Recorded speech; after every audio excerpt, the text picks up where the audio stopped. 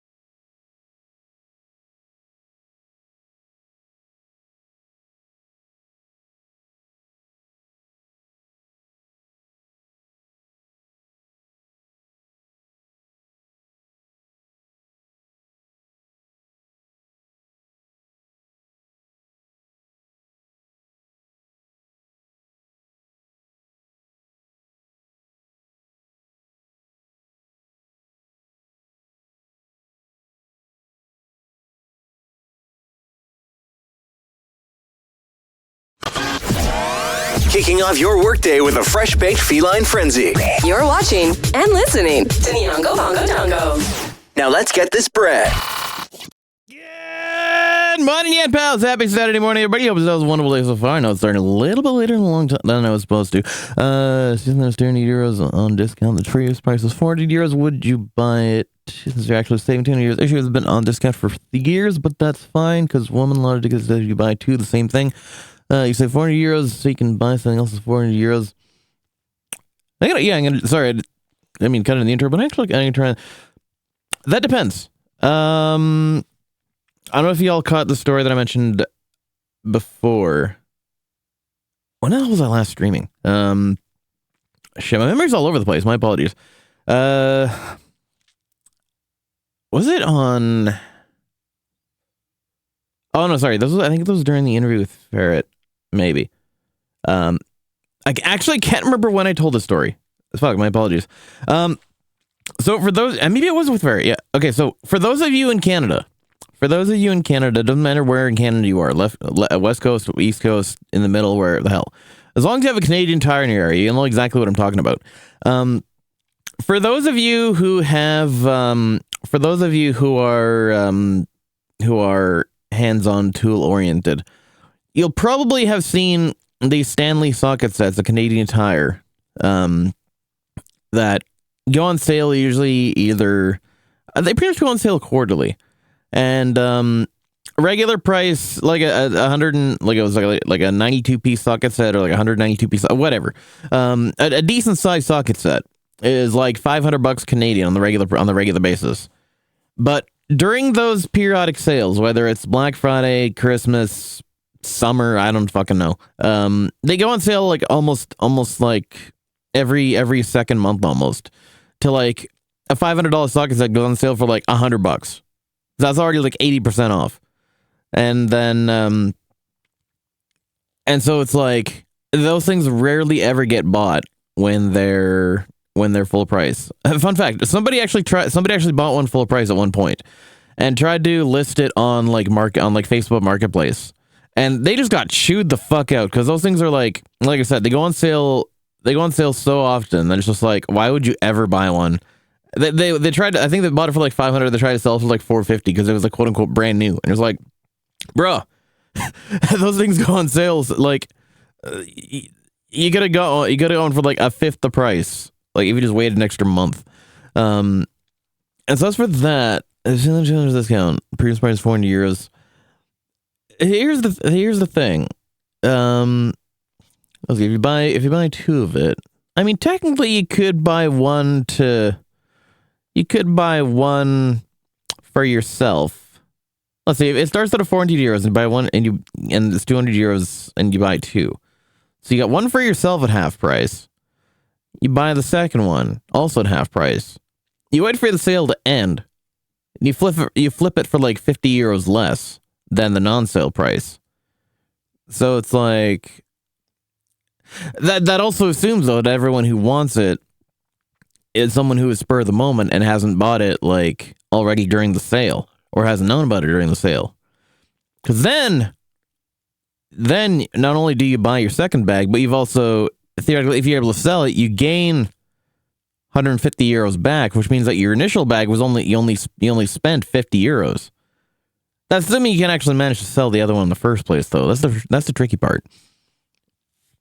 I mean, to be fair, I do somewhat enable my significant other's shopping interests and my besties' shopping interests quite often, so I'm quite familiar with how the logic works myself. People don't want to discover enough. Hey! Gamers, hey, well, Jack's name, but about happy Saturday morning, but well, things dinner. It's good to see you. That being said, it is currently 7:44 in the AM. 7:44 AM on the West Coast. Best Coast coming up on 7:45 in about 5 seconds on Saturday, October 19th. Congratulations, back at Man Jokers redeeming the first. Raven Duke, good to see you as well. Hydro Cat, good to see you as well. And like I said, League Game is nice to meet you as well. Welcome to Jack's Stream. Good to guest. Good to see you. One more pressing matters. Any Bill called. Oh, that's been around for a while now. There's been Twitter from. There's been a lot of that's the whole that was, I think C63 was the thing that sparked the whole streaming thing in the first place, where it was like, the content, what was it? I just remember it was a big deal already. Like, it was a big deal, like, I want to say like 3 to 4 years ago, but it feels more like, because I think I was still doing the DJ thing on Twitch during the time.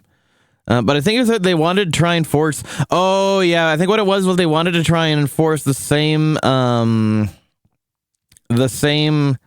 like standards requirements on streaming services that they also do on traditional media and radio. But I think reading deeper into that, all it was like Netflix and shit. It wasn't like Twitch or anything like that. Because, like, God help, if they tried to enforce like Canadian content mandate laws on shit like this, that's like, at that point it might as well just work in radio properly. Because, like, at that point, what's the fucking difference? Aside from the fact that I can't swear and that I have to, like, I don't know, run ads at a time that I don't normally run. I don't fucking know. But yeah, C63 is definitely not new. It's an amendment. It's an amendment to the bill. 1040 time. Yeah, time. Happy time zone, everybody. Yeah, so it's an amendment to. Okay. So what's the details on that? Is that because of the whole block thing? I mean, at this point, when you think about it, like, considering that, you know, a lot of people are switching over to Blue Sky at this point anyway. It might be just that extra push, like, on the Canadian side. I don't know how much of the demographic, I don't know how much of the Twitter demographic Canadians take up, but it would definitely, I mean, that makes two of us. But, like, yeah, since the butterfly wave is already kind of happening, or at least is in, like, full effect at this point, basically. Well, not necessarily full effect, but it's like, you know, there's been a bigger push this time than there has been, like, any other time. So it's going to be interesting. It'd be interesting if that actually comes into effect. If it actually comes into effect, then you can see a lot more of the content shift is going to be moving over to Blue Sky even more so. Which makes me wonder is if Blue Sky is going to be impacted by that as well, or if it's just because of the block thing. Ahoy! Because as well, like, what I noticed as well is part of how the chain reaction works is that where the majority of the content goes, the majority of the viewers go as well, or the majority of the followers go as well. So if the majority of the users are going to start, only not the majority, but if a significant amount of users, including an entire country, especially the biggest country by land size in North America, we're only about 1/10 of the population of the U.S., starts moving over to Blue Sky, then there's going to be a lot of influx in users from other countries as well. Well, because they want to go where everybody else is. What other piece of news got? So it's going to be interesting to see. But at this point, like, might be the kind of the kick that that Elon needs to finally get his shit in gear. But we'll have to wait and see. It's kind of that thing where it's like when people are already getting on the life rafts to abandon a ship that's already sinking. Is going in there with a bilge pump really gonna solve much at this point? Actor, also known as 910 Inc., recasting new voice actors for their retired unused VTuber models, same name and model, different person. Ew, brother. Ew. What's this, brother? Why would you take VTubers that have already been active? You've already had, like, you know, they've already had. I know this is not going to be the first agency to do this, because, like, I've heard reports of, like, other agencies that have done that, and they've you know, they tried to take somebody's VTuber model that they had running in their agency. The user graduated, but I think because the assets were still fairly fresh or something, that they decided to try and basically recast the person who, like, the user of the model and everything else. Basically the voice actor behind the model and whatnot. And then, like, kind of just had them basically skinwalk the previous personality the other person had. It did not work out very well. People could obviously tell the difference. And it's like, so now you're taking an entire agency's worth of assets and doing the same thing, but, like, switching them up. There's going to be a big, just not like culture. There's going to be a big, like, what's the word I'm looking for? Not culture shock, but like, I want to say flashbang almost, but it's just like it's gonna be like super jarring. That's all I can say, because it's gonna be like it's like, is this person like, is this character possessed or whatnot? It's like, this is not how I remember them at all. It's just gonna be like, what the, I don't know. But that's not right. Well, it's like, for one, it's not right, but two, it's just like it's just like, it reminds me of that whole that whole Family Guy like the mini skit about the weird sounding Muppets, and it was like, you've had this character running for so long with like this existing personality and everything else, and it's just like, and then suddenly you're recasting them into something completely different, but you're keeping the same model and all the assets and everything else. It's like, it's like you're swapping out all the personality traits, including the voice actor, and so it's like, for one, it's like the character. It's like when It's like when like Netflix shows and whatnot. I don't know. Maybe not even on Netflix. It makes me think like Velma, and how that fucking went. And it's just like, you're taking a character that has now been established, and it's completely changing things up just because their voice actors left or whatever the hell. Where they're, ew, I actually did not know that. I gotta say, like, unfortunately, I'm not too versed in VTuber pop culture and just like the history of it. Like, I know Keys and I is, obviously, but I didn't know there was that kind of there was, like, you know, that thing that happened. But that's the thing that'd be like at this point, like recasting Keys and I. Sorry, I gotta bump this. Yeah, there's a lot, but well, I mean, of course, the original is gonna like consent to, because depending on if they have ownership over the assets or not. If they don't have ownership in the assets, they kind of have no choice. They kind of have to consent to that. But it's just like, it's like the closest thing I can think of. Like, Keys and I is iconic. She's what the majority of people know as like the first VTuber ever. And I mean, like, technically, in terms of like modern VTubing, yes, she is. Those that may not know, there was actually another technically VTuber that actually was created back in 2011, 5 years before Keys and I even was a thing. I'm Yamato, I think it was. But that aside, yeah, exactly. But that aside, like, somebody iconic as Keys and I, that's like the VTuber equivalent of like recasting Hatsune Miku. Like, if Saki Fujita was like, no, I don't want to do this anymore, and then suddenly they're like, okay, well, let's put in someone else. And I'm like, okay, well, I guess that's okay. But it's like, but then, yeah, like, we all know that, you know, Hatsune Miku, once the voice bank is built, you don't have to, like, you don't really need to add anything else to it. But it's just like the same principle is what I'm thinking of. It's like, you take somebody, ooh, nice sketch, Charlotte. Hey, Scotty, good to see you as well. Happy Saturday morning to you. Well, thanks, Tina. How's it going? Good to see you. Hoping you have a weekend. But yeah, it's, you take somebody as iconic as that and you try and recast them. Like, people are gonna know. I try and think of like equivalent. I mean, sometimes, you know, like in like cartoons and stuff, sometimes it works out, sometimes it doesn't. It depends on how well known the character is. But like I can see that working better for like pre-scripted things like cartoons. Actually, I mean, that has happened in the past. It literally happened with like a bunch of other shows, including like Family. You know, Meg and Family Guy being recast to the girl from that '70s show. Yeah, y'all know who she is. I can't remember Mila Kunis. There we go. Oh my god, they are. Imagine being worse than Niji Sanji of all things. Like, that is an achievement, and not one you particularly want either. But like wow, when you're so caught into just like when the whole thing is just like you're just driven by, at that point, it's literally just corporate greed. And, well, I mean, obviously, Niji Sanji was corporate greed. Let's be honest with that. But, like, to literally just, like, strip out the back end and just think that nobody's going to notice or care. I mean, people would know. Sure, people are going to notice, and, like, you know, obviously people will care. But it's just, like, to think that oh, something recently left. Oh, wow, interesting. I guess the series is basically going to be done at that point, because like it'd be like Mike Judge. I mean, I know King of the Hill's already over, but it's just like it'd be like I know, like, also half the cast of King of the Hill passed away like in the last few years as well, which was unfortunate.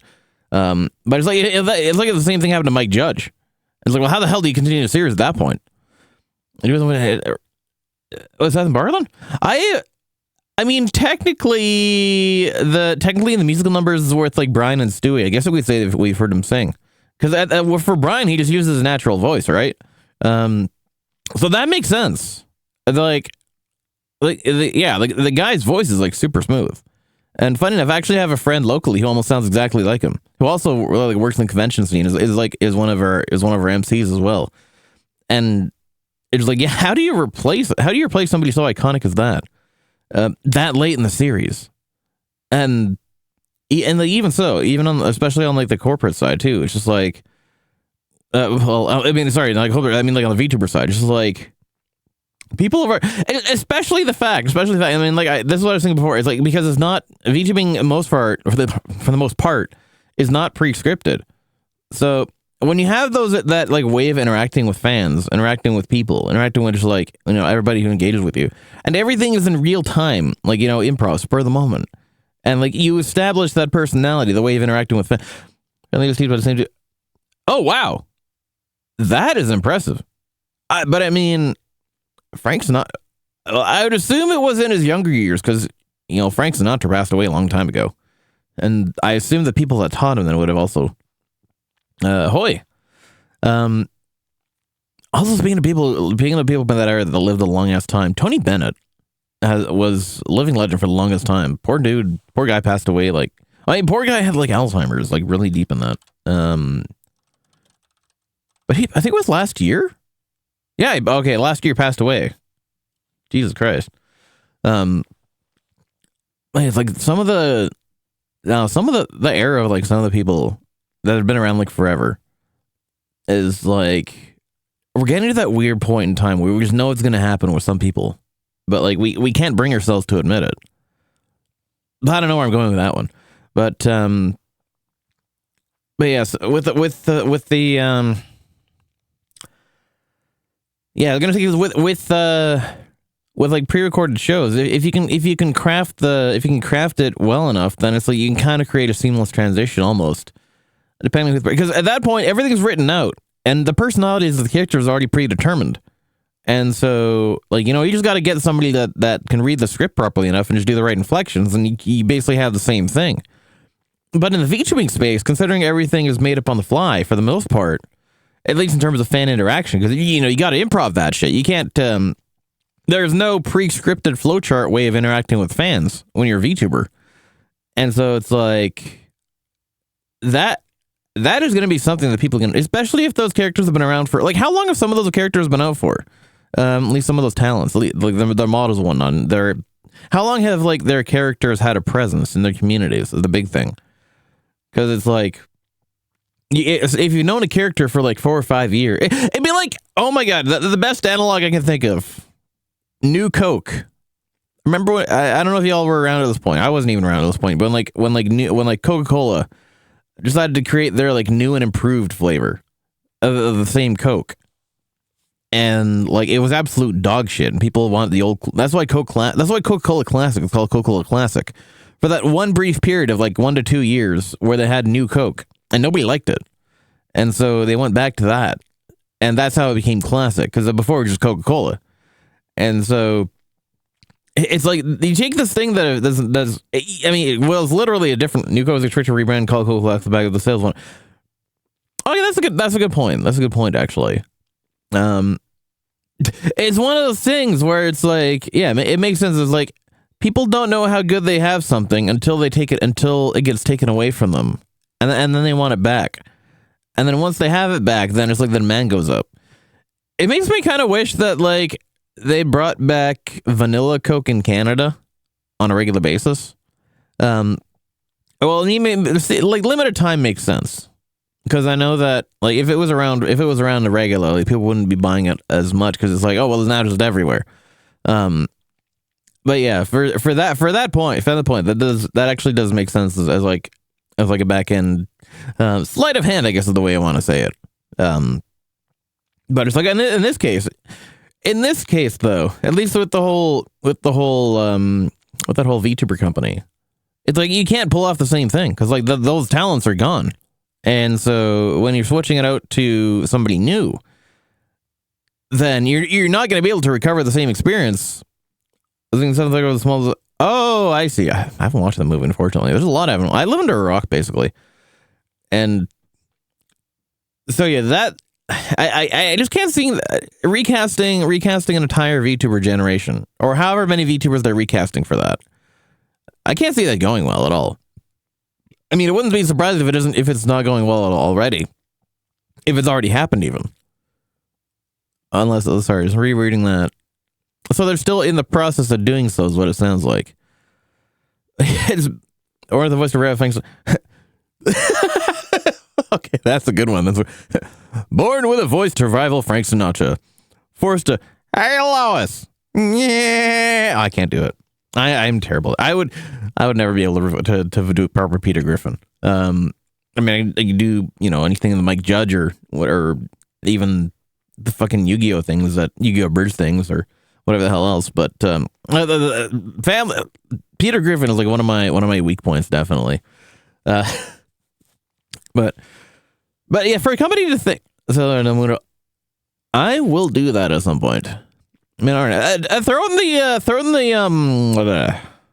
music section in my server, and I'll give it a look-see later on. But yeah, for a company to think they have the audacity to replace an entire, how many of these over the retired, okay, so it's maybe not necessarily the full generation, but for all the ones that are retired, it's like, if they just think it was like a random. I was thinking like perfect timing for, like, given that it's Halloween, for a company to try and resurrect some zombies from retirement's past, and I think that nobody's going to notice or care. And it's like, for those who may not be familiar with the character in the first place, I'm sure maybe a new generation is going to be interested in it. But like VTube, they're right. Yeah, Halloween's going to be in like a week and a half, and I don't really have anything planned for that because, like, I do still want to. I don't know. I haven't really been feeling in the very gamey mood. I mean, aside from my core 3, core 3 plus Sunday Squad. I still have 100,000 subs on. Oh my god. Yeah, you take somebody that's in the 6 figures and you recast them completely. That is dangerous. Maybe not necessarily dangerous in terms of like risk, but that is not gonna be something that is gonna have a negligible impact on your brand, so to speak, if you want to put it in Niji Sanji terms. But that's like, that'd be like if Sesame Street recast Kermit and thought that people wouldn't care or like make it different. But yeah, sorry, for the next generation of no, not even that, but like yeah, because VTubing in general hasn't even been around for that long. It's like 8 years is not a lot of time, and it only really became modernized in the last 3 or 4, not even.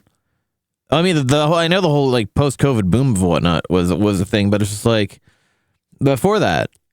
Well, but before that, it was like very inaccessible. But then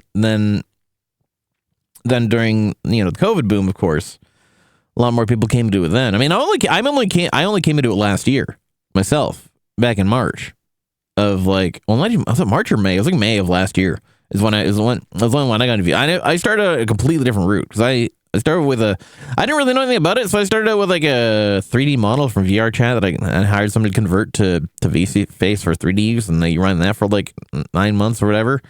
And then I took the live 2D, and then I went down the live 2D rabbit hole. Well, I took the live 2D pill, so to speak, and then that's how I get this girl that I have now. All the assets that I have are associated to get to that. But like by then, it was already by then all the software was already out, and it was like already like it was already very much a lot more accessible than it is now. But like the medium in general, Brian's saying exactly. Yeah, that was what I was saying. Like he uses his natural voice for Brian Griffin. But yeah, I was gonna say there really isn't. Maybe there is. Maybe I don't know how the generation gap really works, because it's like VTubing's only been around for like 8 years. So for a character, for a VTuber model, and like the identity of a VTuber character has only been around for maybe like a couple years. It's sure in how oversaturated the market is, and like maybe it may be possible to rotate it up, but like for bringing them back after so long, like there's gonna be some amount of people who remember who the talent previously was. It's gonna be hard to re-debut. You can't like you can't just like re-debut that and expect like nobody to remember who the first person, especially if it's only been like a couple years. Like I know time flies in the talent space and some other spaces, but damn, like it's gonna be interesting to see. It's all I can say to that. So keep me posted on that, because I'd love to see just what like I'd be interested to see just like people's reactions on it are gonna be. But more importantly, it's Saturday morning, and I want to try and get some of those more. I want to try and get this photo set done and finalize. Not sure how many lunch. Yeah, just dump it in. What section of the server can I put it in? Can we put it in? Well, let's see.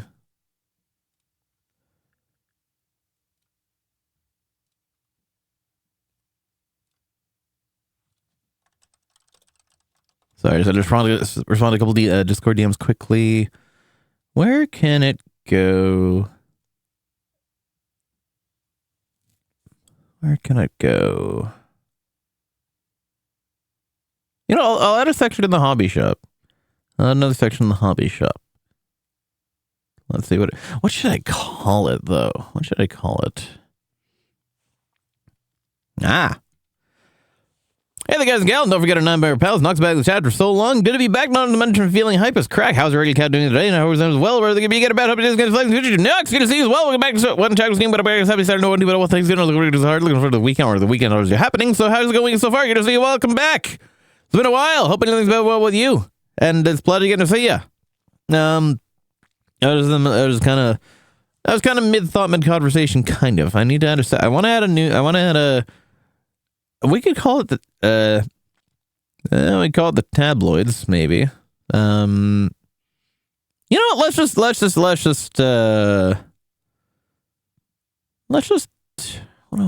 I call it?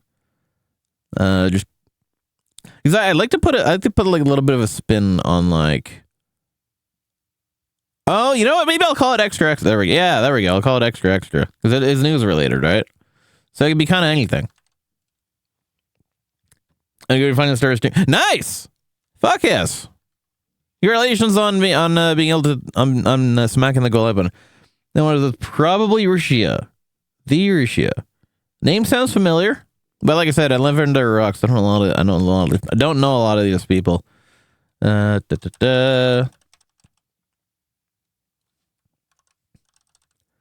Ooh, there we go.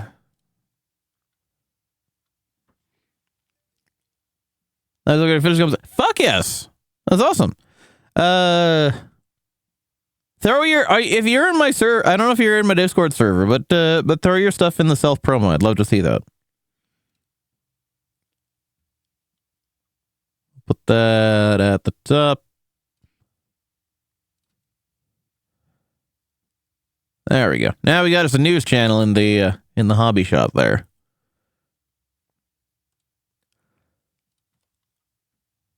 Now that's taken care of. Let's actually a lot of time to. It's all good. It's all good. Here's a apparently hiding him. Oh, wow. Okay, that I didn't know about. But holy shit, that's yeah. Ooh, that's not good. That is that for the? I was one of those fans on. Is that for the incoming talent or the outgoing? Because at that point, you've already kind of tainted the character itself. Let me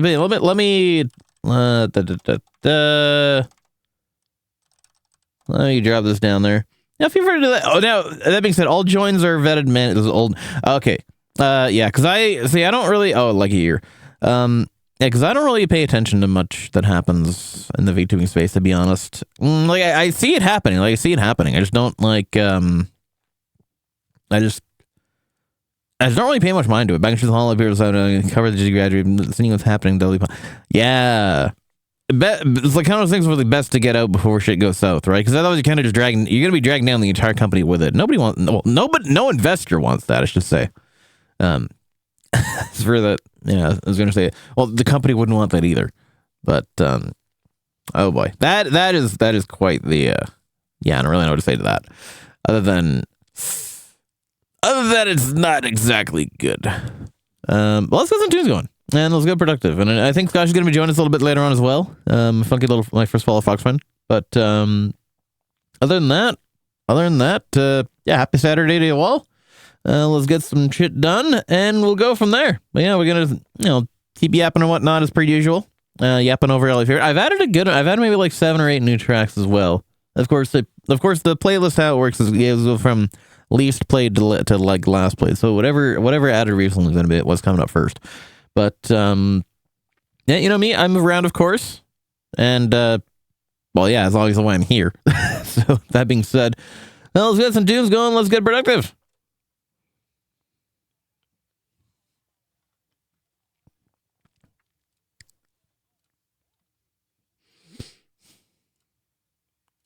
I gotta figure out where I left off.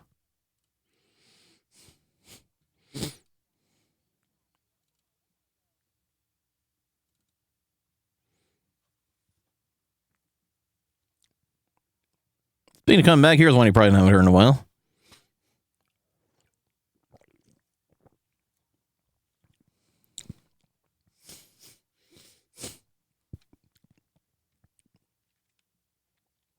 Attending Twitter. Okay.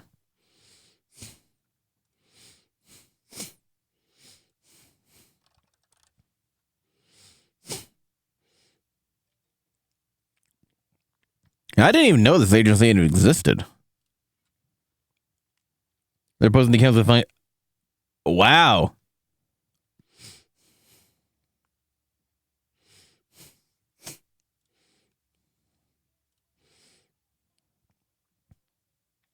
Oh, Soul Change.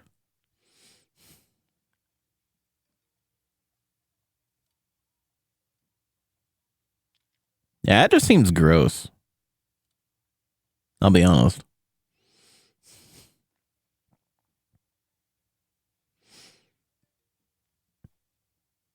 Oh, that ain't good. Oh, yeah, sorry, I gotcha. I will approve it now.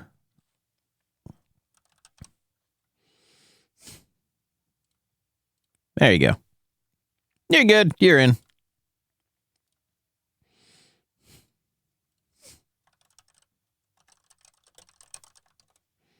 Doesn't. Not surprising. I would too if that happened to me. At that point, that's business stuff. You don't fuck around in business. Ahoy!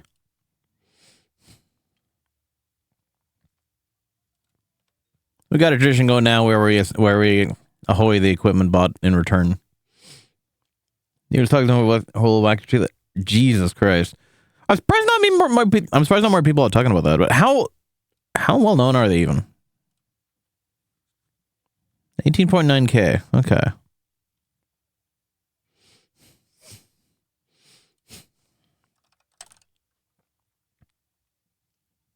Like, I don't know who their main talents are, so I'm not sure how to. Oh, a lot of these are like.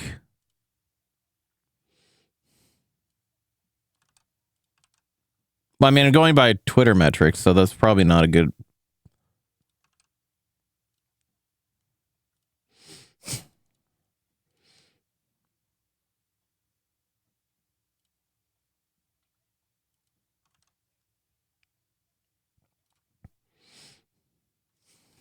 I feel like they're not that well known, maybe, but I could be wrong.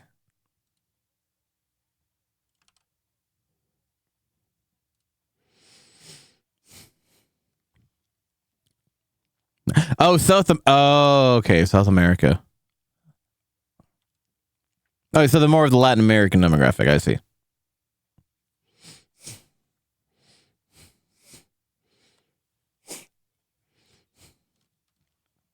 And what do you mean? Of course. The only thing they're known for is being terrible. Doesn't surprise me at all. Hey, Scotchy, how's it going, sir? What's up? Thank you for joining. Good morning. Good morning to you. Happy Saturday. How's everything been with you? Just watching The Bear. Oh, yeah? How'd that go? Honestly, I don't know why people like it so much. It's like a generic cooking show. Generic ass reality TV show. Ah. That's a good point. I was being sold on, oh my god, so good, you should watch it. I'm like, okay, sure, let's watch it. You watch like If I want to watch a show about a bear cooking, I just watch Guy Fieri. Honestly, that's what I thought it was. It's called The Really? Bear. It's not The Bear because it's literally a bear. Supposedly, well, I mean, I don't know if you're gonna watch it, but Nah. you know, I don't have cable. So I don't stream things anyway. I mean, it's not cable. It's like, I mean, it's on, you know, whatever. So like, the point I is, don't even stream shows anyway. I don't know the time.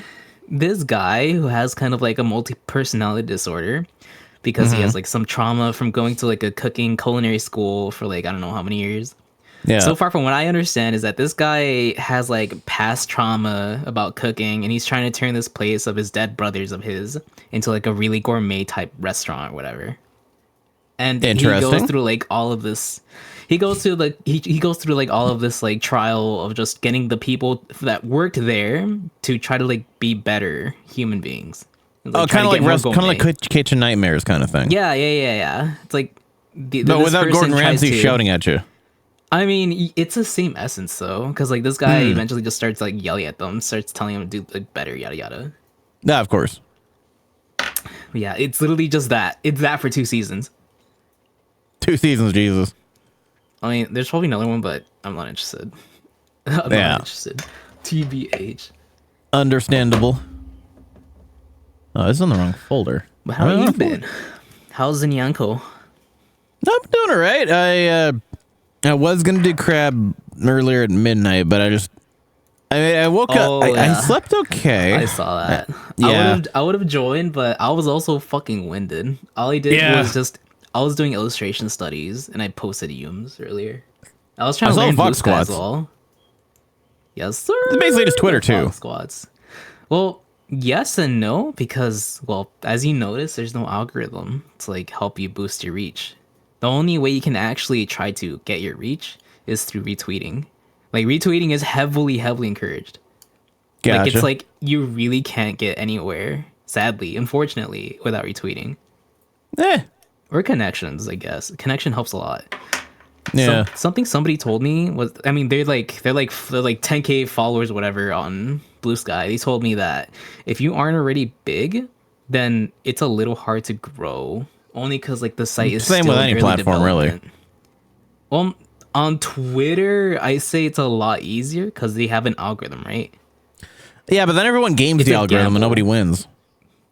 I mean, that's not always the case, you know? Like, if by chance you do get one post out, then that's already, like, a big stretch. Like, in Blue Sky, right? You have 0-0. You can't just start off dry. Like, you need to have some type of online presence. Otherwise, it's just, you're never getting anywhere.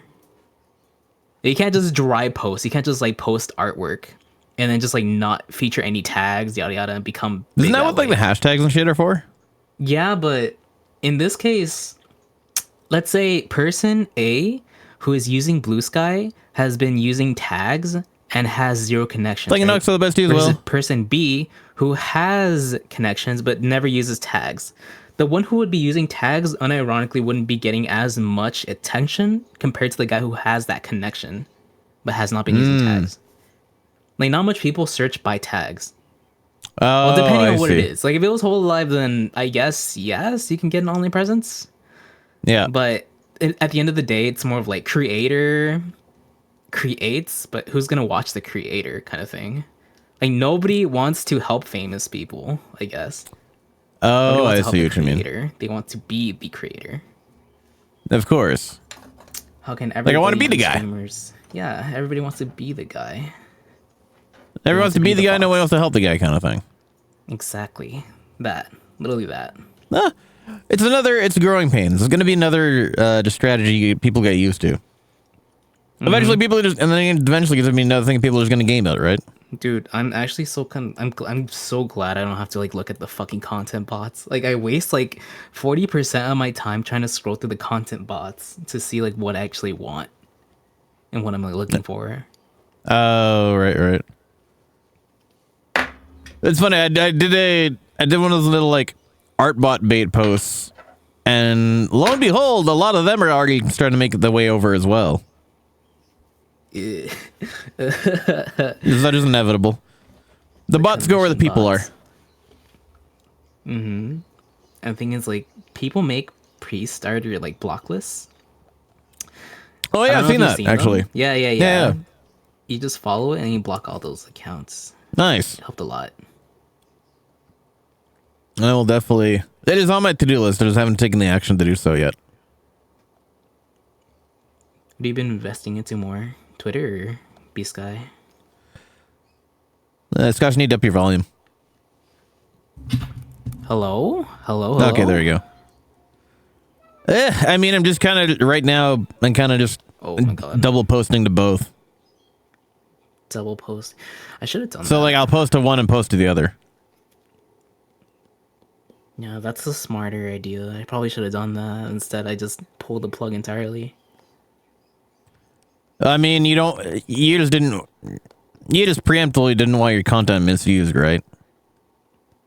I mean, yes, but also like the idea was like I wanted to like just get like all the dead followers off my listing because like a lot of the time I feel like most of my numbers were just because of like a certain instance of I guess a lottery or something involving the thing. Like it felt my numbers were fake, so I just wanted to get like real actual interaction in there. Like I actually wanted the people who are actually following me be like alive. But like most of the time it's impossible for that to happen because like since Twitter is a big fucking space of whatever the fucking For You page, like you could barely see what your friends make and stuff. But like on Blue Sky, you make your kind of like algorithm, right? Yeah, you curate your own space kind of thing. And it's better because like not much people, at least like for me, when I started, when Twitter like changed the For You page from following first, is that like I was like, wait, why? I haven't been seeing anything that Jin or Sash Cow or Usagi posted until like I realized, wait, the follower is the next tab. Said Blue Sky actually has the follower as the first tab, like a landing page, compared to like Twitter. Personally, I tend to be on the Discover and the For You page more than the follower page. More just because really about it. Well, no, now that I don't really think about it, it's more that, you know, as much as I enjoy the content for the people I already know, I'm constantly trying to find more new people, right? Oh yeah, I know. You're right. Yeah, so I don't want to just silo myself in only the content for the people that I already know. That's how you grow your connections, by finding new people, right? Yeah, exactly. Yeah. You can't do that if the only people that you're already looking at are the same people that you already know anyway. I mean, yes, but I guess in this case, like when you have your own following, your own community, right?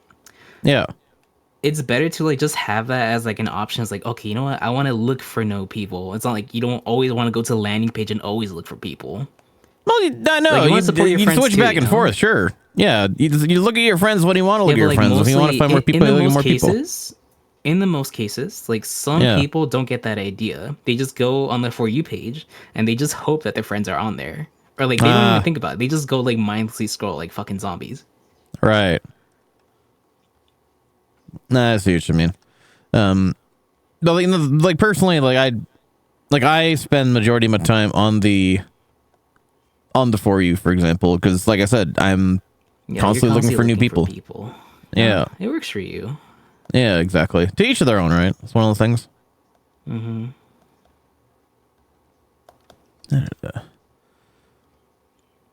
I've also actually been doing a lot more connection through Blue Sky than Twitter.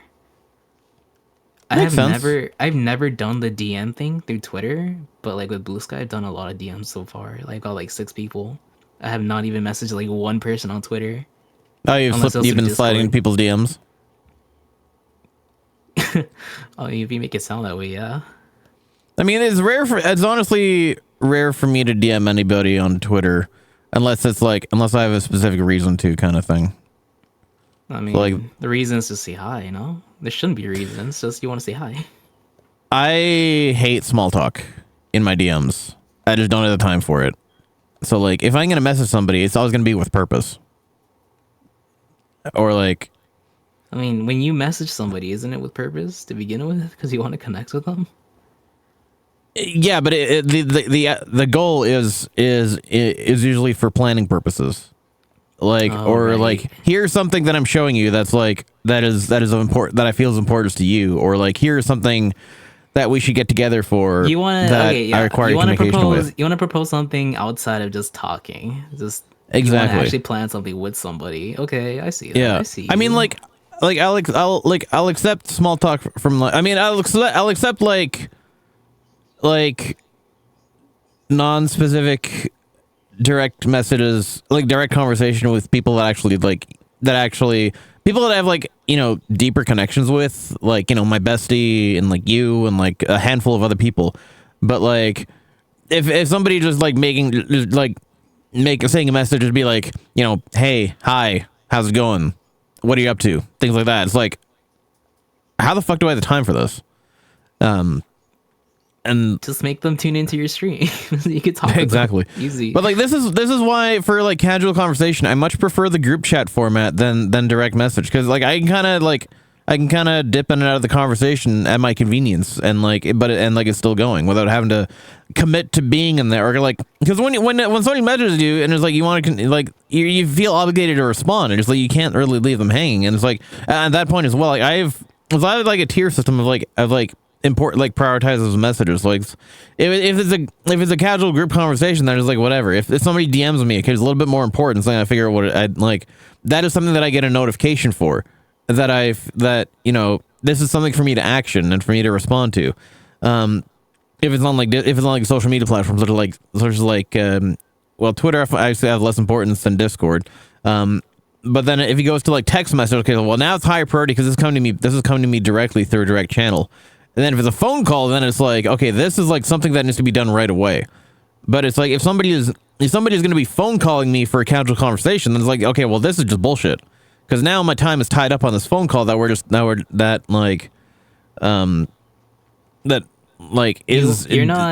not multitasking when you're doing that. I don't just sit on the phone call and then just like not do something. Like even right now, I'm like doing something. Unless I have like a headset on, then like I mean, like something like this, what we're doing right now, this is fine because this is just a voice chat on Discord while I'm doing the whole point of it is we just hang out while doing other things. You stationary stay put when you're on a phone call. Bruh, my phone is in my hand. I don't have my headset on or anything like that. So like, what the hell am I going to do one-handed? You could always just grab your hand, grab the phone, and just walk and talk or something. Like you stay still, you sit down, and you just have. It's a whole not that conversation. the movement isn't the issue. The fact is I can't do anything else while I'm on the phone. Yeah, you can. It's not like you can. It's just you don't want other people eavesdropping on your conversation. That's respectful. Well, that's not even. People don't call me often enough anyway for that being an issue, and I don't want them to. Like a lot of things can be accomplished easier in a message than it can be in a call anyway. Like I've had so much bullshit I've had to deal with in phone calls, whether it's like family with that personal issues having to call me on a daily basis, that I just don't want to do phone calls anymore. Like if I'm going to call somebody, it's going to do it with purpose or business. I don't call somebody just tell your family to use Discord. That doesn't work that way.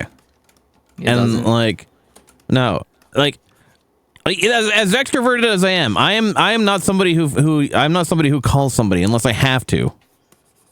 And so like that I was never part of the phone call generation, and I am not going to start anytime soon. Because like it's like, especially when you're already doing something else. Like not only does phone calling take up a lot of your physical ability, it takes a lot of your mental focus as well. And you know me, knowing me, I have like I am lucky if I can focus on literally anything, like at all anyway. So like when suddenly now I'm on the having to use the phone, having somebody call me for casual conversation. Like thankfully that's rare that ever happens, but it's like actually that's pretty much never happened in the last while, which I'm thankful for. But it's just like that is Who the hell is thankful for not having a phone call? What? me, Yanko. and the majority of my friends, because we're all busy fucking people. We're all millennials. Have to rent and bills and shit, and we're all too tired. Like we have enough energy to just like casually talk to each other in text form, but like when you're calling, you're the major like that is okay now. I don't know what you mean. Only because like I just treat a phone call as like a Discord call. Like if someone personally calls you're you, different you can than just I do am. whatever you're doing. Your friend group is different than I am, and like it's a lot more different. I guess I don't know what you do with your friend group. Well, we do a lot of different things, but if you're doing something, it's just like, just imagine that phone call just being someone like just lingering behind you kind of thing. You don't always have to like put somebody on blast on what you're doing, but rather it's like you're consciously. What if I'm driving? Okay, what if I'm driving? If you're driving, you just have your friend there. Just like have him just hanging out. It's like you don't have to say anything. Like as long as like you're like keeping in contact with the person. I mean, okay. like, Well, what if you're going to like if you have to go into like government office, or you have to go to like a restaurant that or is some shit? different because like because now you got to talk to the teller. You can't talk to the teller while you're on the phone, right? I mean, no, listen, yeah, that is different, but then again, like, when you're on Discord but that's going to be one of those situations. When you're on Discord as well, it's like the same shit. I'm not going to be on Discord while I'm driving around in the car going to all my errands. Obviously. But, like, I'm saying, like, how is that any different from a Discord call? Because, like, you're doing the same shit. Because phone calls is usually a one-on-one conversation. I mean, so are Discord calls, buddy. What? If I'm... Like Discord, I'm rarely in one-on-one Discord calls.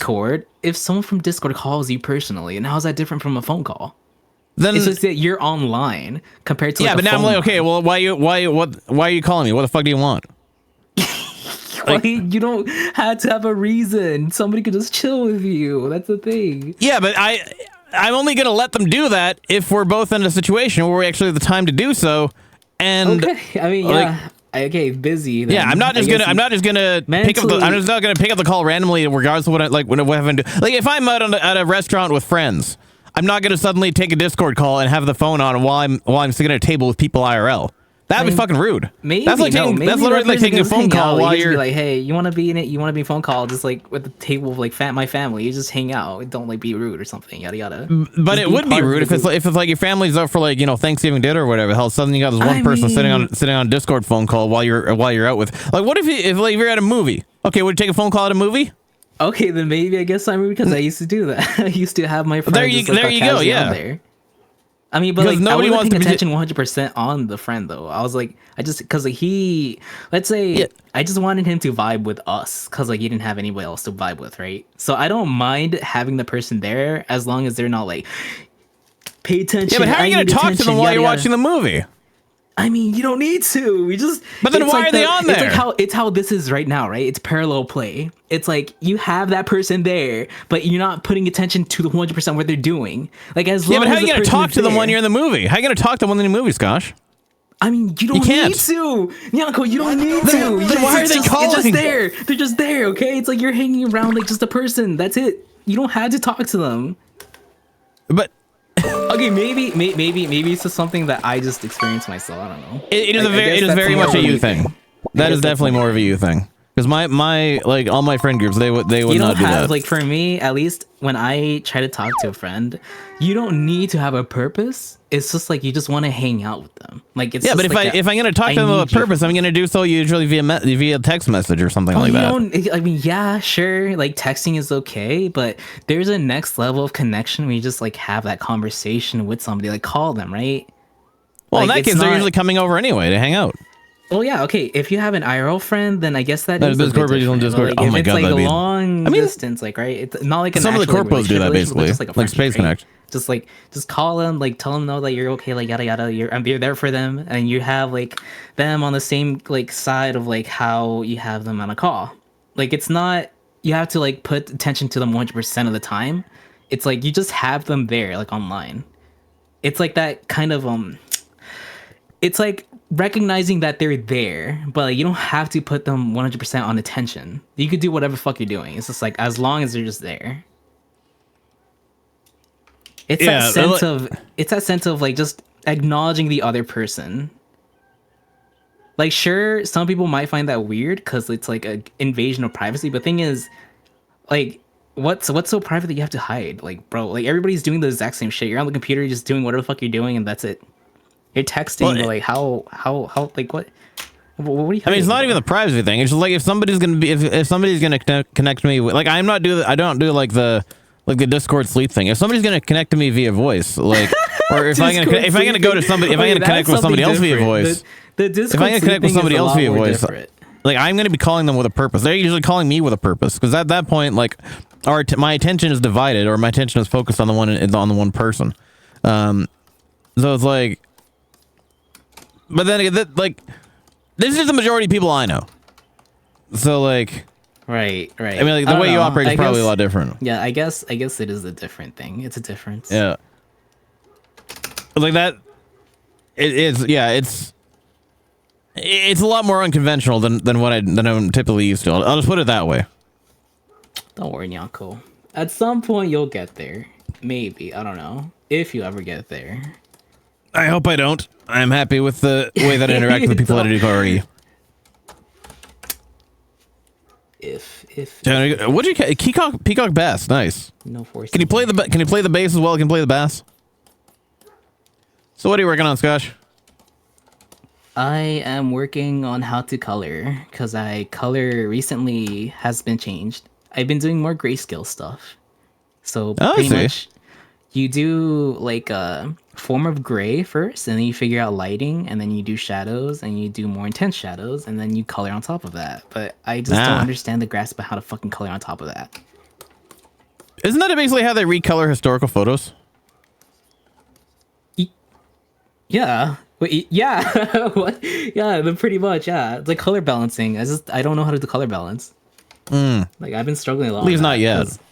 Yeah, not yet. Only because I'm not used to it, I guess. Right. Well, then you just gotta get used to it. Just get used to it. Just get used to it. Just get good. Get used to it. You know? Just get good. Damn. Why didn't I think of that? Thank you, Nyanko. Thanks, Doc. You're welcome. You gotta get your daily dose in there, right? You're absolutely right. What about you? What you working on? I am finishing the editing of a photo set, mainly just focusing on teeth whitening and hiding eye bags, eye circles. Then just pumping that out for review, basically, after that. Which, unfortunately, I can't show chat because it involves IRL people. Primarily my significant other and bestie. Not. In laundry, eating pizza. Unironically. Yeah, you guys could just have a visual representation through description. Exactly. Just imagine the photos that I'm working on, basically. Exactly. Imagine Dragons. These nuts. Oh, classic Slipknot. Or Disturbed, I should say.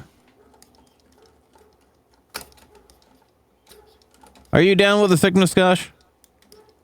I'm down with any sickness. I'm down with the sickness right now. I'm not even sharing this to Discord. What the hell? My bad.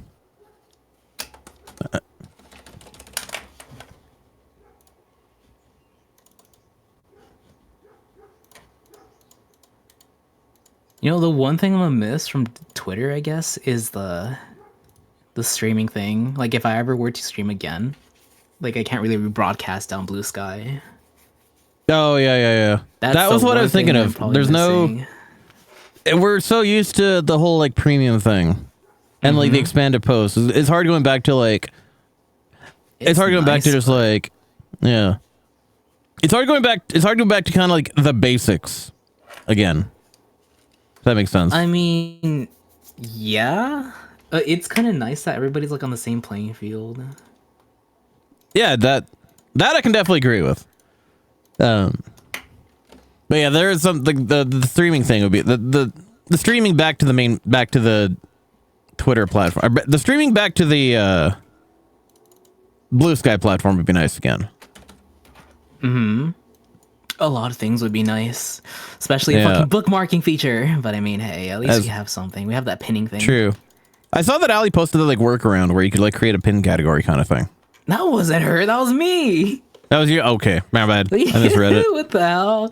She was all like, "Oh, we should have a bookmark." I was like, "Dude, there is one. There's one. Let me show you. You just put this And there little you pin go. there, and then you have your bookmarking section." What I do wonder though is how many users is it going to take before Blue Sky starts integrating ads? They probably could, but they don't want to lose the people who like lost their trust Ahoy. on Twitter. Yeah, but they gotta fund They the gotta running. make money they- somehow. Yeah, but like not thing even is- making money. They just got to keep the site alive somehow. Oh yeah, that's true. Yeah. Because Money you know this is shit costs life. money, right? Yep. But I mean, listen, the guy, the founder, Jack, he Yeah. pretty much sold the site for how much he sold. He made a fuck ton of money. He doesn't. With not Jack need- Dorsey? Jack Dorsey. No. Wait, Jack Dorsey? No, Jack Dorsey was Jack the Dorsey CEO wasn't of Twitter. No. Is it different Jack? Yeah, different Jack. Oh, okay. Yeah, but at the same time as well, it's like, well, how long is it going to be? How long is he going to be able to keep the site active before he runs out of money? Good question. Because when he starts running out of money, that's the point where he's going to want to start Oh running no, ads. it was Jack Dorsey. Yeah, no. I forgot. Wait, hold on. Let's the CEO of Twitter. No, CEO of. CEO of Blue Sky is Lancian J. Graber, apparently.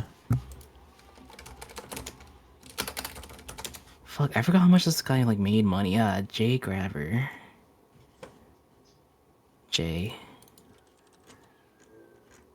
I think it's Graber. Graber.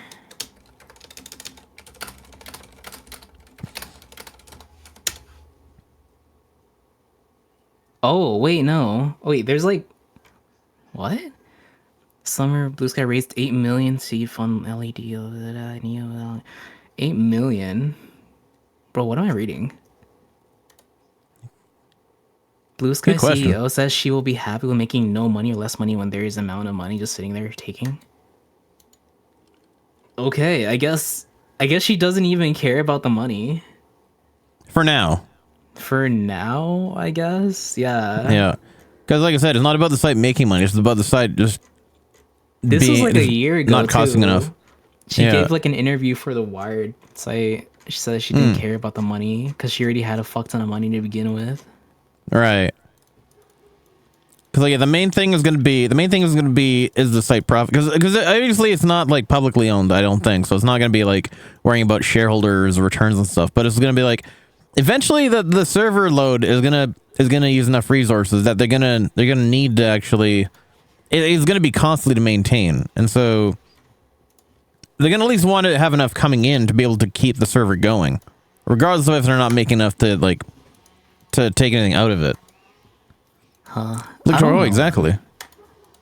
I I can see guess as well. at Every Saturday some morning, but one point- thing soon at is some going to point the they will. weekend Just so not far. now. I don't think there is. Yeah. There shouldn't be, at least right now. It doesn't make sense. Well, it 'Cause, wouldn't, there's, they half a wouldn't need it million right people now. coming in Yeah. on Blue Sky. Just like Yeah. lose your audience just by putting in ads because they all came in at once. I mean, the ad. To be fair, what was wrong with Twitter wasn't the ads. What was I mean, the wrong thing with is, Twitter look, was listen, Twitter. listen. People wouldn't think like, oh, the bigger picture, right? They would think like, oh, wait, hold on. All these people came in at once, and they would see that this person's implementing ads, so it would probably turn into Twitter again. Like that's your first thought, at least. I mean, the problem with Twitter was not the ads themselves. The whole problem with Twitter was, well, everything that Elon Musk did to fuck it up. So Oh, like yeah. people are willing to people. I'm pretty sure people are going to be willing to Oh, no, dude, tolerate honestly, ads. If if it I'm at gonna least be means real that with their you, reach is still going to be like I was there. pretty fucking annoyed with the ads to begin with. Like there's Oh, yeah. ads fucking everywhere. Like it made it so unbearable to fucking look at like Twitter sometimes. Oh, that's why you don't implement it at the same level that Twitter did. Thanks for the hydrate there, Vale, as well. I mean, I mean, Scotch, people hydrate don't yourself know too. that, right? Because in the modern age of society, how monetization is almost literally everything, at least here in America, people don't think, oh, wait, hold on, this person's gonna put ads. Like, they're probably not gonna put it as much, right? They're gonna just automatically think, oh my god, fucking ads, I'm just done. I mean, look It would how be many like- ads are on YouTube. We still use YouTube. I mean, because there isn't much of a difference. I mean, there was no competition. Like, where are you gonna go after YouTube? Bro, YouTube's the only thing you know, or at least like a lot of the people know, like with streaming platforms, just random videos. Like it's YouTube or TikTok. Yeah, I mean, for that part, you just run an ad blocker. But even so, like, it's not necessarily. I mean, if you implement a reasonable amount of ads, sure. But if you start, again, I mean, if there's gonna be, make a post where it's like. We didn't want to have to do this, but considering, it costs money to keep the site alive, we got to implement like some level of advertisement. Here's how we're going to do it. And let's be transparent about it and not be like predatory where it's like, ow! Incoming Oh, goddamn, hold on. raid. We got a raid happening. Welcome, Raiders. Hey, Strikery, thanks so much for the raid. Much appreciated. How is it going? You're doing Warframe. How did that go for you? What the hell? Incoming raid. That explains a lot. Hello. Welcome, Raiders. Well, me thoughts good to see you. Welcome to the raid. You two are doing Warframe together. How did that go for you? Thank you for the fall as well. Much appreciated. Hello, new Neon pals. Raz, good to see you as well. Let me see. Welcome, Welcome Raiders. Well, first off, most Thank you for importantly, following. hope your Warframe went well for both of you. If you need to get a rest as well, don't be afraid to raid and run if you need to. Absolutely, you had a nice long stream for Warframe. Hopefully, Hello, new get that rest in you. Bell, good to see you. Thanks so much. Get that 8 hours sleep and get the rest and you get the food in you as well. Happy Saturday morning. Hope you all having a weekend so far. Because the same goes for the Raiders. If you enjoyed sorry. If you enjoyed the Bell and Striker's long stream, feel free to get the rest in you as well. Thanks for all the follows. Well, though, I do appreciate that. What you're currently doing is we're just doing some productivity power hour. So we're just doing we're yapping and listening to tunes while getting some shit done in the background. So that's what we're doing for the Saturday morning. And I was in Bell streams. I got hey, Rion. Good to see you as well. How's it going? That makes sense, though. The Atelier Bell Kudo Bell combination. I love that. Good to see everybody as always, though. That being said, if you need to get the rest of the day or something, if we need to get do what you need to do, I appreciate you entrusting me with all your communities as well. But like I said, I don't expect anybody to stick around, but if they do, feel free to hang out, get some stuff done, get the relaxation going, get the music going, enjoy some yapping in the background while we're at it. That being said, my name is Young Kapak Chucker. I'm Turkey Earl Conway Kecker, Breathing Videos Variety VTuber stream Monday to Friday, 7 a.m. 10 Pacific time, and Sundays 5 a.m. Pacific time with the Sunday Squad, and Saturdays when I feel like it is what kind of really do now. We're supposed to be streaming a little bit earlier, but I kind of didn't really wake up enough for that, and we didn't have enough people for that, so I ended up getting to go back to bed and woke up about an hour and a half ago, and now I'm kind of streaming this instead. So nice to meet you all. Thank you for the follows. Much appreciated. Feel free to stick around if you like, but don't feel obligated to do so if you don't. And nice to see everyone as always, and hope everything went well for all of you. How did that Warframe? I know a lot of people play Warframe, but I don't play it myself. I'm not sure if I should get into it or not because I just don't have a lot of time. So I kind of stick with my main three. Main three games that I just. You need to. It's like a time investment game, sadly. Oh, okay. Yeah, those I'm not really. If it's like the thing is I don't have a lot of time to invest in a lot of things is my problem. Yeah. So that's why my main games are like Crab Champions, Risk of Rain 2, Deep Rock Galactic, Rockin' Stone, and my usual rotation of FPS tactical games with the Sunday Squad. But other than that, I do mainly yapping streams. I do interviews with other VTubers on Fridays. I do. Every now and then do just chat. And next Monday, I'm also the co-founder of the Baba Yumi EN VTuber group alongside Mia Murali and Hanako Amaya. We're doing another get-together, give updates on how that is going on this coming Monday, 11 a.m. Pacific time. So feel free to stick around for that as well if you want to come back for that. Thank you for subscribing. Extended reality. Hey, yo. Welcome to the Neon Pan Nation. Anonymous, thanks so much for the five tier 1 gift subs to Arcadius, J Chung, Taylor, Cagefire, and Yoku. Oh, okay, that's fair. Well, Bella, I definitely appreciate that from that is so nice of you. I really appreciate that. Thank you so much for doing that. It's time to have to get everything but the journey. Exactly. Exactly. It's not about the destination, but the journey along the way. And just that I don't have time to make the journey on a regular basis. But Belle, I love the hell out of you. Thank you so much for doing that. I really appreciate that. That is the best way to start my Saturday morning, and hopefully the rest of you having a wonderful Saturday as well. If it doesn't be familiar, I'm a little bit of a hag. I'm kind of one of those 90s kid, literally born in 1990. So a lot of my playlist for the music is a lot more kind of the gems of my era with a little bit of the modern stuff thrown in. Not too much though. Not everything that spoils the mood of how the vibes go, because I like the music from the top 40 that's actually good and upbeat. Not like the not like the slow stuff that kind of just kills the vibe. So hopefully hopefully you get to enjoy the tunes in the meantime if you do. Aside from the fact that we're both talking over all of them, which is kind of how the setup works. But if you enjoy that, and feel free to stick around. If not, that's all good. But I still appreciate y'all joining me as well, and the Raiders as well for entrusting me with all your communities. I hope you have a weekend. Well, thank you. I hope you have a rest of your weekend as well. But I'm still young and 80s good. Hell yeah! Love that. 80s and still going. But you were born in like the best era, I gotta say. Especially in terms of music, for one thing. The sex, drugs, rock and roll, Motley Crue and Kiss and all that. Fuck yes. And you know what is it? Who the hell am I thinking of? Girls Want to Have Fun. Who the fuck was? Well, for one, Madonna. Cyndi Lauper, fuck yes. Hairband era, absolutely. The glam rock era. We love the 80s here. I love the 80s at least. Every now and then. But that was good times. Not that I was around for any of it, of course, myself, because that was like 10 years before I was born. But and nice to see you. Nice to meet you as well. Nice to see you. Thanks so much for sticking around as well and whatnot, and being a part of everything happening here, and just being a part of it. Being a part of the community in general. I appreciate it. Nice to meet you all and nice to see you.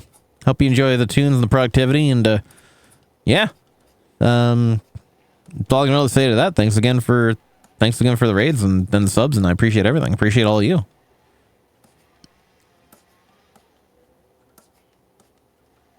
Exactly.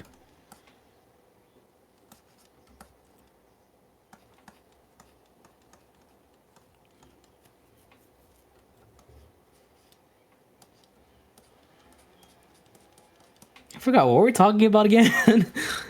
Blue Sky. Oh, Blue Sky. All right. And algorithms and the live feature. The what feature? The Go Live feature with the Twitter Premium. Right. Because they don't have that ability to give the live preview to funnel people into the main channel. I'm so sure they're probably gonna do that. Maybe. Oh, ads, right? That's what you're talking about. Oh, ads and whatnot. Right. What are some of the 80s, 90s vibes? Within reason. More what has 80s and 90s vibes is Gunship, if you've not come across them. Gunship! Oh, music. Okay, I have not heard of that yet. I'm gonna note that down, actually. I will check them out later. Did you ever feel good about ads on TV, by the way, if you ever watched it?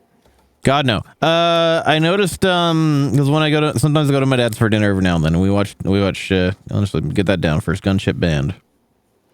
And one thing if you thought 3 minutes of ads every hour on Twitch was bad, I was watching an hour-long program on the Discovery Channel, and every ad break, it was like, I think if I counted correctly, it was 10 minutes of content, and then followed by 5 minutes of ads. Yeah, because it was. I was about to say, because like I counted, there were 12 ads in a row. Absolutely, you are paying for the so privilege of being advertised to. You know what? I think the internet streaming made people a lot more woke about how ads are so fucking annoying. It's taking 100%. And then Netflix went and brought in ads too. Ever since before internet streaming became a thing, I didn't really care about the ads. I was literally, I'm gonna go do something really quick. I'm gonna go cook or something. I'm gonna go clean. That's one thing where ad break, everyone go to the bathroom. Hey, it's starting again. Get back here. Well, the classic. Yeah. I didn't really care about it, but now I care about it so fucking much. Well, it's because it's more in your face now. Because when it was one thing where it's with TV, we're kind of used to that shit. But when it's when it's on demand services and the ads are there, they're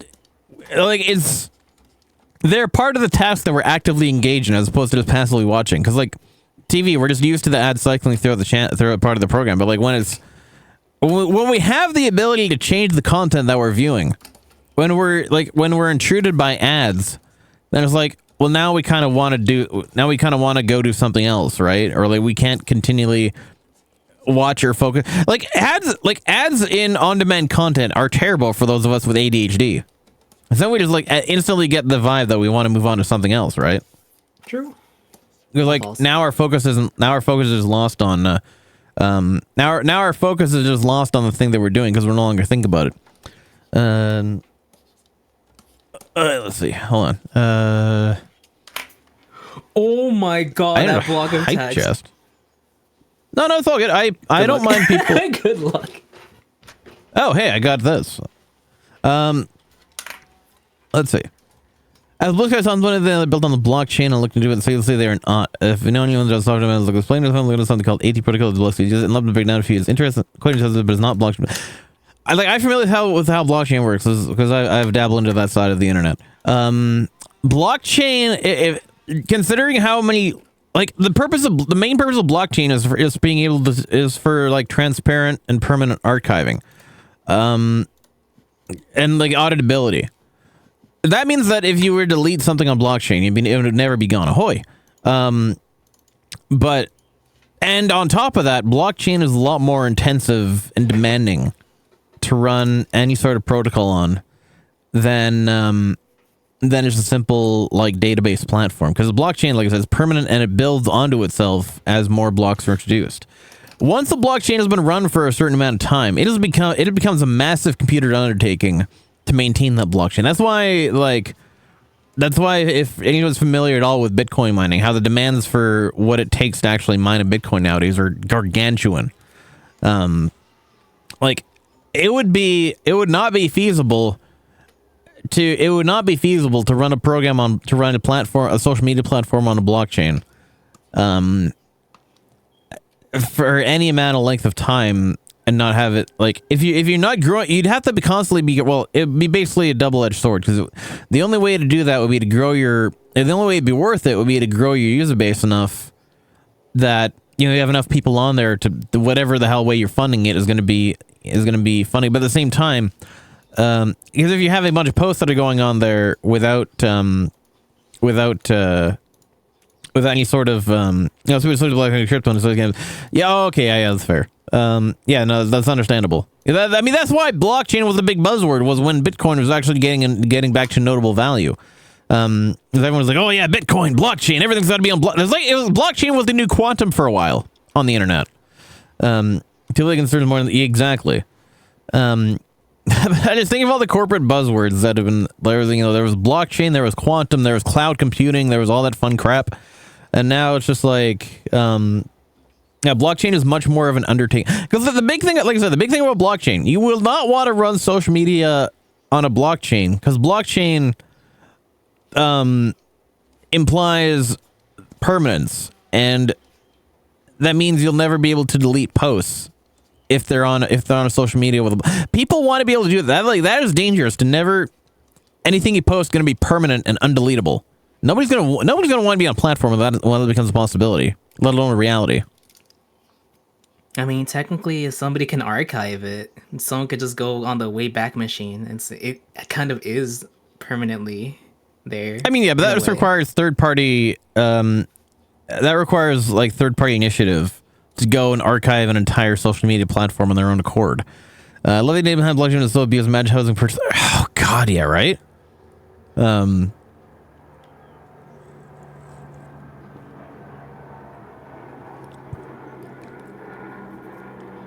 I just think the slowness of it. I don't know. Maybe that's the slowness, but it's like,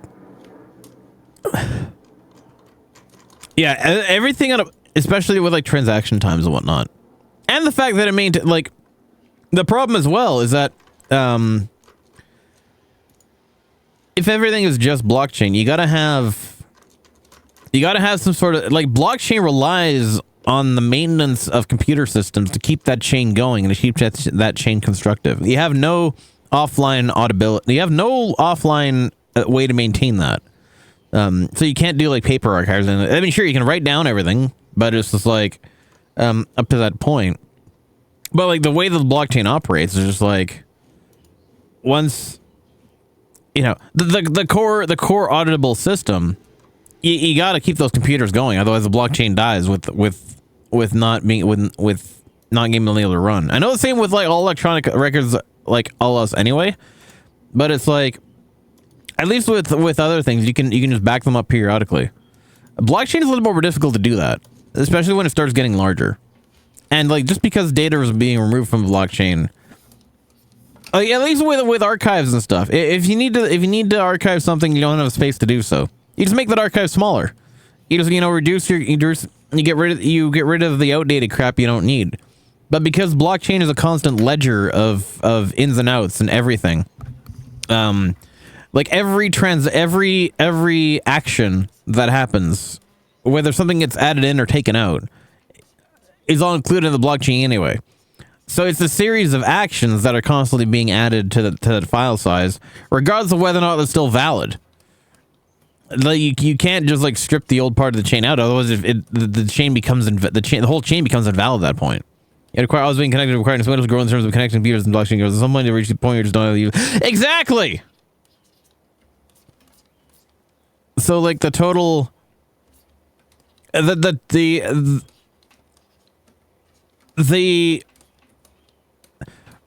only way to keep a blockchain going is if the development of computers keeps pace with the size of the blockchain's growth. And so it's like, no, it's all good. It's good. It's all good. That's part of the, like, hey, I'm knowing me. For those of you who may not know me, don't call it derailing. I'm interested as well. You're saying words, it's barely making sense, but at least I'm learning. And on top of that, like, when is the last time I ever stuck to a certain topic for a reasonable length amount of time anyway? So this is just par for the course. Don't worry about it at all. This is what I do anyway. It is rare that I actually stay on topic for any given amount of time. The train runs without any rails whatsoever already, so there's no point. There's no there's a bunch of interesting though. But no, I appreciate letting me give the insight to that, and thanks for thanks for making a topic suggestion. I'm not gonna fault you for that. I appreciate it. Yeah, we were just talking about TV ads anyway. Yeah, exactly. And especially like, yeah, how like they're more intrusive when they're on a task where you have the ability to change what's happening. I mean, you could just change the channel on TV anyway, but it's like that. I'm gonna lie, now that I see it, I think I like ads way better on TV than on like when you can actually control something like deliberately. Exactly. Yeah, because like it's a thing where you're gonna have to wait through the ads to come back to the thing anyway. Yeah, somebody else controls it for you, and it's like there's such an attractive idea for that. I don't know why. It's a whole thing of like break, I guess. Yeah, because it's a lot different when you're just watching TV. It's like there's a show on TV you want to watch, and you want to stick to that show. And changing the channel it's not going to be. Well, changing the channel, you run the risk of being hit with ads on the other channel anyway. So it's like at that point, like, what's the point in switching channels, right? Yeah. But like when you're getting hit with ads on demand content, that is like, it's like, this is something that I've made the conscious choice of going to watch. Now I'm being hit with a barrier that's preventing me from accessing the content that I made the conscious decision to come to. But also the ability. There's also the thing of just like. It's also a thing of like when you're committed to say you're committed to a full show on Netflix. That's one thing, and well, for one thing, when you're on Netflix, you're hopefully paying for the experience of not having to use ads in the first place, which unfortunately is no longer irrelevant at this point. Everywhere, but like, no matter what you do, when you pay for something, there's always fucking ads at some point, even in the fucking TV show. Oh, exactly. They now have the thing where they have like the little boundary, like it comes up periodically at the bottom of the side of the show. I saw like a little like there was a scene in The Bear where like this girl was drinking with her dad at like a diner, not drinking like alcohol, but like just ordering food, right? I saw this subtle like movement of like a familiar bottle. I'm pretty sure you know what it is. A pretty like darkish, has like a red colored theme. I was like, oh wait, is that Coke? Yeah. I was like, is that Coke? And then they zoom out. It is fucking Coke. It's Coke Zero. I was like, shut up. Well, and let me guess, this person's not going to drink right? it? Oh, right. For like the entire 20 minutes of them talking. Like, this person does not take an interest for Coke. And like when the scene was done, when you think about it, half done. Like, bro, shut up. Which is hilarious when and actually sidebar, Macaulay, this is actually relevant to that because Macaulay's saying, dude, how about the ads that are on Prime streaming and Netflix? They're almost as bad as ads in TV in terms of frequency. Yeah, exactly. Which is literally what we're talking about. It's like on but yeah, it's funny because it's like when you have a product placement like that where you have like you put a bottle of Coke in a diner scene and the person is not drinking the Coke. It's like that is actually saying so hard. Yeah, that is actually saying worse about the product than is better about it. It's like, hey, you're placing this product in a scene that somebody is that is not doing the thing that people are supposed to be doing with it, which is drinking it. Okay, so it's like now you're just advertising how much somebody does not want to drink Coke by having the Coke in the scene not being drank. It's like, I mean, like at the end of the scene, like the dad Yeah. stands up, and then the girl is just sitting there like distressed because they were talking about some drama about the restaurant they were opening. But like, I see. it's just that she wasn't actively drinking it when they were talking. Like they were just talking. Oh, is this in the bear? Like a good 20 minutes. It was the bear, yeah. Oh, I see. Well, it's like that thing where it reminds me of how in like watching like racing shows on TV, or like a racing series on TV sometimes, and like what they'll do when the person is getting interviewed, like when the driver is getting interviewed after the race. Sometimes what they'll do, this is hilarious. I've seen this happen multiple times, is when the driver's getting interviewed. Hey, we got Nally in the chat. Speaking of scene in a cafe. Why didn't it not get a proper shout out? We're talking about the bear, exactly. You're like, yes, yeah, because it was so stupid. The fucking scene of like, what was her name? Fucking Our favorite time of cat. Sydney, the black chick, talking to her dad about like, I don't know what, the restaurant, like how she has a plan B, whatever. I didn't care about like the scene in general, but I cared about like how the product placement and shit was like right there. It was like, oh my god, no way, is that gonna be Coke? Typical fucking Coke in a diner scene type thing. Like she doesn't drink it the entire fucking conversation. Like, bro, shut up. And no way in what scenario is like this person ordering fucking soda, just letting it fizz out. No fucking shot. Like, is that ever gonna happen in a real life scenario? Yeah. And then like but yeah, so what I was talking about is like in the racing shows, after the race is over and they do the thing where they like talk in front of the like basically recap the race and talk to the driver. What will happen is they'll have a hat on the driver of like their sponsor, and like somebody off to the side will take the hat off of the driver as they're still giving the interview, put another hat on them, let them keep talking, and then eventually they'll switch out the hat again. They keep doing this like 3 or 4 times over the entire interview. And it's like, it's hilarious. Because it's like, okay, so that person obviously did not put the hat on themselves. Now they're actively switching the hats of the people that are talking while they're live on air. It's like, that is the most, like that is the fakest shit. And it's like, it makes me right. If I hear that thing, where's that Ronaldo, when he was being interviewed, Cristiano Ronaldo was being interviewed or something. Right. And he does this ultimate flex where somebody's put like a bottle of Coke on the table. He takes the Coke bottle off the table live on air and replaces it with a bottle of water. He's like, fuck this, fuck this thing. Oh my god. Like, I mean, it's just I guess based. Ronaldo's just rich enough to just not take the sponsor. I don't think the sponsorship was even for him. I think it was sponsorship just for the event in general. But he was like, yeah, fuck this thing. Jeez. That is ballsy. Coke. I love that. Like that is a ballsy move. That is a ballsy move.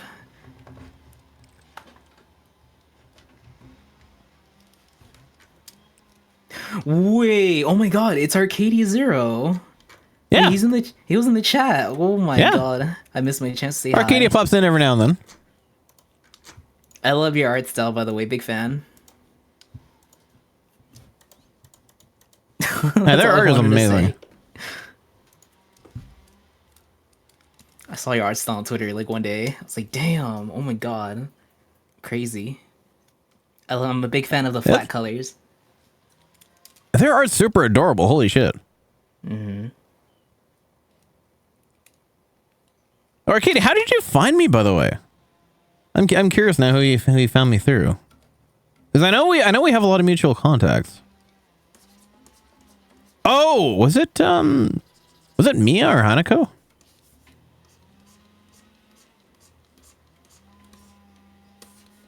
Most likely.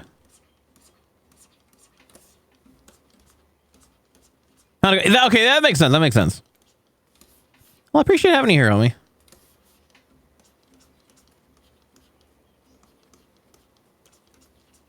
We always stand Fox Art in this channel, right?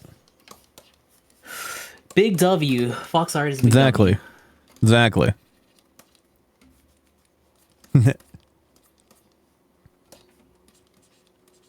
I'm so sick of drawing boxes. Someone help me. Someone put Stop me drawing out boxes, start drawing foxes. That's exactly what I want to do, but these boxes won't let me. Nah. You gotta think outside the box and start thinking inside the fox. Yeah. Yeah. There you go.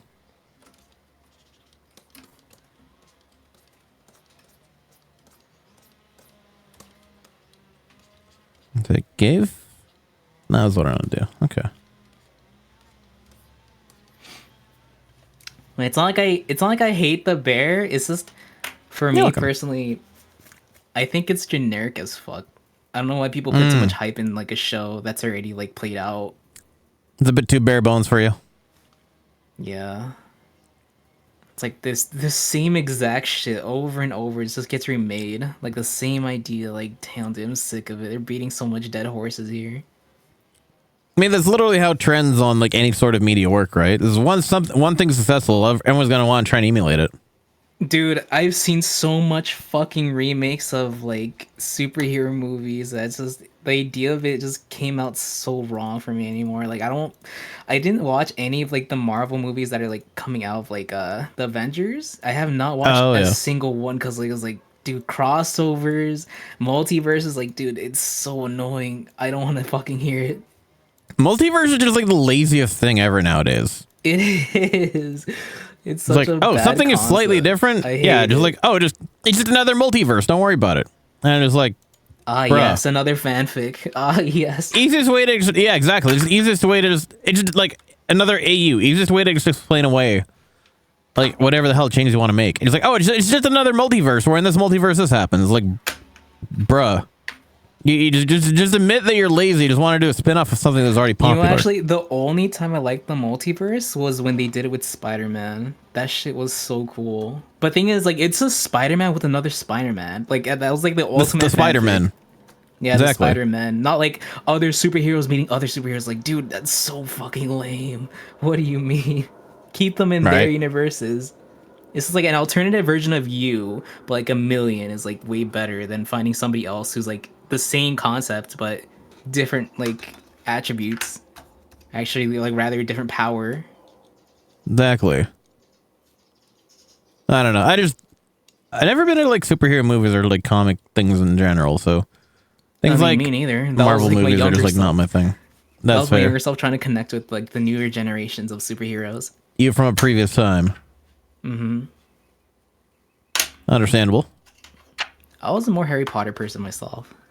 That's fair. Until J.K. wasn't really into much. Up. Yeah, of course. I think the same. So I think same is true for a lot of people that were into HP in the early days. Don't meet your heroes. Don't meet J.K. Rowling. Exactly.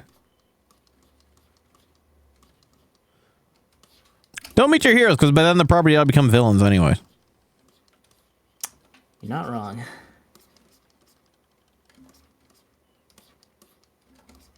Though I'm not gonna lie, you should meet a musician once in your life. Musicians are all cool. They're all cool people. I think it's kind of hard to fuck up as a musician, right? Except the vocalist from Smash Mouth, yeah. Unless you're P. Diddy. Wait, what? You don't know the whole Diddy shit going on? Oh, I thought I heard you say P. Diddy. I was like, I did say P. Diddy. Oh yeah, not that person. Except that person as well. Not P. Diddy. Not P. Diddy, not the vocalist from Smash Mouth. Neither of those two people. Exactly. Did Diddy do it? Yeah, Diddy did it.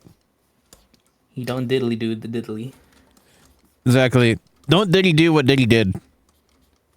Or else it'd be Diddy done. Also, what the hell is the guy from the Foo Fighters cheated on his wife? That I feel like it's personal stuff. Like, as a personality, like it's not something that affects external. Yeah, it's not like it's gonna be. His personality. It's not a crime. It's a shitty thing to do, but it's not a crime. Yeah, but I mean, also, I think almost every musician's drama relates to like cheating, in one way or another. Usually, yeah. Like it just became so normalized. I'm just like cheating again. My player, my homie, my dog. Exactly. It's pretty blatant that Diddy did what P. Diddy should. Exactly. Diddy did the thing that Diddy done should have don't.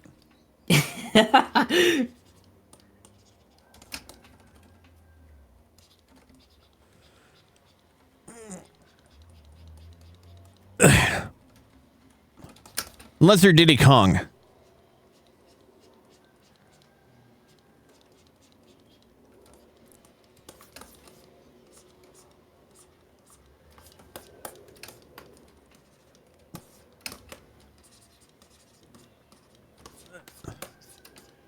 Yeah, I haven't played a Donkey Kong game in forever. I haven't played a Donkey Kong game in general, like period. That's fair. The only time I played as like Donkey Kong was from Super Smash Bros. Yeah. Yeah. That's fair. It was on like Donkey Kong. I never think it was really things knew that have like high most parallel of those personalities. characters came from. It's like later on when we started growing up, it was like, oh, this person's from Yeah. It's like this person's from Final Fantasy, right? you know what's gonna be hilarious? A side point. One of the things was like now for hyper, but yeah, it's normal too. Basically, it's all tabloid shit at this point. It's like what's wrong with people? Exactly. Ahoy.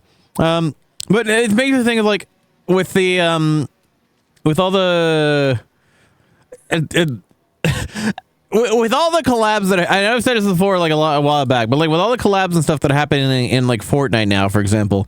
The new generation is like a lot of these people that are coming in are from like, hey, boo, good to see you. Happy Saturday morning. People, what things going? Good to see you. Happy weekend so far. I'm working on doing some photoing in the background. Scott is doing some drawing in the background as well. Hello. Hello. So we're taking get some shit done. Good to see you. So with the Fortnite thing. Hey, Nakora, welcome back. Good to see you as well. Happy Saturday afternoon to you. Hoping well, how's the weekend going for you? With Fortnite, for example. A lot of people that are being brought into Fortnite, the latest generation to say of Fortnite players probably don't understand the origins of certain characters. So when you think about it, like the funny shit. This is still the funniest shit in the world to me. Happy Saturday to you. The funniest shit in the world to me. For example, Will Smith.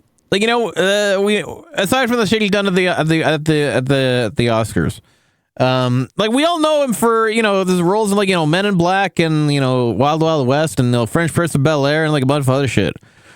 The current generation, the new generation, like Gen Zs, Gen Alphas, whatever the hell else, their best knowledge of Will Smith is gonna be the guy from Fortnite who slapped Chris Rock at the award show. That's all they're going to know him as. And that is the funniest shit in the world to me. Because it's like... And like even Eminem is in Fortnite. Dude, I remember that moment, dude. Even Chris Rock was like, holy shit. This actually happened. That's crazy. That fucking... I was like, no way. Is this a skit? Is this real? Exactly. And then... And then that became the funniest thing that came out of that was the JoJo references.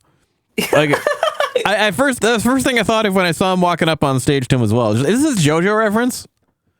I was like, absolutely.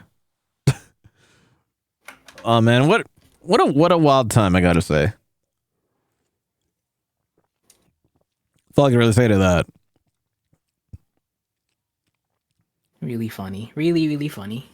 Stuff that just does not, I think at least for me, I wasn't watching TV when that stuff happened. What was that? It was like the Grammys, right? No, that was the Oscars.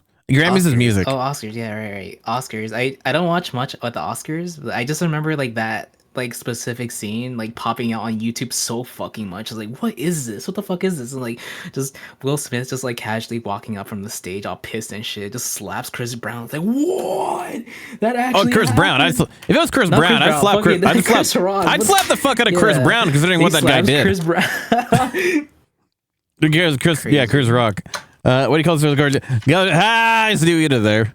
At some point, like I forgot what Chris Rock even looked like, because like I remembered him on Everybody Hates Chris, but I forgot what he was like known for. It's like, oh, I keep getting random guy. I keep getting him mixed up. I keep getting him mixed up with Chris Tucker from Rush Hour. Chris Tucker. Oh God, no. I still haven't seen Rush Hour 3. I still got to do that. Why is it that despite the fact that Eddie Murphy voices Shrek, Chris Rock looks like the donkey. Sorry, no. Eddie Murphy voices Donkey in Shrek, but Chris Rock looks like Donkey in Shrek. Oh, you're right. Yeah, I didn't understand that for the longest time as well. Eddie Murphy, Chris Rock. I thought actually Chris Rock was the donkey. The donkey. Yeah. Because he does sound like Donkey. He does kind of, he sounds like a mix. He has the personality of Donkey as well. It's like Chris Rock is like the love child between Eddie Murphy and Chris Tucker, basically. Wait, we're not talking about the Chris Tucker from Fox News, are we? No, you're thinking Tucker Carlson. Oh, there. Yeah. Oh, yeah. Yeah, Tucker Carlson is a white pundit.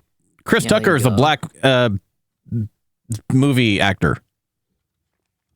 Yeah. But if Tucker Carlson was the love child between Chris Rock and Eddie, I'd be very surprised. I'd be like, how the hell no. fuck? Oh, hell no. What ungodly Please throw him in the progress has bin. science wrought on this earth? Is this why God stays in heaven, because he lives in fear of what he has created? Yeah. And I would not be. I would not blame him. Carlson. Literally everything involving Tucker Carlson. Now I want to see. Now I just want to see like a showdown between Chris Tucker and Tucker Carlson. Put those two in the octagon. Let them duke it out. See how it goes. put that as like the AI prompt.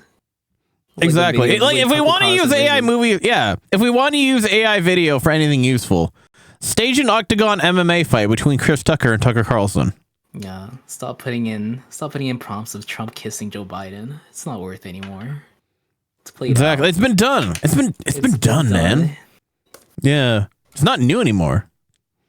Tucker Carlson folds so fast. Exactly. So real. All right. So real, bestie. That's not. Ooh, that's a box. I don't want a box. No, stop talking about the boxes. Oh, I'm doing like trying to smoothen the little thing, and I put a bounding box around it. Like, now that just slams against the edge of the box in a way I don't want, so I can't do that.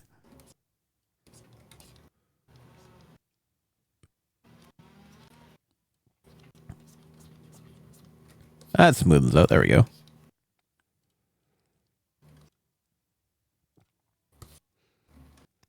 You know, we need to bring back Tony Hawk. Not that he ever went anywhere. True. Is that nobody really thinks about him on a regular basis. I used to. I always think like, what is this guy doing now? Is he still doing skateboarding stuff? He's Like, is he's there definitely still doing video skateboarding games stuff. Still being made. I don't think he's part of the video games being made. I know he's still doing skateboard stuff in general. But basically these days he's living out his days getting confused for Tony Hawk. Because everyone's like, hey, you look a lot like Tony Hawk. I was like, yeah, there's a good reason why. He's a skateboard. So, exactly. Exactly, right? Oh, speaking of which, yeah, he was a skater boy. And then he said, see you later. You know what? We'll do this.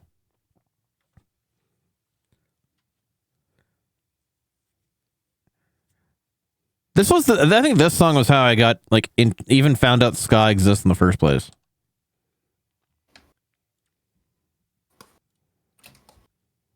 Goldfinger? Yeah, Superman by Goldfinger. It's the epitome of it's the musical equivalent of what happens inside a 13-year-old's mind when they get extra matzo sticks. You know what? Whenever somebody mentions skateboarding, I didn't even like my first thought didn't go to Tony Hawk, but rather it goes to Steve-O from Jackass. Oh, that is fair. Everyone, I would hope everyone remembers. Well, our generation remembers Jackass. Hey, I'm Bam Margera, and this is Jackass. Oh my god! We never saw shopping carts the same way again. After that, Dude, some tragic stuff happened to Bam Margera. a lot of stuff happened to that guy. Yeah, Apparently, kind of bad for him. He like this fucking life hit him way too fast. it wasn't all that hit him way too fast. Like, What you mean? I have never, like, basically,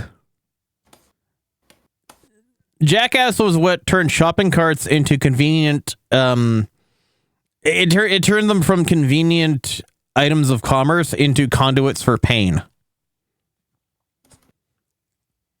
Like I don't, you know what? I don't think because shopping carts were like riding on shopping carts, right? Like doing the Jackass related things. Like that was a thing before even Jackass was a movie. I'm pretty sure. I think Jackass was the first to like popularize it though, or at least put it on video.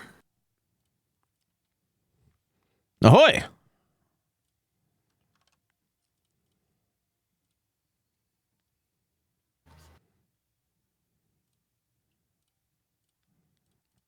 Well, it's like whether they like it or not, like Tony Hawk kind of helped put skateboarding in like the pop culture map almost. That's what I want to say. Oh yeah. At least in terms of the '90s kids.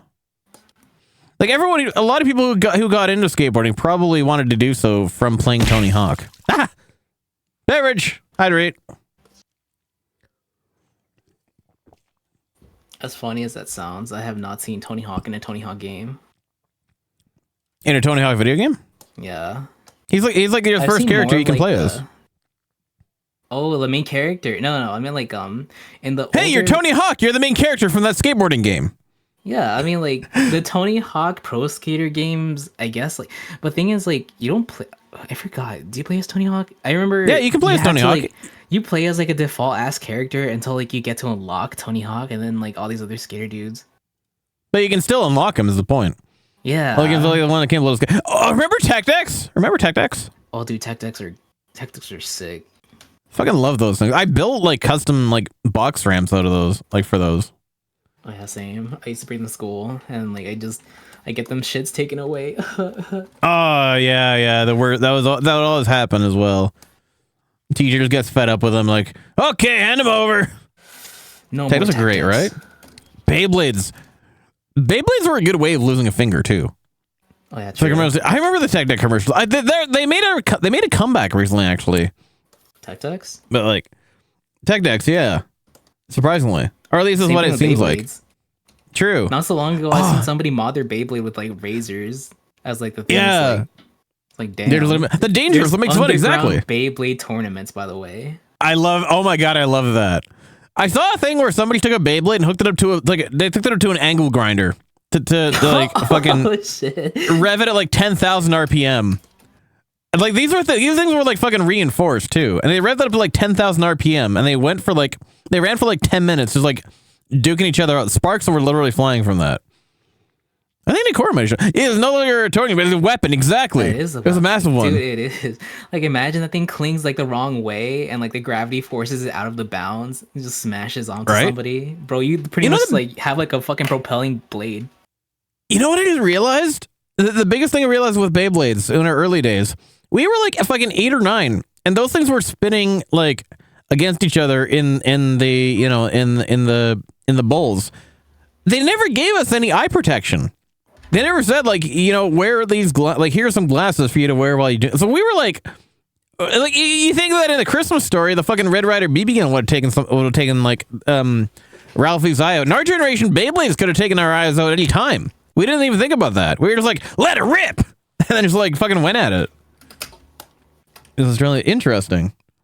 It's just I like, didn't think of that, or maybe it wasn't even that powerful enough to like make like sparks. yeah, that might have been. Yeah, it might have been like where they knew that it wasn't going fast enough for it to really be in it. But like some the speed of the Beyblade, there wasn't any like governor on the deployer, so it was like if you were just like jacked enough, you could fucking rip that shit and like.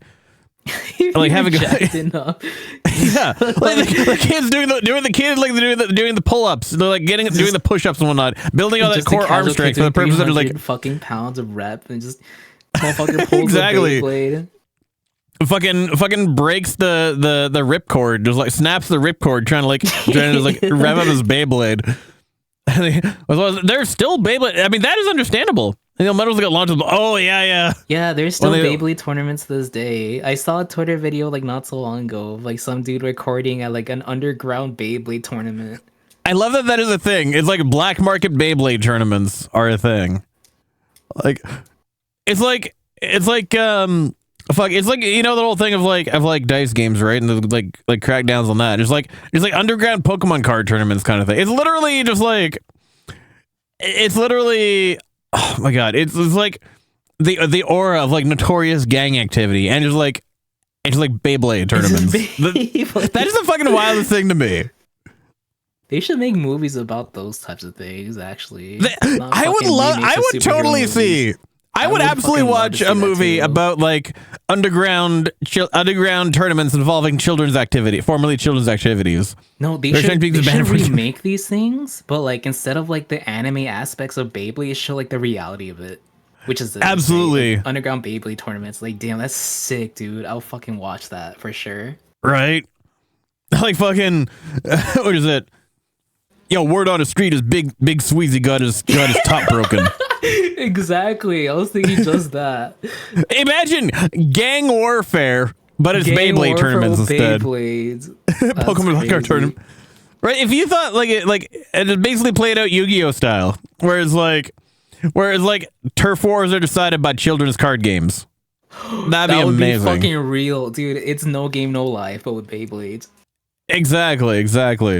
Like what the fuck are the police gonna do about that? It's like, oh, there's bring out their gang Beyblades. warfare is broken on the streets. They're taking all the Beyblades are now like fucking Yu-Gi-Oh cards are now considered contraband. You know, speaking of Tech-Techs and I mean, under like Beyblades, gambling laws, I wouldn't be surprised if they actually went and did that. do you remember fidget spinners? Yeah, they were only that was only 6 years ago. Yeah, I think it was like It became wasn't irrelevant. six- It was like it's just gone. no, it was It's not even a thing anymore. 2016. Sorry, because we moved into another house back in 2017 after. Yeah, they only around for like a few months. I got a custom. I got a custom one made actually at the time. When it came out, like it was like one of the high performance ones, and like I stopped using it like a couple months later. But it's like it was funny because like when we talk about the generational gap, so like Gen Z and then Gen A, there was for a moment where a quote unquote millennial was portrayed as like because like the Gen Z like the stereotypical millennial was like. There was this, I remember there was this one thing of a dude was one video of a guy who was on a quote unquote hoverboard dual wielding fidget spinners and he was wearing like the what are those glasses that have like the shutters on them, the blinds glasses. Oh, And, they're like party glasses, kind of. Yeah, the party glasses, and that was the like we talk about like the Gen Z and the Gen Alpha, like the skibbity toilet and all that fun crap. Like we had like for a while there were like millennials were being portrayed as like fidget spinner wielding, hoverboard riding, like glasses wearing lunatics kind of thing. Well, yeah, I remember. That. It was like black and green with like fluorescent green inserts, like I was like, wasn't black that like light that reactive. was like the LFM. That was like LMFAO era. LMFAO, yeah, the LMFAO glasses. That's what I'm talking Yeah. about. And that was the 2020, the mid Dude, that shit 2010, the was early sick. I'm not 2010s gonna were lie to a you, wild that shit was time. sick. It was sick. It was way better than Skibidi Toilet. Honestly, I would take Oh, fuck that yeah. back. I would take that way As much back. as we hit- fuck Skibidi Toilet shit. This era is garbage, dude. Bring back the 2012s. Bring back Gangnam Style and Party Rock Anthem and Shufflin'. At first, I thought it was brain rot, but I miss it. I miss it so much. I mean, to be fair, the unfortunate thing is like every generation has that issue where like nobody understands 10 the years from now, generation that you're gonna comes bring after back it. Skibidi Toilet, no. People, yeah, right. Shut up. Yeah, Don't you bring as back much as I hate to Sigma. say it, people are gonna unironically look back on Skibidi Toilet and be like, "Man, that was a good fucking meme at the time." Do you remember Skibidi Toilet, darling? Do you remember the Skibidi Toilet of December? Starts mogging you. You're Exactly. no Sigma. Right? No, exactly. Oh, our generation is so fucked, both financially and culturally. More financially. Yeah, true. At least we grew up with 90s music. True. So true. I'm sorry, Charles. This shit. At least I kind of had some semblance of a childhood, not gonna lie. My childhood wasn't shit. I like Yeah. it. Exactly. I I just liked didn't it like the enough school that- part of it. I'll do it again. Yeah, except the school Exactly. part. School I'll part's fucking do it bad. again. Exactly. The one thing I'd probably like do better is like I'd want to get more into like more video game communities. Only because I didn't have enough Yeah. like money to do so back then. Like I only knew Smash, I only knew Final Fantasy because those were hand-me-downs. Like my cousin Oh, yeah. gave those to us to like I was like, damn, we feel bad about these kids not having anything to like be Yeah. entertained with. It was like gave me an N64, PS1, and told me to go wild with like these two games. There you go. Because I had Smash and I had Final Fantasy 7. That's it. That's still decent. I mean, that's still It like, is you pretty know. damn decent though. Like I played Final Fantasy 7 without ever having to like know. I don't know what the fucking memory card was until like 4 or 5 years to like realize, oh wait, memory cards you had to buy. It was like, oh wait, did you just raw dog the whole thing without saving? I raw dogged the whole thing, yeah, because I didn't know what the fucking memory card was. Jesus. Well, did you manage to beat the game without needing to save? Never. Oh, I just wow. always like recognize these like specific parts of the game. Oh, I see.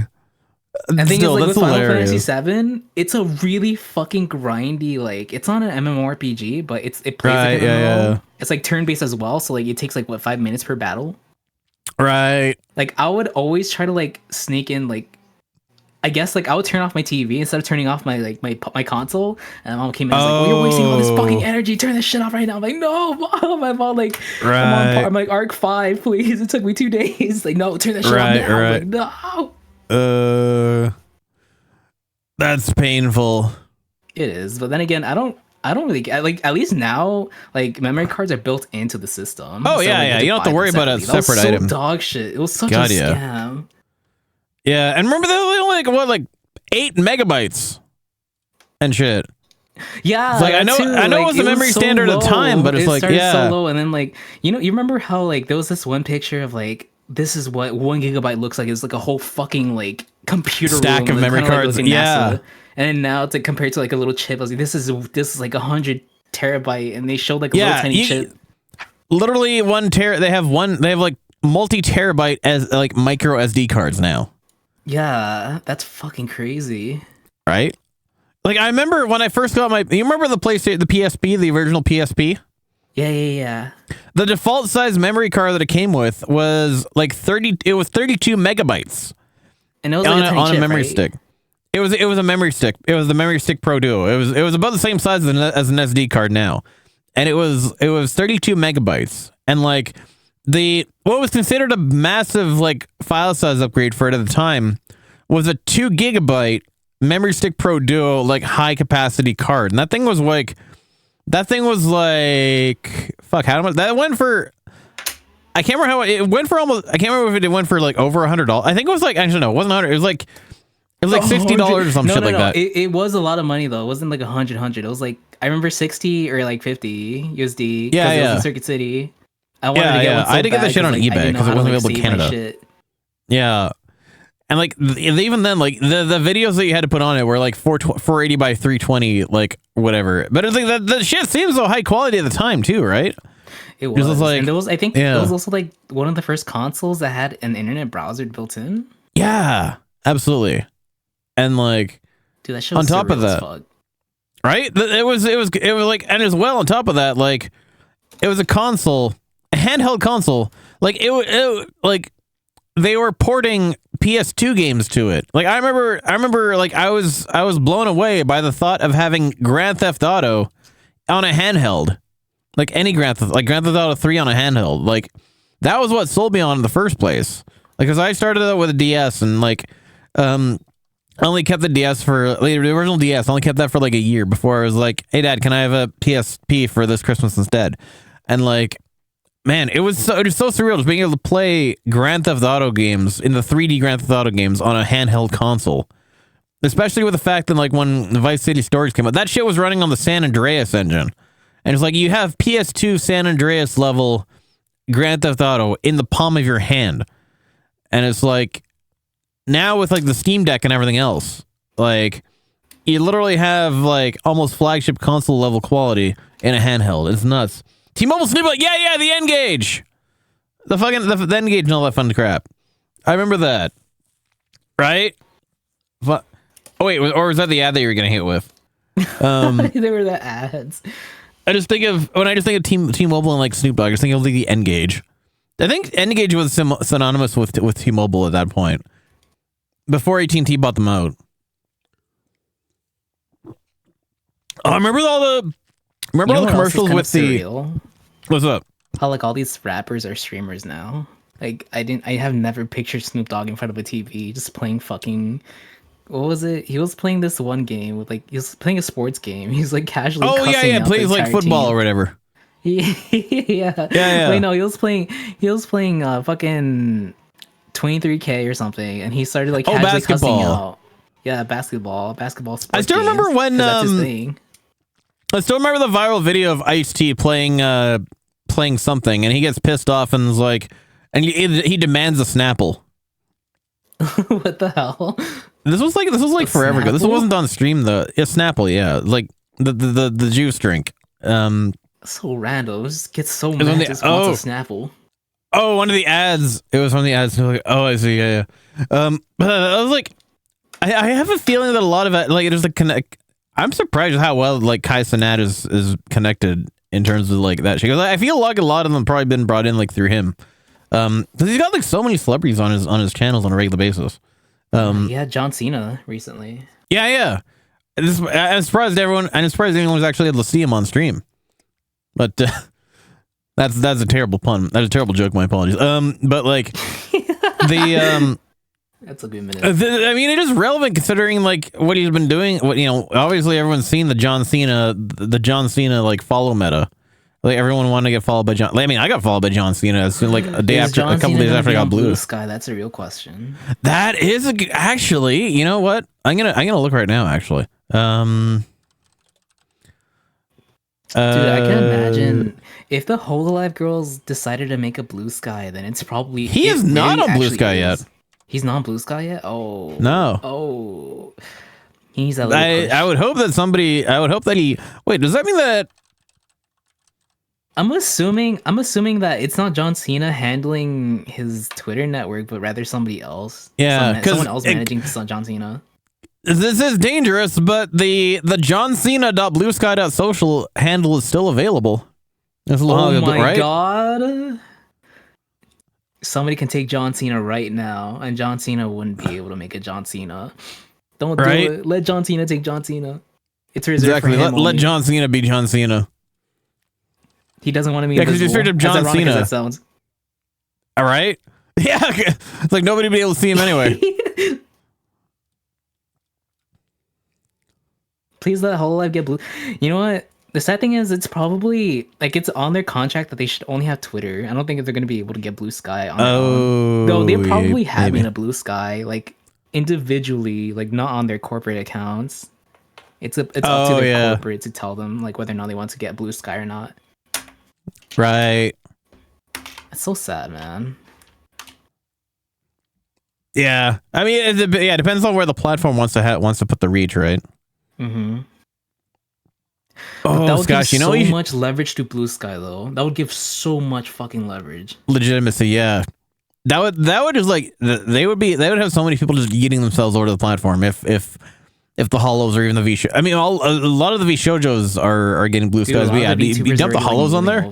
They're jumping over already. Like, why doesn't Cover do it? Come on, just give it that push. Right? Niji Sanji Cover, please.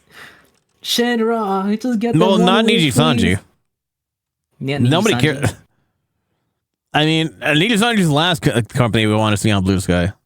Oh yeah, well, true. I mean, like at least, but thing is, like, we want to get like the idea of like bigger VTubers moving over from Twitter, even if they're like kind of like shit, right? Even Merryweather's on Blue Sky now as well. Oh yeah, wait. Oh yeah, true. Fuck both Twitter and Niji Sanji at the same time in a cursed three-way of debauchery. I don't want to see Twitter. I just want to get like a new fucking CEO, please. Get a new founder. Get somebody else directing the fucking site. All right. Elon Musk is so dog shit at the deals, dude. Like the whole when I didn't notice it was fake, but the other day I saw like one of my friends gave me a thread of that one thing was like, oh, Block is gonna be paid. And I was like, no fucking way. You fell for the rage bait. You fell for the rage bait. It was fake. Yeah. It was rage bait. I was like, oh, come on. But like the thing is, there's because of this being believable, it was like it's Poe's law, right? It's Poe's law. It's hard to figure out what's real and what's fake unless there's like it's getting to the point where like what's real is basically understood. What the satire is almost indistinguishable from reality at this point. And that's the side effect of everything happening. Speaking of side effects, side point unrelated. You gotta do. I don't know if you've done this yet, but you gotta do Yums doing the T-shirt challenge. The T-shirt challenge. I tagged you on a post on Blue Sky, but actually I'll just fucking send it to you. Like this is like I don't think I get noticed from Blue Sky. Like when I get tagged and stuff. Not yet. Oh, fair. Well, I just linked it to you. But like that is a very Yums thing to do. Oh damn. Oh damn. Wait, Right? actually this is good grayscale practice. Dead ass. There you go. I would. W Nyanko. Hell yeah. Glad I can help. And I mean, it's a win-win for everybody. You get good grayscale practice. We get to see Yums in a tight t-shirt. Everybody wins. Oh wait, hold on, wait. I follow this artist on Twitter. Oh yeah, gee, there you go. Here. I tried migrating all the follower stuff from my Twitter to my Blue Sky, but that one extension, the Sky to Twitter. Oh yeah. Yeah, so It's like, it doesn't weird. read out the entire list. I noticed. I go back I try to go back every day to see like if it finds someone new, but it doesn't. Even though like they have the same handle on Blue Sky. Oh yeah. I mean, my handle is technically not a 1-to-1 copy of my. I mean, if it matches usually I think it's based on the usernames because like I on Twitter I'm Nyanpan32, but on Blue Sky I'm just It can still find Nyanpan. you through like the description that you put on your bio though. Ah, I see. That But, makes like, sense. The thing is, like, it breaks every Hey, yo. Incoming raid. Oh, I got another raid. Welcome, Raiders. Welcome. Hey, Saint Cisco, thanks so much for the raid. Much appreciated. My cyber VTuber friend, how's it? My big boober cyber VTuber friend, how's it been going? What were you doing? The Waifu Wears Cup, hell yeah. How did that go? Congratulations on the launch of the Waifu Wears Cup, by the way. You're just chatting, of course. Yeah, drop that shit. I think you have. You should be trusted. Just launch. Well, you go. Here, hold on. Let me do this. The what launch? Will this work? No. I don't know if it's. Oh wait. There's no one. Oh, fuck. I don't know if I don't know what the command is to whatever. But hit my Discord. Send me in Discord. I'll drop in the chat. There we go. Oh, for links. It did allow it. Okay, I think yeah, it very good. bypasses for VIPs, by the way. Oh hell yeah. Okay, perfect. That is excellent. Yeah. So that just launched for Saint Cisco. Feel free to go check it out. Waifu's been doing a lot of interesting stuff these days. I actually got into the card deck that I was trying to make. Sick. So yeah, you can get like if you're part of their affiliate program, you can get some custom designs on there. And congratulations on the launch, by the way. That being said, thanks so much for entrusting with the community, and I hope you're having a weekend so far. I mean, so feel free to raid and run if you need to. I understand it's been quite the big announcement stream that you've been running as well, so I can understand it's taking a lot out of you. But hoping you have a wonderful weekend so far, and same goes for the raid as well. If kind of good to see you as well. That being said, anyone who wants to stick around for the video, so we're just currently doing some productivity stream. We're just currently doing some tunes in the background, talking over them, yapping as well while we're having our own things in the background too. I do know you well enough. In more ways than one, yo. It's a pleasure to see you. Holy shit, I really appreciate that. And yeah, so for those of you not familiar with me, my name is Jacob Tucker. I'm Turkish Earl Conan Kakko, Breathing Variety of Variety VTuber, stream Monday to Friday, 7 to 10 Pacific time, and Sundays 5 Pacific time, and Saturdays when I feel like it was going to do today. I ended up sleeping through the thing that I was supposed to be doing in the morning, so I ended up just doing this instead. And so I got my good friend, I got my first follower, Fox Fan Scott. She's joining me in the voice chat currently, and exactly. And so if you're also in sane stream for the while as well, if you need to, nobody's obligated to stick around. I will say that. So if you need to get the food and you get some sleep and you as well, get the rest of you in turn, got anything you got to do for the weekend, please feel free to do so. But I appreciate you all being here. If you do wish to be so, if you do wish to do so. That being said, make sure everybody stretch, hide, check your posture. Don't make shipping the frames to this channel and any channel, and otherwise, if you want to get some shit done and hang out in the meantime, feel free to just chill here, get some food in you as well, and get some enjoy the tunes, enjoy the yapping, and we're getting productive. So hope you all are having a good weekend in the meantime. And if those of you have who have ordered or pre-ordered the San Francisco Cup, I'm curious to know if those of you who are currently, if those of you who came from San Francisco Street, thanks for the follow as well, Gizmo. Thank you for following. Hello, new Nyan pal. Do you know how many pre-orders you got off the bat so far? So I'm curious, and I need to order like a bit in. That totally makes sense. Things do cost money. That is important. Kind of a necessity. Ahoy! Those who may be familiar with Risk of Rain 2 may be familiar with the equipment drone trope in the chat as well. We do kind of build a tradition here of shouting out the equipment drone every now and then. But yeah, I'm curious to know how many orders have come in so far. Because I would not be surprised if you got a good amount. It's going to be exciting. You'll have your mug on a mug, and then we'll get to fill you up with. We'll have another way to fill Sane. We'll have another way to fill Sane up with a variety of different liquids. And on that note, I'm going to consume my beverage. Hey, yo, exactly.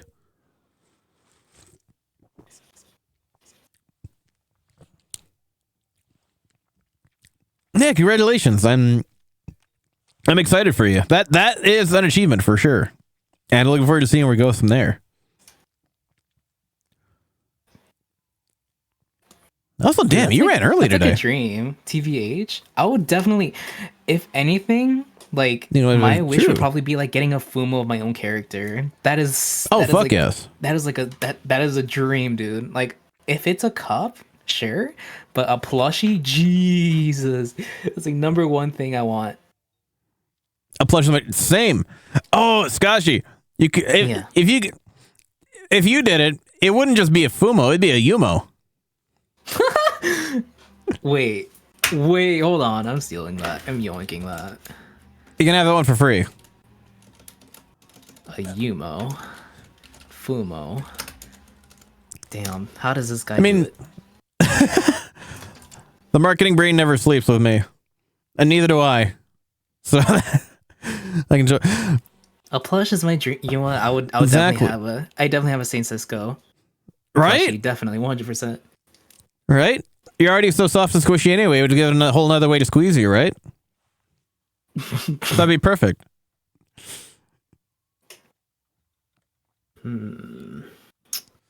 My brain isn't braining. Hold on, I'm gonna go get coffee. Be right back.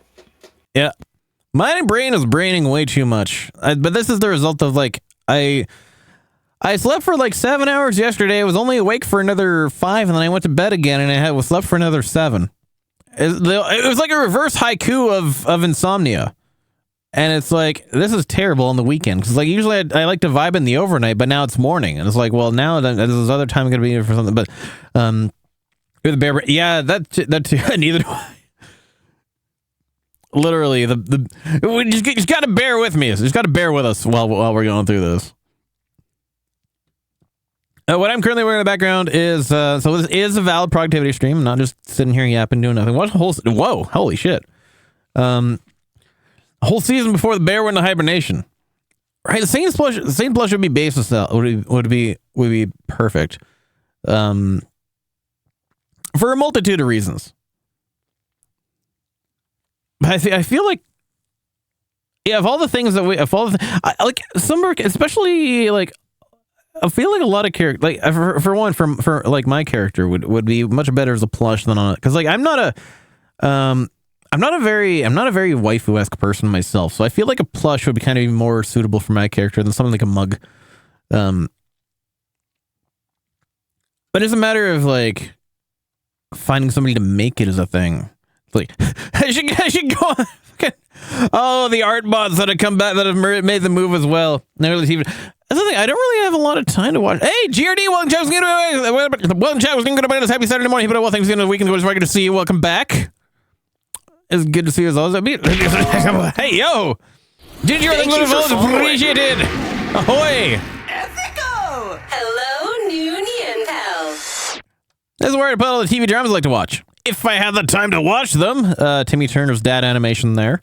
Thanks so much for the follow, Gino Ishiro. Much appreciated. Welcome, Nyan pal. Nice to meet you. Welcome to Child's Game Little Broadcast. Happy Saturday morning.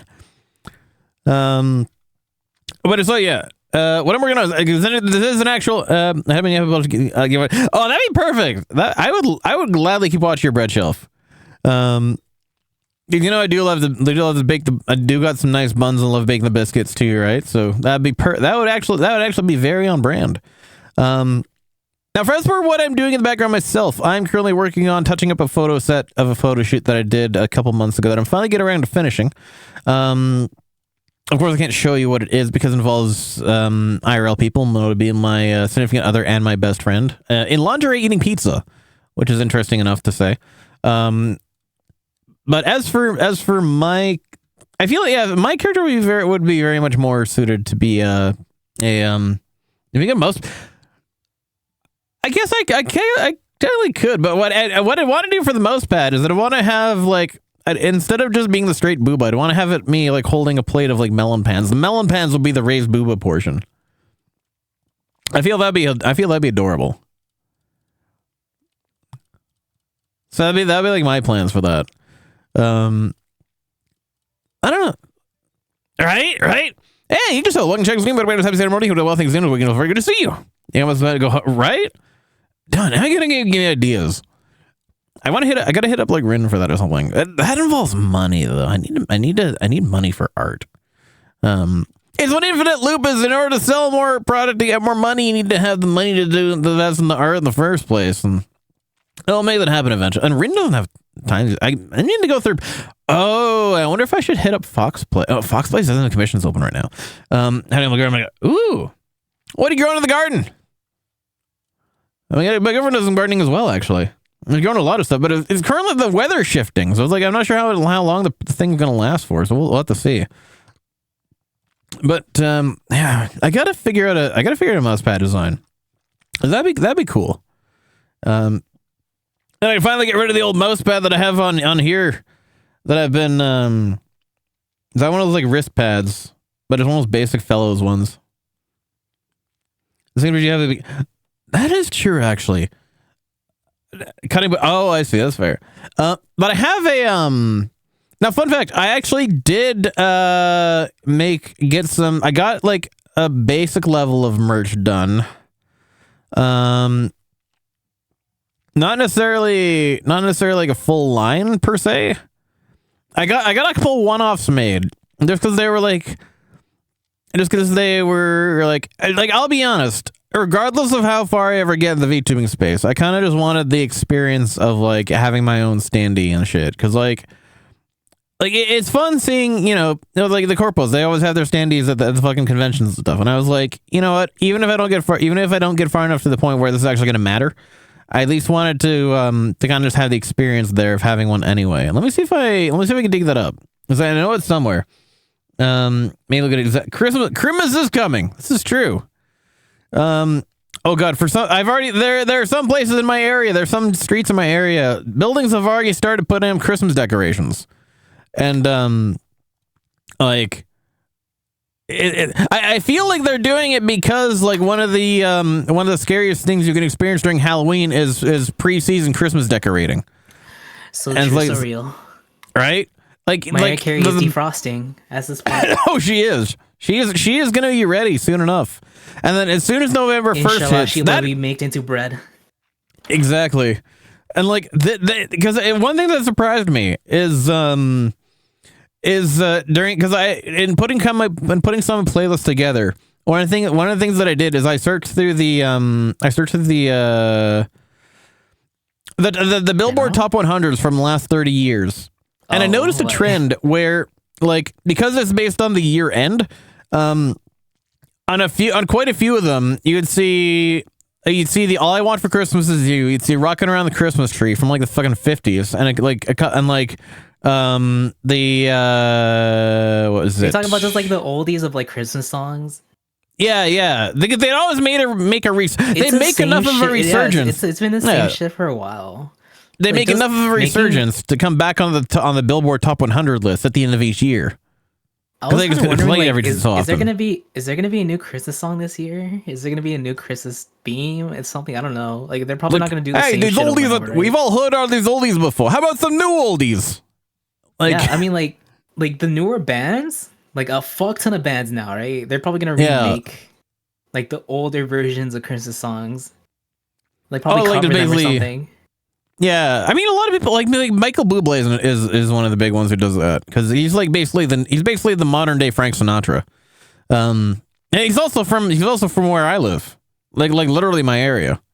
Oh damn. Yeah, so he's a local pride, kind of like Avril Lavigne and Nelly Furtado. If anyone remembers Nelly Furtado, she hasn't really been prominent for a long time. And the last thing we did she was with Timbaland. Famous for? I'm Like a Bird, Promiscuous Girl with Timbaland. Oh Oh, right. Yeah, right. she was born in my city. Oh, damn. I don't care if that doxes me, because fuck it. My area is ambiguous enough anyway. My area is so insignificant anyway. It's not gonna matter. It specifically doxes your house, not really. Yeah, she was born in the room next door to me. Literally in my house. No, not actually. If I was related to Nelly Furtado, I'd be actually somebody I'd be somebody people actually gave a fuck about. You know what? Actually, there was like a documentary I saw like some time ago with a friend of mine about how like the famous people's like siblings and whatever, like they really hate like their famous sibling. Oh, there was a funny enough. Actually, I show Speed's like brother. I saw that. I hate that shit. I hate. He's like, I just want to be a normal kid because like. Yeah, because like every time people interact with the brother, they always talk about the famous I would see brother. how that'll be so fucking annoying, is being like the shadow of the famous person's like. It's the Luigi complex. People only know you. People only care about you because they know Mario. Man, so much about Mario. What about Luigi? Right? What about Waluigi? But what about Wah! Wario? Exactly. Now, fun fact. I still wish they'd actually taken the time to put Waluigi's playable character in Smash Ultimate. The only way Waluigi missed opportunity. Right? They just made him as like a background character. They made him as a spawnable they made it as like they made him into an item. Like what the fuck? Like I mean, Wario is as long there. as he's there, you know, as like mentioned. Yeah. But it's like at least give him more appreciation for that, because it's like the fact that he's been in all the sports games as a playable character, even in Mario Party, you can play as Waluigi. It wasn't even like the company's decision. It's more of like it was like popular vote. Really? Right? Like they made a poll on who should be like the next Smash character, and like people would put in like they would send like anonymous like suggestions, right? And the most recommended one would be in the Smash game itself. If it's viable, right? Like you wouldn't have like Jake from Steak Farm being fucking Smash. Like like they have to be, like, I've seen 4chan manipulate some polls in a way. I mean, I don't think Nintendo wouldn't even own the rights to Jake from Steak Farm anyway. Jake from Steak Farm. From State Farm. I said Jake from Steak Farm. It's like if you like Outback Steakhouse, you'll love Steak Farm. The new Steak Farm, my favorite character. Right. He always plays on the medium rare difficulty. He's a medium rare pullable gotcha. Man, I got this as a standee because like fuck it, I want my own standee if I'm never gonna even experience like the corpo life. Then I got the other thing. This. Are you talking about standees? Yeah, in terms of just like VTuber merch. Like I got these two. Oh damn! Life size cutout. How much did that cost you, by the way? I got it. It was on a Black Friday. I got it during a Black Friday sale. It was either a Black Friday. There was some sort of sale. It was like a Black Friday or year end on like as soon as I got the artwork done, as soon as I got the reference. Actually, no, this wouldn't have been Black Friday. This would have been too soon. I think it was year end. It only cost me about like 100. I think it was like 150 US, all in, like after shipping and tax and everything. It wasn't too bad. 150 for like life size cutout. Yeah, but like this is good quality print. Or just keep them at your house? No, it just lives in my house, honestly. Oh, you know what? That would go hard if you keep it like at a convention. I've been tempted because one of the things like obviously I can't. That would be such a humongous flex. Holy shit! If I were to attempt to cosplay this girl, obviously I would be violating so many like so many apparel codes. I'd be basically kicked out of my convention if I even tried to. And that would be like I'd be fucking like flashbanging people with something they don't want to see.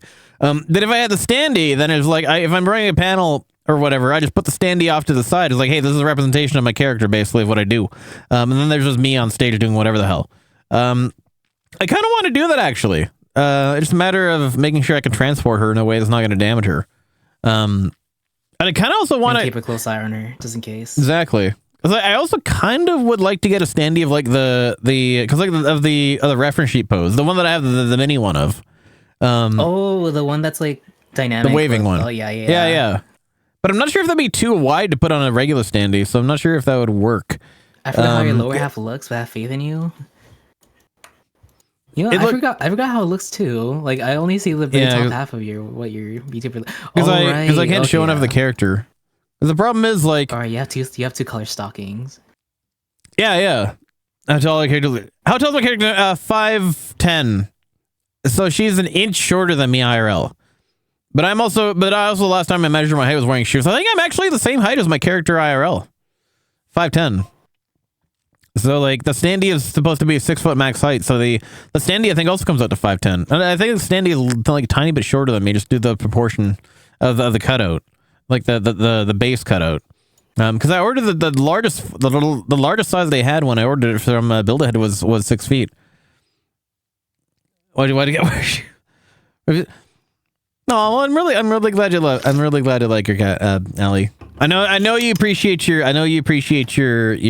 culinary cat girls, especially with Tamacat. You're also my favorite Tamacat, by the way. Not gonna lie. Why did you get to wear shoes? Because you gotta protect yourselves from the feet fans, right?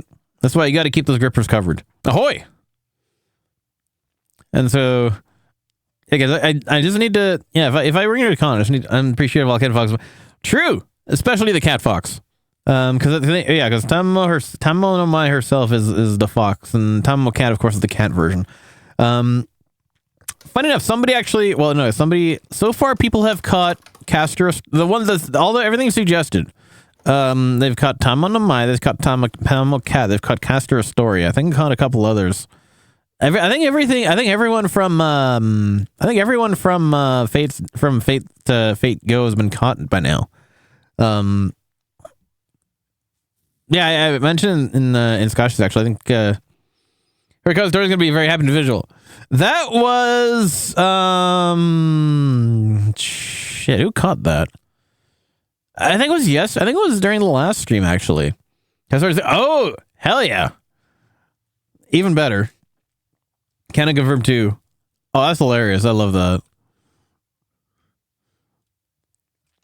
But yeah, I gotta figure out a way to like safely transport my standee to and from places, because that would be actually perfect for what I want to do as well. One thing I want to do as well. Now, I'm not in the guest department, so I don't have the authority of this. But what I want to do, because I know I am in somewhat contact with, I am in somewhat contact with a few high-profile individuals. I'm at least in contact with Ilara and Takahata. Takahata used to be a regular guest at our convention IRL before he cleaned himself up.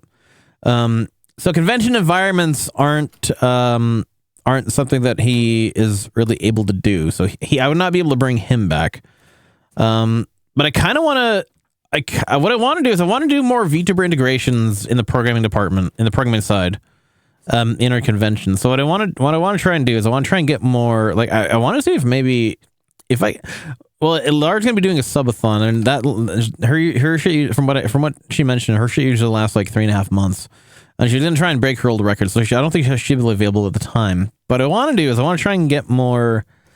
I want to try and bring in more VTubers in remotely to our convention. More VTubers without having to just tether off my phone every time, because that's what I had to do for the Seidu panels. I had to actually tether off my phone because the internet that is at the university, it allows for like regular stuff, but it doesn't allow for video protocols specifically. So like streaming, I think Sprite was trying to block Netflix, but at the same time, it caused us to not be able to stream in video chat calls through Discord, which defeats the entire purpose of why we have, like, there's the internet that we're paying for that we're not getting full service from. So I actually tether off my phone.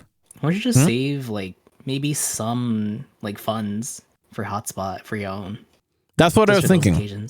Yeah, that's what I was thinking, because I do also have technically internet sounds so. I'm not gonna lie, that is. It sounds like what it sounds. I don't think you ever want to pay for internet convention. Well, it's the whole purpose was because the venue that we have, it's more for the access of the attendees than it is for ourselves. So the fact that they can just connect to, because once you pay for it, it's campus wide, so it's all over the entire campus. So like any building that you go into the campus, you connect to our SSID, and then you're going to use internet. For the limitations that it has, but yeah, for guest stuff, like we'd need to actually have something dedicated, because as much as my phone was able to get signal, like it's not the best. Like I can't watch Twitch on I can't watch Twitch at work because like the house network sucks. It's super restricted because it's a government site.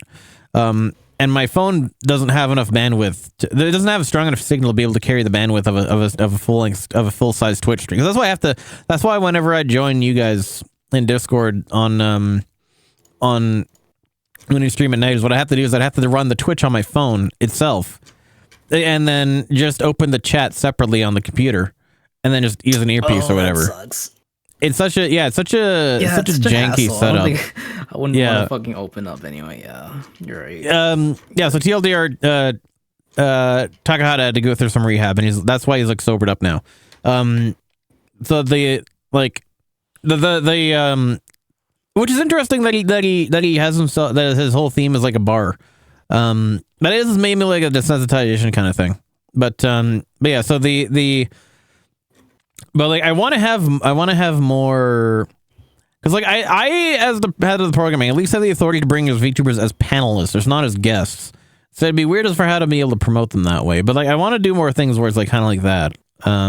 At least try and get us some more, even if we can't get us like fucking like. The fun fact is that apparently Doki Bird is also like is from my province, maybe even nearby my city. Ooh. And because I know she's been at one of the other conventions in my province a few times. So it has like the Face Connect people, because their headquarters is near my city as well. But I don't think we're high level enough to be able to get any of those, especially not even getting in contact with them. Maybe through the guest department, but like that's another thing. But that takes money. But I can at least bring in like friends when, because I know I had Skashi basically be my guinea pig for when I put the setup before at our last convention this year. Over the test stream, that was fun. Yeah, the test stream. But like I can at least try and what I got. Oh, I got this super nice thing where I bought a for my laptop that I have, because the laptop is a decent, it's a Razer laptop from 2017. So it's pretty decent, but the integrated video is limited by the integrated video graphics. I bought one of those Razer cores for it that had an RX 580. It can run videos. It can run like VTube Studio and everything just fine. So one thing that I'm thinking I could do is like I could be there with my phone tracking and like set up. I could run VNet collabs. I could run panels as VNet collabs, like live in a panel room. And so like I can have the guest VTuber there while I'm there in VTuber form as well, but also like, you know, actually sitting curating the panel. But that I can easily transport too. So that'd be like, dang, that's meta. Yeah, that would be so cool. I think people would enjoy that. And so like, that's kind of what it had me play, right? And especially for like somewhere like as like, you know, small as ours, if I get like, it would make hosting things really interesting as well. Especially for like getting a full VTuber, like running like VTuber interviews. Would the VTuber in question be able to see the audience, or is just like just you and them? Yes, because what I did was because I'd hook up a wide angle I'd hook up a wide angle camera for the video feed of Discord call, and just sit behind it. Exactly the way when we were like doing the test stream. Oh my god. Okay, you know what? I ain't gonna lie. That put me on the spot. Even when there was like literally nobody there, I can imagine just like a whole audience like looking. Such a surreal experience. This is Nyanko. Those stutter will come in. Right. It doesn't. I guess it would feel different when it's like it's one thing to see a number on the Twitch feed and like see the people in the chat, but when you actually see the faces in front of you, looking at you, it can be a little bit of a different experience. Like, but I'm used to being in both realms. I live in both realms anyway, so I'm used to it either way. Not everyone is, but it'd be different. It'd be interesting to like see the perspective from both people, from both sides. Mm-hmm. Ooh, another Neko Art, and another Neko Art. Nice. Ahoy!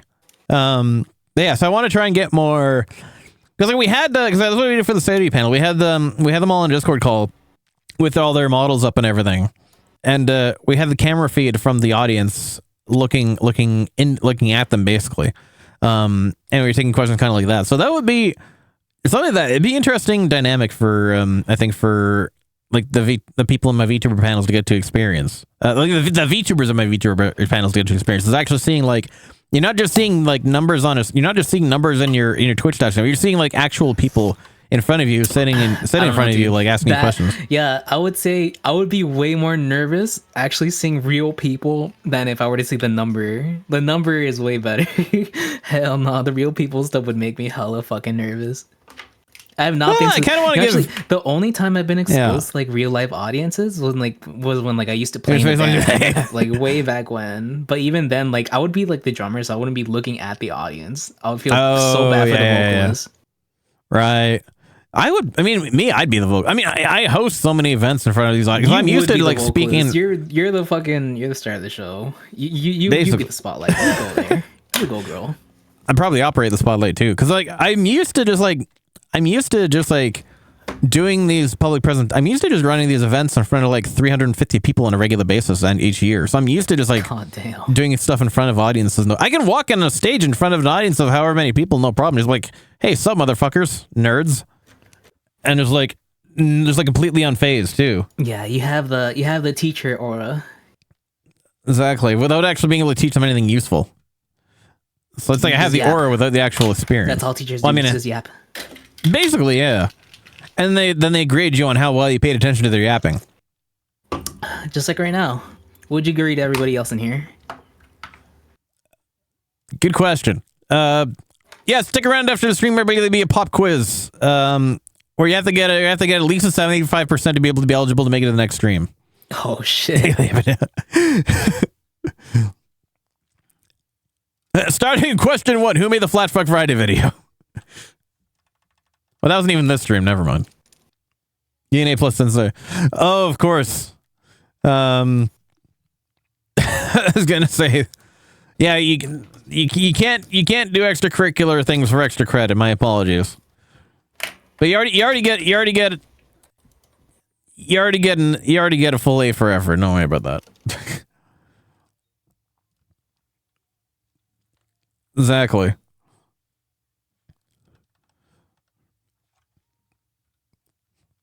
Ali, you always get perfect score just for showing up.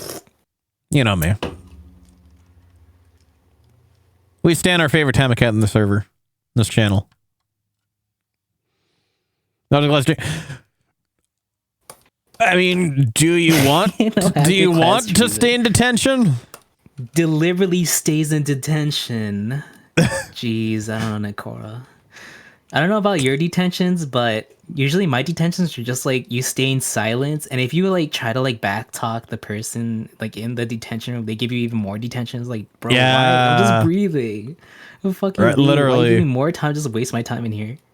You know, be a hilarious idea. The VTuber Breakfast Club. That's basically how the Breakfast Club started. Well, like Breakfast Club, wasn't that basically, if I remember correctly, in the show Breakfast Club, wasn't that basically just a bunch of kids that were in detention every time? And it's like there. It basically, give me a summary. I didn't watch it either. It was like but I haven't watched it, so I don't exactly know. I may be getting completely wrong.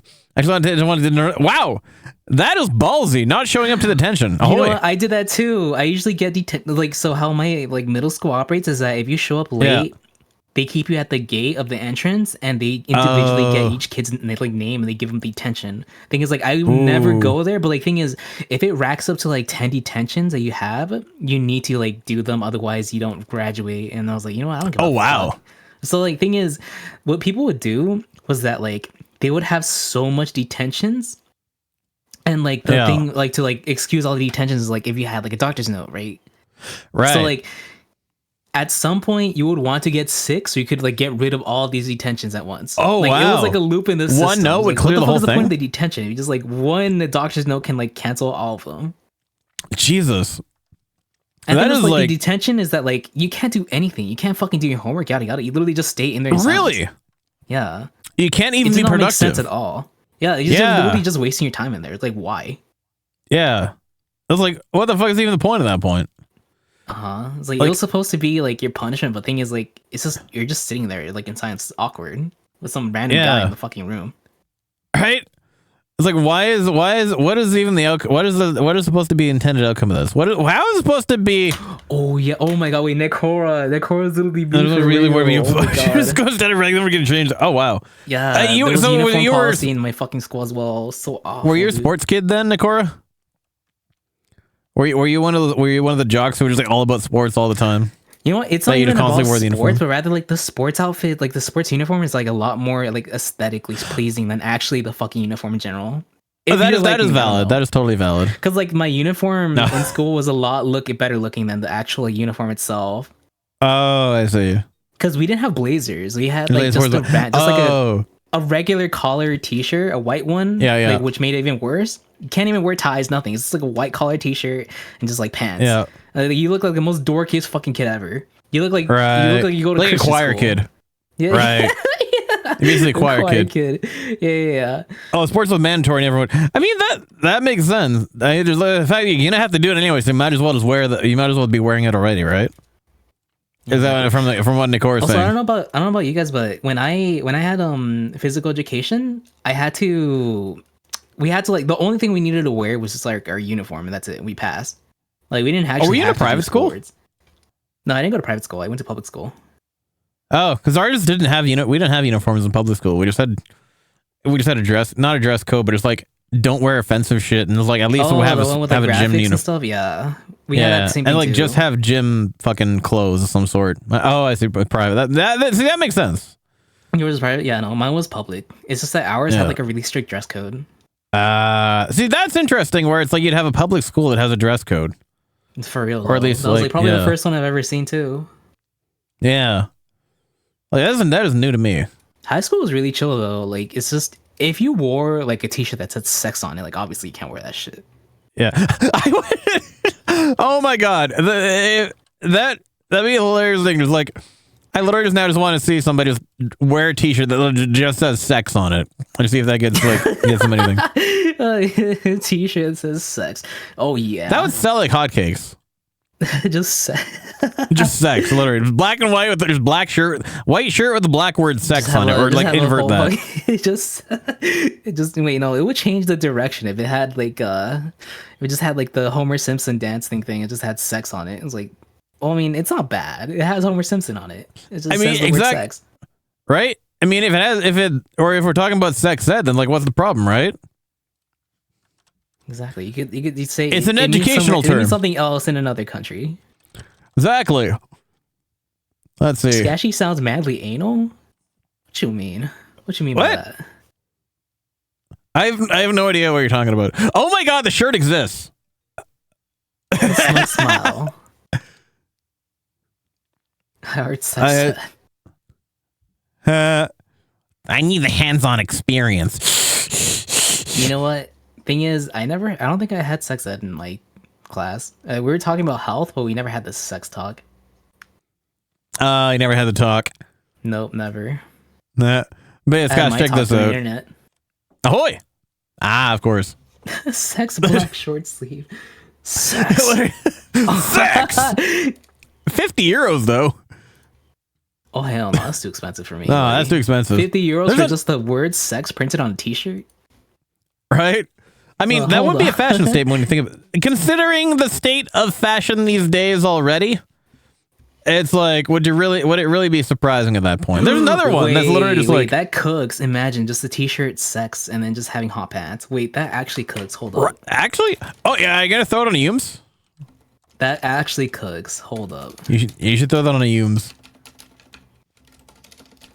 Yeah, right? Imagine paying for not even paying for that, and they still require like uniforms and whatnot. Uniforms, I should say. Pedantic for no reason, especially for. Yeah, well, thing was, I guess they just wanted to be like that high class. Our school's a lot different. Our kids are a lot different, kind of thing. But Scotchy, look what song just came on. Look what song just came on. This is perfect timing. Very topical. Dude, I wish it was high school. It was fucking middle school of all things. I was not a fan of either. Was a lot more chill. Like it made me breathe a lot more. Middle school. I don't know why they put that shit in middle school. I was one of the cringy awkward kids in high school. I never enjoyed that anyway.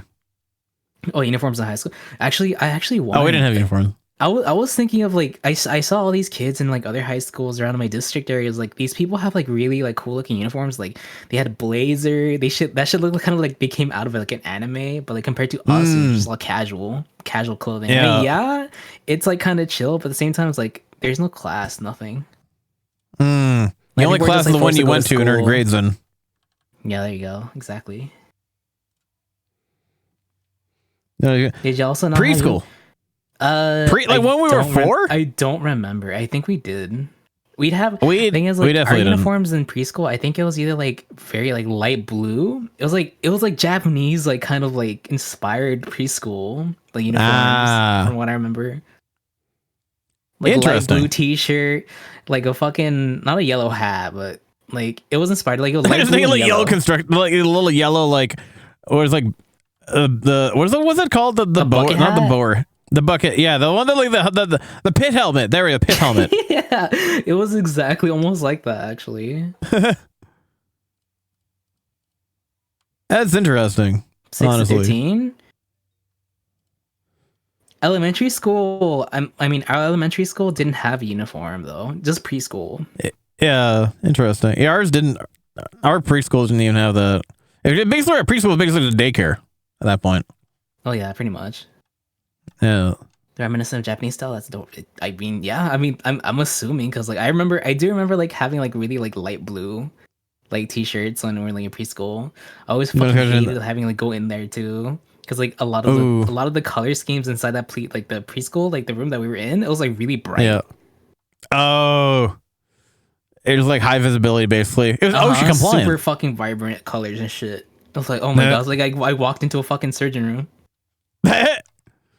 Even the lights were that bright, basically. Mm-hmm. I can easily see one of Scotch's characters in that. What, the preschool uniform? There's like child Humes. Child Humes. Little 4-year-old Humes. Oh, that's cute. Actually, they're kind of adorable. I never Maybe a little bit chibi. I never, actually, yeah. I would say, thing is, like, with chibi characters versus, like, small characters, is that, like, they have a distinguished difference. Like, very, very subtle, but, like, there is a difference in them. Yeah. Like, little kids have, like, those big eyes and, like, big-ass heads and, like, the small body. Yeah, true. Same with chibis, but the thing is with chibis, like, they have, like, oversized heads, but old for, like, really small bodies. Like, simplified form. That's true. Yeah. Like, it's basically just a simplification. Mm-hmm. Makes sense. Chibi Scotch in Japanese school outfit will work well, is what Nicole says. I can see that. It's cute. It's an idea. Yeah. It's an idea. It's an idea. It's a concept. Exactly. God, dude, this Starbucks coffee I bought the other week, it's not hitting well. It's so flat. Oh god. Wait, you're drinking week-old coffee? It's like I had this coffee like in my fridge for like a week. The thing is, like, I think usually these, like, since it does have, Did you like, have any milk cream in them, it has milk in the Starbucks coffee thing. So is it curdled? Yeah. Ugh. Kind of, almost a little bit. Brother, ew. What's this, I mean, brother? not really, but like it's just like it tastes stale. Well, yeah. That's what happens when dairy curdles in your beverage.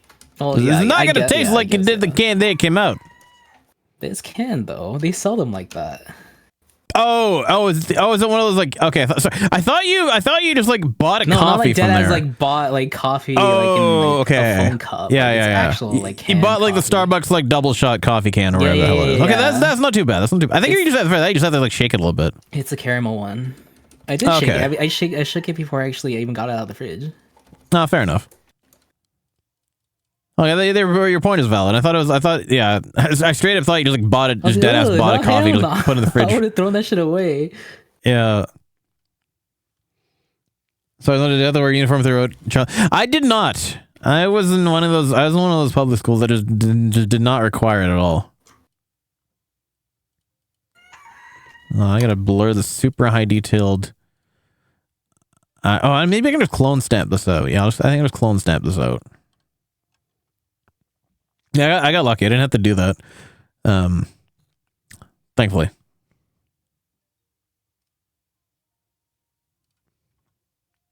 Oh, I need a bigger brush for that. Hey, man, myself. I mean, depending on how you grew up, it depends on what you grew up with, right? Oh, that is, yeah, we're not doing that. That works. There we go. Ahoy!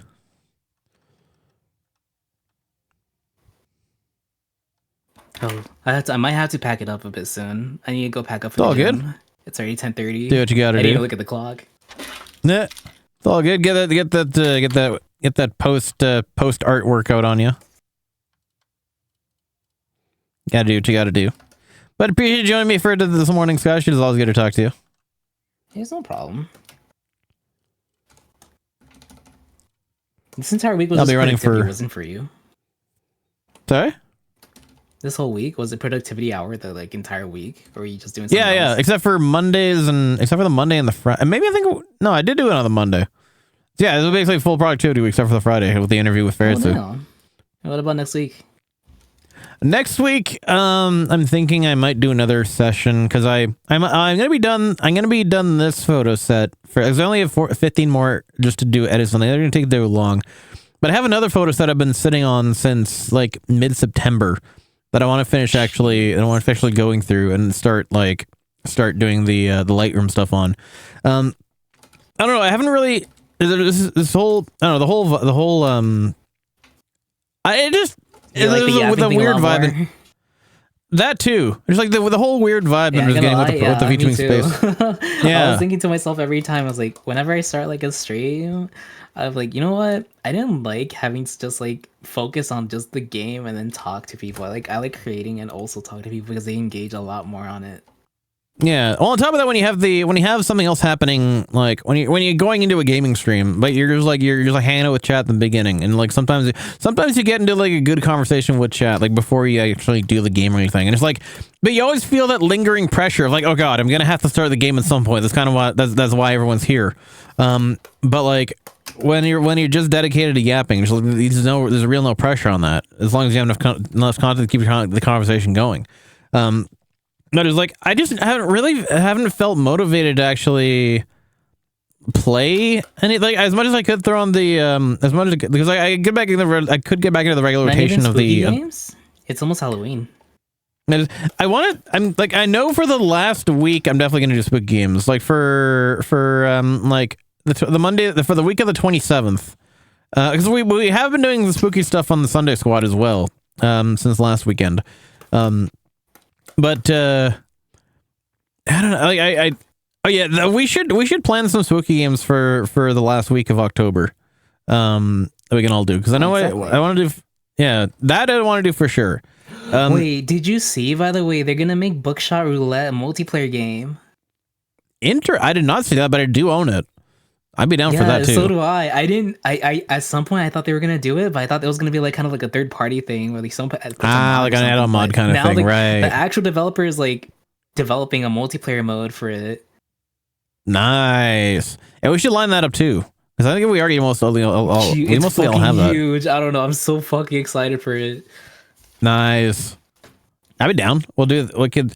Because we Hell have yeah, that. dude. Hell we yeah. have content Let's, warning, Lethal Company, bunch of stuff. I like it was to one think of the Sketchy people on suddenly page joined of the himself in industry. Japanese school. I'm not. It sounds cute, but you know what? It's not you're that I'll compelled write for it it. down. Fine. Japanese school uniform. Yeah, I don't know. For me, it's just like there was with a whole weird vibe going on with the VTubing space right now with the whole Twitter Blue Sky thing. I just wasn't compelled to like play anything because I've been kind of like in a little bit of a funk. Same here. I didn't at first. I mean, believe I didn't want to move, but like I thought about it at first. It's like, you know what? Like I didn't really vibe of course with you can how leave I'm going company. on Twitter. It's just like a lot of the follows I have right now it feels dead follows. They're not like actual follows. Yeah, right. Yeah. I think it's like That's people are what very fucking competitive with the scene of like how they want to be famous, but they don't want to be the supporter. You get me? Right. Yeah, I know. I got you. They want to be the followed, not the follower. And I mean, feel there's also for people are me, used at to least, the even yeah. still like with Blue Sky, like that's the same aura, but nobody wants to say it. Oh, of course. That's the whole thing with like, because on Twitter is part of the whole algo and part of the prestige, right? Of you having more followers than you are following out, and like even though the algo doesn't apply, like I said, with the move to Blue Sky, is that the old habits that people have been, even though like very little or like none of it applies, the old habits that people had on the Twitter platform are going to be very hard to break when during the Blue Sky move, whether people want to admit it or not. Exactly, dude. Yeah, that's what it literally is, just habits. Yeah, especially when you build like I said, when you spent like years building your presence on a platform, and you're moving to another platform that has like almost identical functionality, but just different processing. Like your mind is just so used to doing things in one particular way and how the platform operates. You're gonna keep doing the same thing whether it's valid or not. And so it's like, I'm trying not to like think about it that way though. It's hard not to like see it that way. Like I'm trying to support all the friends I have right now. Like for right now, like I'm trying to just like casually like constantly scroll through the feed of like the friends that I have on the feed. Like try to get them like out there, because like there's some people that just haven't really gotten like past the 50 follower push mark, and that's because like they haven't really like done, I guess they either haven't matched their username to like their Twitter page, or like they also had like a ton of dead followers. Like, but I'm at least trying to like help. Yeah. Do you mean in terms of like Twitch affiliate, or do you mean just something like does building a presence on Blue Sky in general? No, just trying to build a presence on Blue Sky. Because like on Twitter, you can have like these like, for example, one of my friends have like 2.5k followers, and they moved to Blue Sky, and they were a little sad because of like how nobody like followed through, even though they said that they were gonna like move over there. Oh yeah. It's like, maybe because you didn't make it more known, or maybe because you also have the same like kind of problem where like you just have dead followers. Like you built your followers just off like a raffle or something. Like you didn't really connect with them in a way. Oh, like the art giveaways. There's a lot of things that could factor into that, but like it's not because everybody's like ignoring you. It's like they probably can't see you because of all the fucking things that are happening right now. There's like the people who are shitting on Elon Musk. There's content bots. There's like all of this other shit. Like, so maybe just like retweeting. It's like, oh, I don't like retweeting because it feels kind of like pushy. Like, please follow me over here. It's like, well, I don't know, man. I don't know how you want people to follow you. You don't advertise yourself. Right, exactly. That's how you get your shit noticed either way, whether you want to or not. Yeah, you gotta be in somebody's face all the time. Unironically, that's how you get like big. I mean, hey, that's the Gene Simmons principle, right? It's literally the way that Gene Simmons became the most well-known member of Kiss, which is because he was willing to like shove his way to the front and everything and be the most out there, even though he's just the bass player and like the lead singer. Well, I guess he's the lead singer, even though he's just the bass player, but like still. Yeah.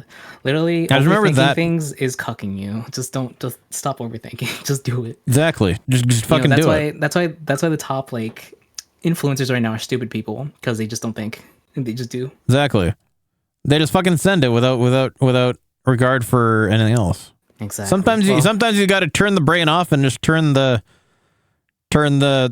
monk instincts on, right? Mm-hmm.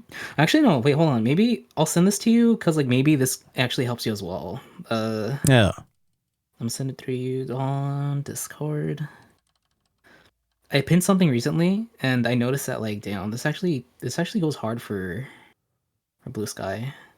Interesting. This and this. What is this doing? I mean, it goes for artwork, but I'm pretty sure it goes for anything. It's not like just artwork. Yeah. All right, now with that, I'm gonna sign off. I need to get going. Sounds good. All the best, Steve Scott. Thanks so much for tuning in. Thanks for joining us. Appreciate the yap with you. Yeah. Hope you have a good gym session. Get those good listen. Don't skip leg day, and all the best to you. Stay safe and ciao from you, sir. All right, ciao, ciao. Take care. You as well. Janya, all the best to you.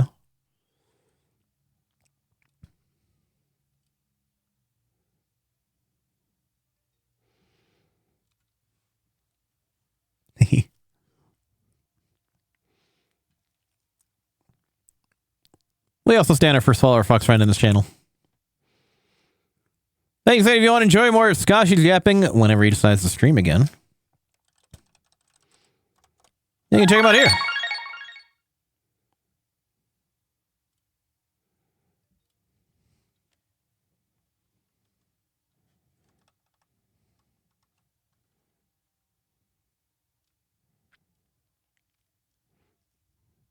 think I'll be running for the next hour and a half as well myself. I got about 14 more photos to edit, so we're getting there.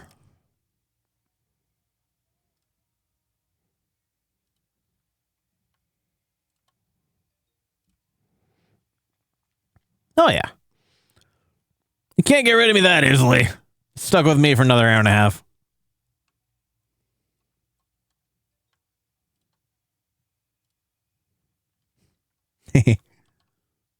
I love you guys.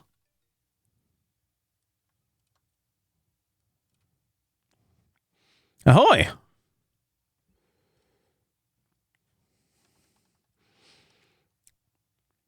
Honestly, if it wasn't for all of you in chat, I wouldn't be coming up with all these different ideas of ways to just be here and hang out with y'all each day. And it was a little bit of a process. I did find you on. So I think we are. I did at least follow you on there. I think it did the same for me too. Maybe I can't remember. But either way, a lot of this movie. I see. Thanks for watching streams, coming back and streaming like millions. Yeah. Got my Time Cat back on the other platform. Love that. This game's going to. I mean, I do have over like 1,600 on the main Bird app side, but I guess as well, I don't know. Also depends on how you promote yourself. So I did start making use of those hashtags. I did kind of start jumping, but I've seen a lot of people, other people that made the switch over. They got like fucking. Some of them got like 1,000 already, and that is surprising. Oh, they're doing good. Exactly. I'm sure that. I mean, to be honest, depends on when you catch people, right? Like that is why the best thing you can do is at least turn on your notifications on Twitch for like when, and like the Discord notifications when people go live. So at least when when they start the stream soon enough, they won't be like immediately end, especially when it's people that run for at least an hour and something like that. I would follow you if I can open it. Exactly. Oh, right, because they're not able to get into the actual Blue Sky platform.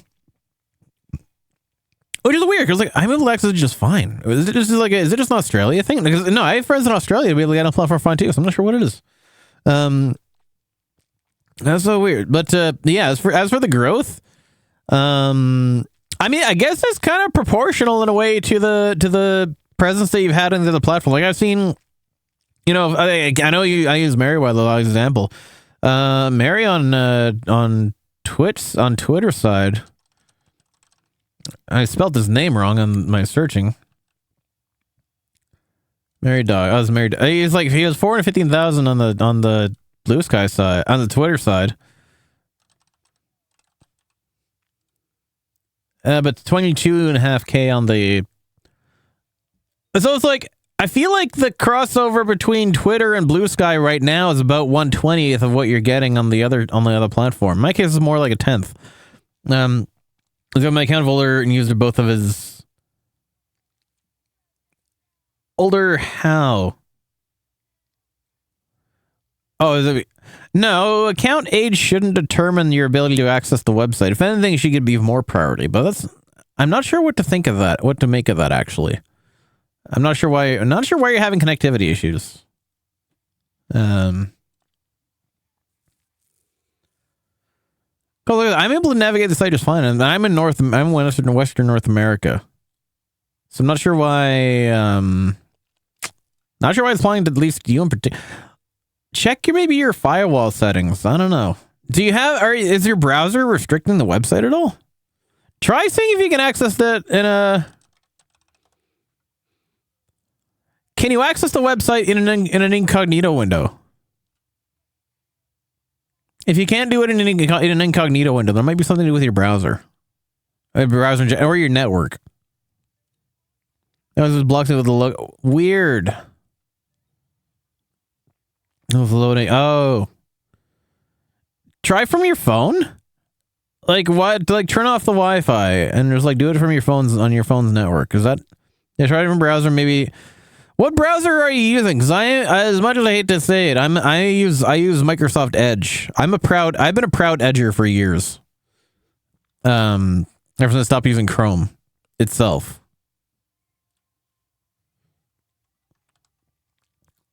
So I can't say it all I can't say it all how it works for different browsers. I just know that I haven't used Chrome in a good hot minute. Oh, you know what? That might be it. That might be it. Especially if it's old Firefox. A lot of new websites don't like legacy browsers, especially legacy versions. So try that maybe. That might be your sticking point.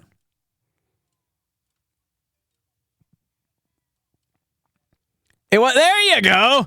Well, there's your problem. Ahoy! Congratulations, you're now a proud butterfly. You can now officially be a social butterfly on the Butterfly app. There you go.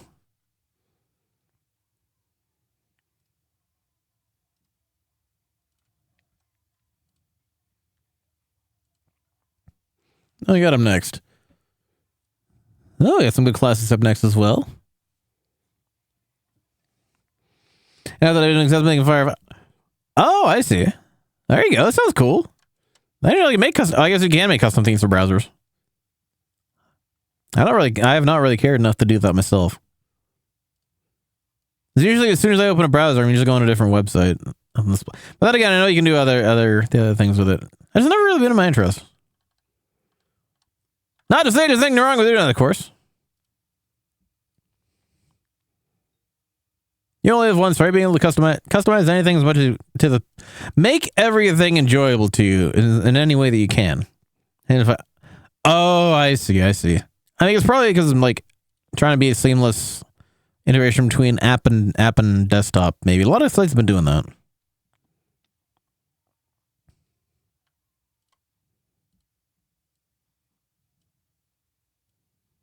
Oh, that is not blended.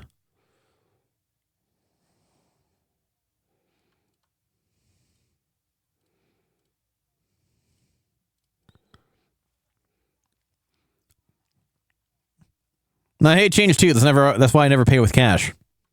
Ha!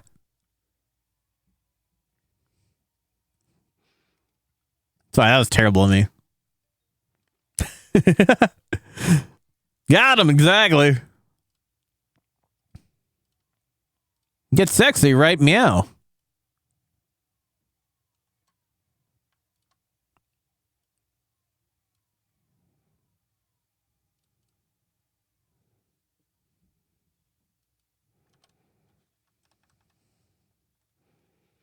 That looks good.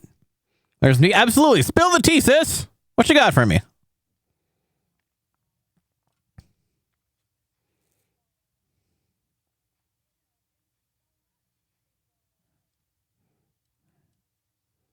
Wait, did I add none of that one? Okay.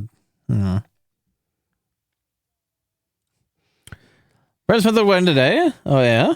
And stuff about that. So what's going on with the wedding? The happiest day of the life. Ideally, anyway.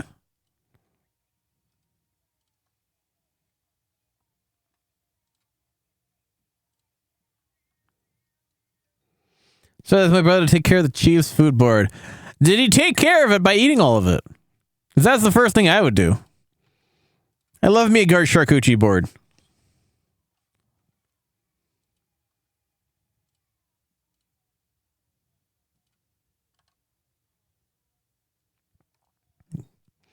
No. Aw.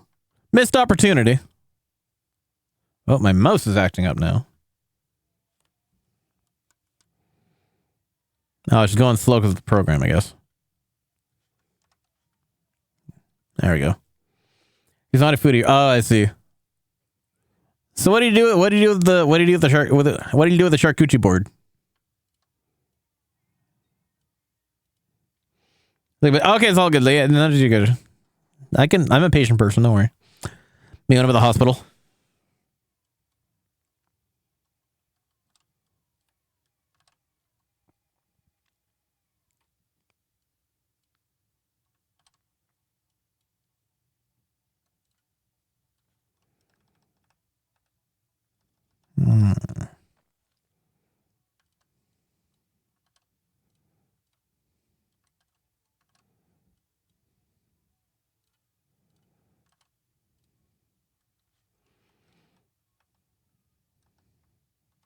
Let's smooth that out a bit.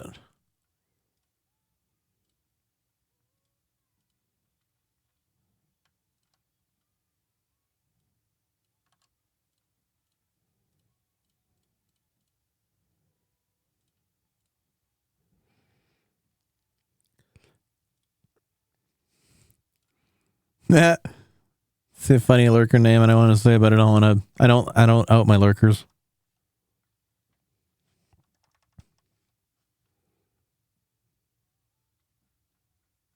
That's a faux pas that I would never do. Y'all lurkers can trust me to let you keep lurking in silence. I suppose somebody's gonna himself really to follow me much. We've already spent $300 like 3 different. Sounds about right for that. Sounds about right for that type of board.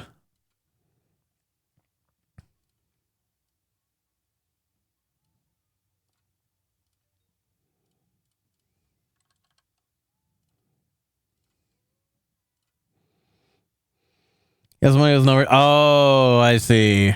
It's one of those cases. It's like, here, put this thing together. Here, it should only cost you $40. Cost you $200.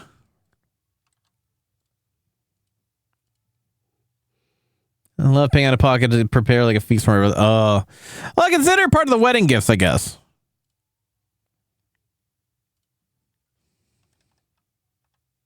Oh, that looks like a face mask.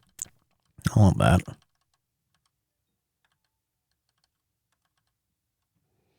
Ahoy! It was. Oh, okay. Well, that's fair. It was a wedding gift anyway, and it was like, well, at that point, you know, makes sense.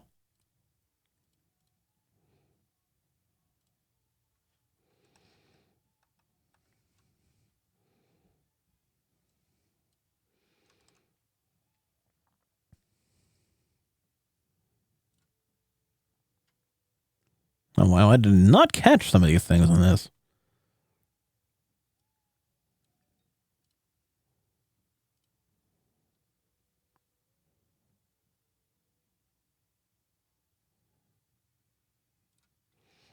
If I use a cheaper, oh, hindsight is always 20/20, right?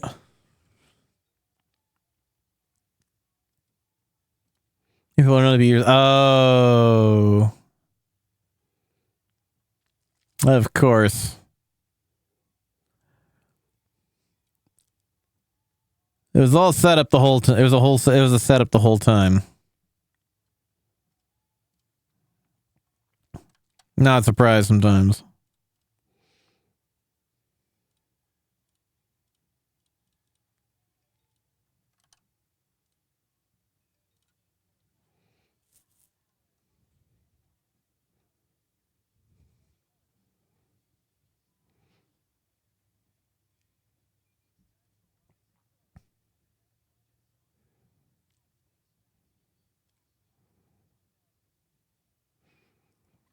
Sorry, I didn't want to. Just really love the transition. Didn't want to talk over that. Having said talk for like a week and more of the completely free. Oof.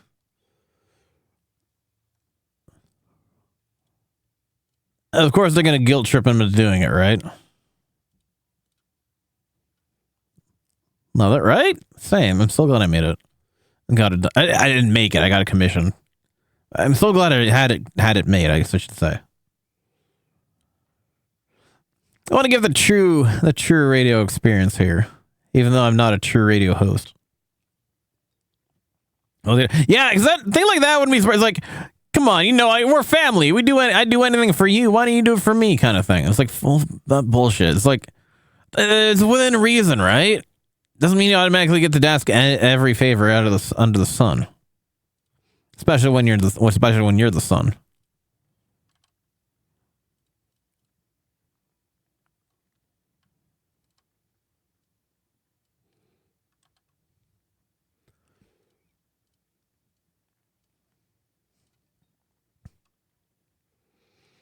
These people always ask for any favor when you were like, I know, right? It's like, oh no, sorry, we're going out of town this weekend, or sorry, we don't have this, that, and the other thing. It's always one sided.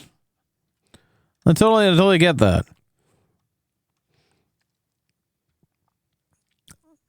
Look at me, I'll admit I believe in. I'm a strong believer in karmic investments. So I don't do things for people with the expectation they'll do it back, but at least, like, you know, there'll be some sort of positive outcome. It'll benefit me in the long run, whether, you know, just karma or otherwise. But it's like if somebody does something for me, I feel an obligation that I will return the favor in some way to at least to to an equal extent, because it's like I believe in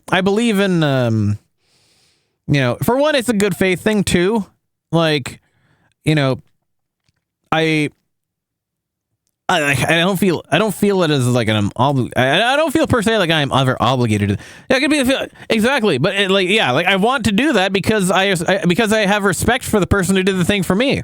It's a sign of respect for me to reciprocate anything that is done for me, and like that is why I'm I will gladly, you know, do things for I will anybody who does a favor for me. I will absolutely.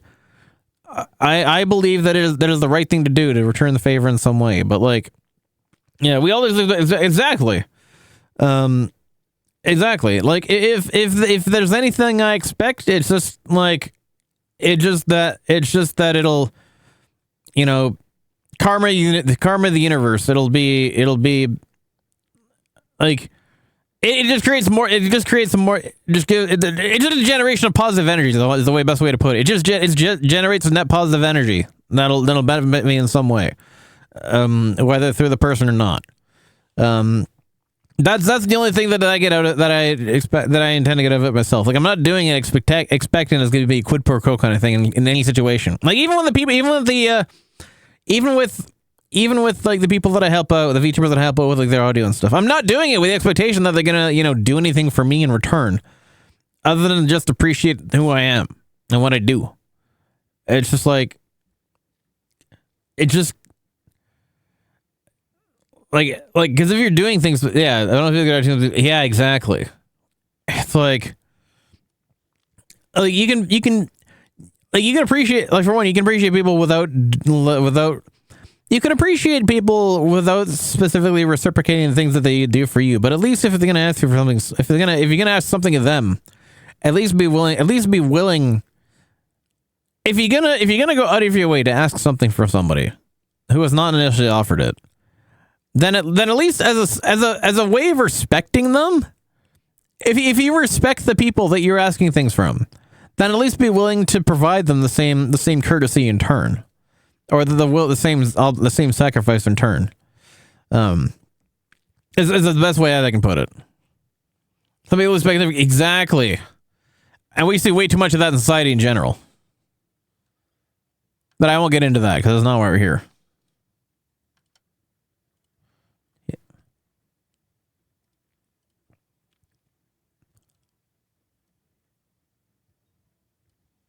Yeah. Exactly.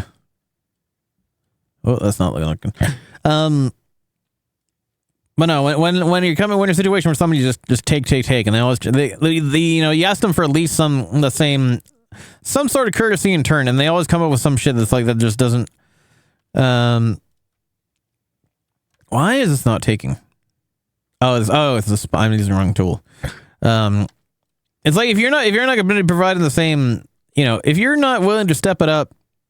It's like, why would you ask me to put so much effort into stepping up if you're not going to be willing to do the same thing? Because it's one thing to offer services without the expectation of anything in return. It's another thing to ask something of somebody without the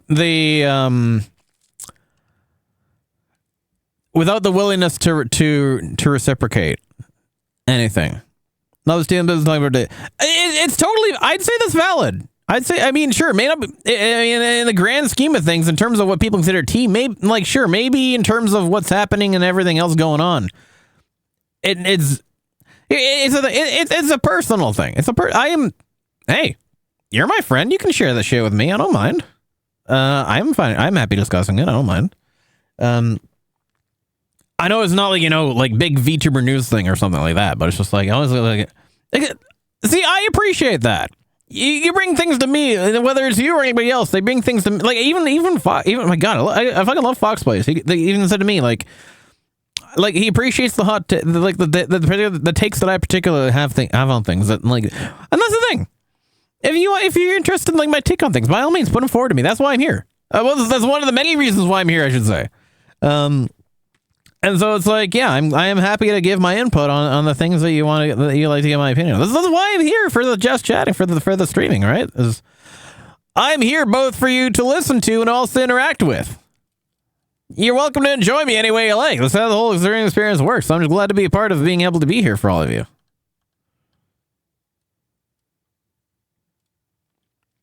I love you guys. And in a way that is not in a way that is not like mistaken as the parasocial type of love, by all means. You know what I mean. What's up? What jumping about there, Nikora?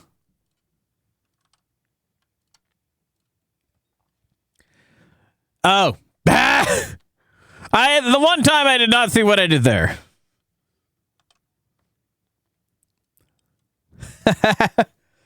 You know me too well. I guess when even my unintended double entendres are rubbing off on my freaking flyers. Rubbing off. We need a quotes list. Yeah. There's a task for you. Build a compilation of my most memorable quotes and clip them all. I don't know. Not that I expected it. Please don't feel obligation to do that by any means. That is a major overhaul. I don't expect anybody to do on it unless they're being paid for it. You're not a Jenny. You don't got to do the shit for free. I appreciate everything you do, by all means. Just don't think you're under any obligation to do so just because you got the green sword.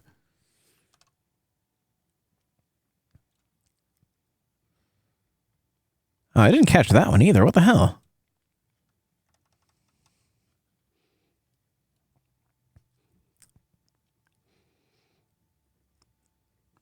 Pop quiz from fellow Canadians in the chat. What you remember what the song is for? The particular show is from. The song is from. I mentioned it last time we played the song as well.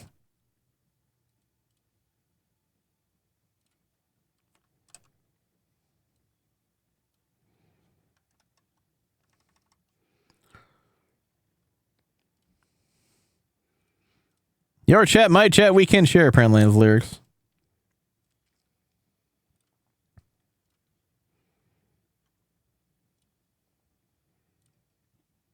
Disney? No, actually. I'm talking about Teletoon in Canada, West Coast Canada.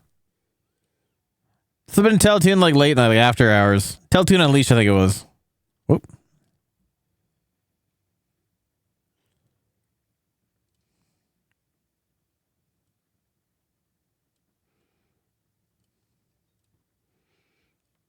Toasted TV, interesting. Can't say I've heard about that one.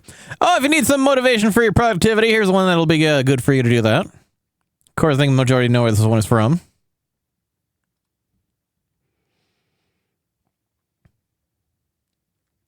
I talked about it a little earlier with the Sylvester Stallone and all that. That was Tony Hawk, never mind. Party Parrot, hell yeah.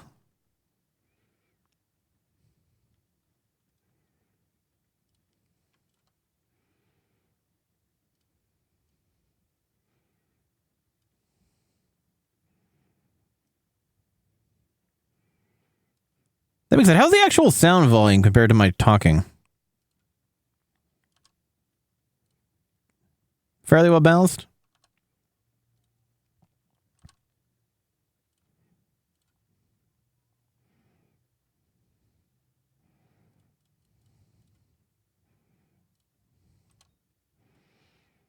No, perfect. Excellent. I don't want to have it like blaring and then my volume, my chatting cutting every now and then. So yes, perfect. Because I do have an auto ducker on there as well, so that like whenever I talk or the guest talks, temporarily just ducks the music volume a little bit. So we're not trying to compete with it.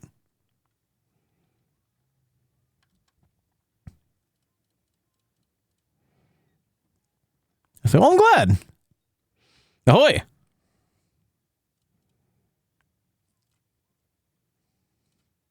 I did make sure to try and dial everything in, especially when I add the ducker to the guest as well.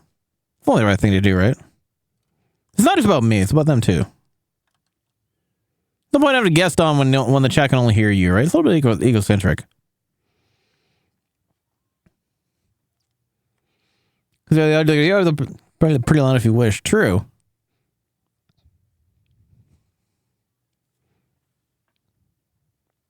Well, it could a little bit. Because Because I know when I had it at equal volume, well, not equal, but when I had it at a comparable volume between myself and the actual audio, what I found was when I was trying to talk, I was getting distracted by the actual audio playing. Even with the ducker, I couldn't, like, it kind of became that jarring effect, the jamming effect, and it kind of made it difficult for me to hear the guest over the music as well. That's why I have it set a little bit lower on my side, I think. I sort of have.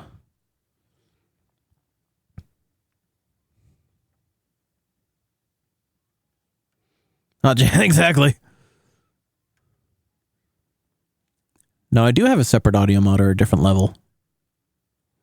Well, let me see what I can do. So what I don't want to have happen is I don't want to be turning it up to the point where then you guys can't hear the guest. I'll turn a little 2 points up, maybe. That's when it goes around a little over to and makes them just up with interesting. I mean, that's basically almost every video for me at that point, really.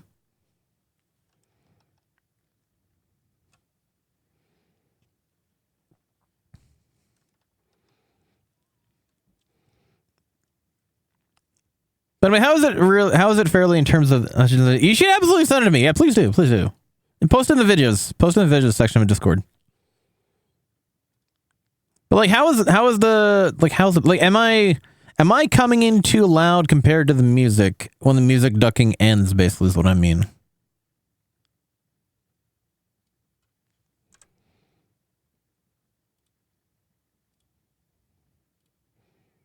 Because I want to be enjoyable without it being like blasting, right? That's good. Excellent. Yeah, I'm not going to fix what ain't broken, unlike some other people on some other social platforms. It's about the same level that I would want to listen to it myself. At least when vibing. Ne? Nyani?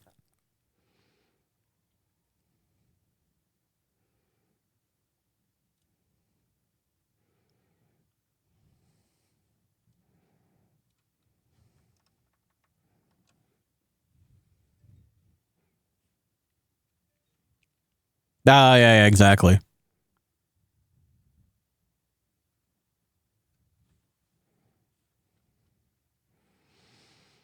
This song will always be the perfect representation of summer. Whenever I hear it, I just want to get back into like summer vibes.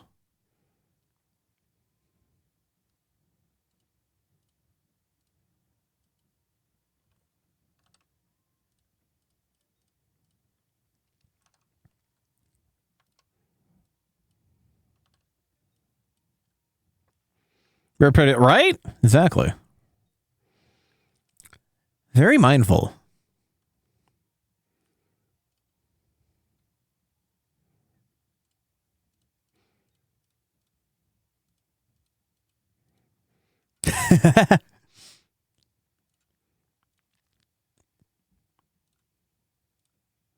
Bring back the hot Barbie summer of last year. I miss being able to say hi Barbie to people. When you see everyone wearing, when you see women wearing like all pink in the streets, you know exactly why. The things about hydrate as well.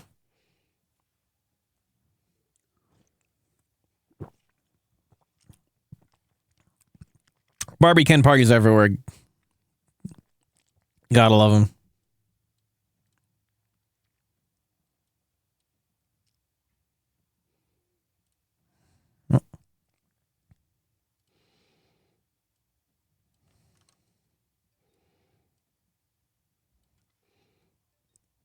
Exactly. That's where I discovered Dua Lipa.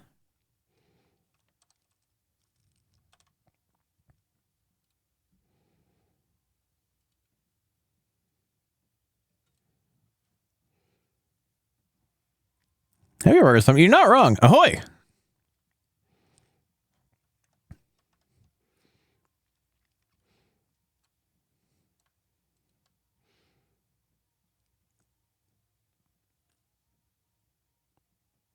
That is the eraser tool. That is not what I want.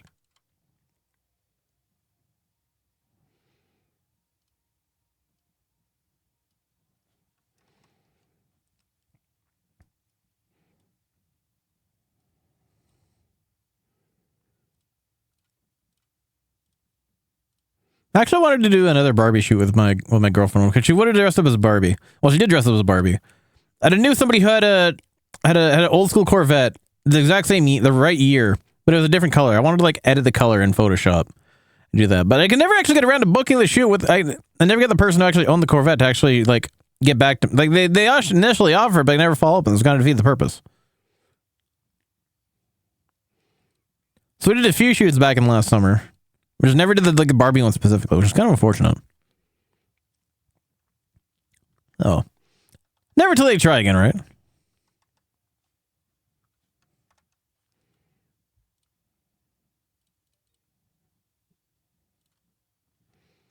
Neither do. What did I do last year?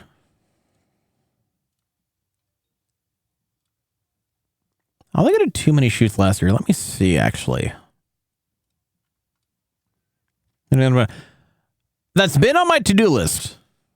I do have a friend who does pull off a pretty damn good 2B, but I need the environment. I need the background. I need like the old abandoned industrial type of place, which we don't really have. I'm just doing. Hey, welcome back, Raven. Good to see you back. Okay, I should say.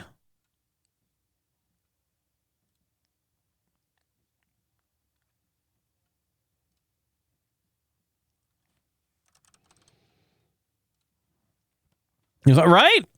Hey, why do you think I do it all so often? Hell yeah, what you got for dinner? What you got on the menu? And it's like, hell yeah. Like to be your side dish, making a whole ass meal. Let me settle, see what you made, see what you did. What did you do? Just chatting, nice. Can't go wrong with that.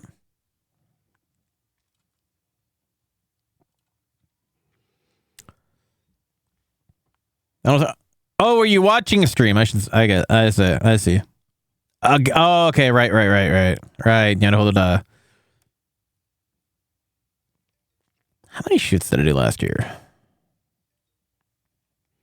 Oh, I see. Gotcha. When's the date stamp on this?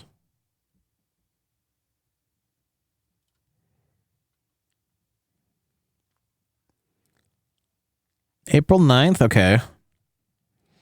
If we're going from let's see, if we're going from summer specifically. Let's go from summer specifically. I'm not going to count spring. It's from May.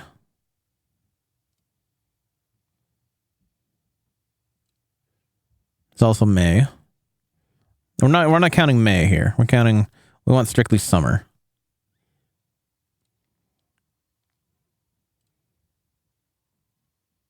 July. Okay.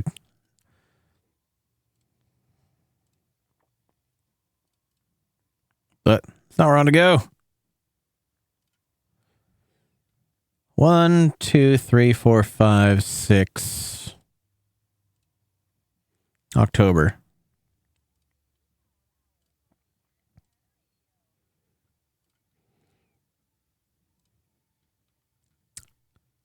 I did 6 different shoots last summer.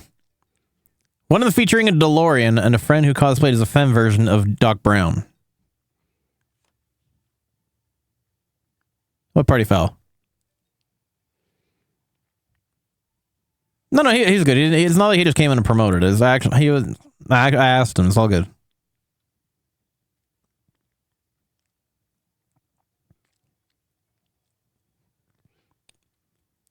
But I appreciate you keeping an eye on it.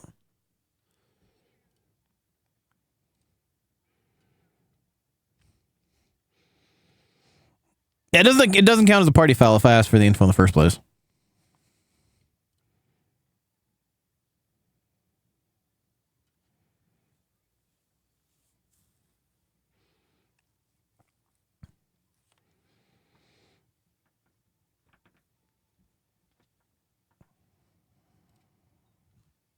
No location. Oh no, that's all good.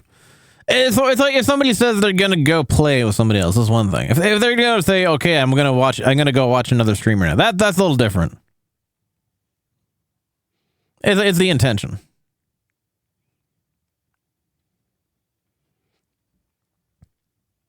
But yeah, last year was very productive in terms of shoots, actually. Let's see how many I got in total last year, actually, now that I think about it.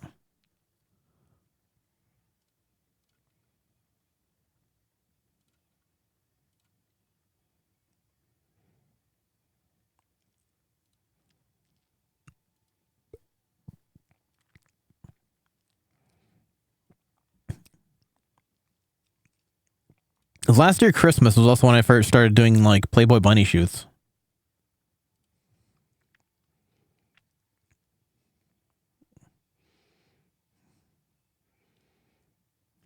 Two, three.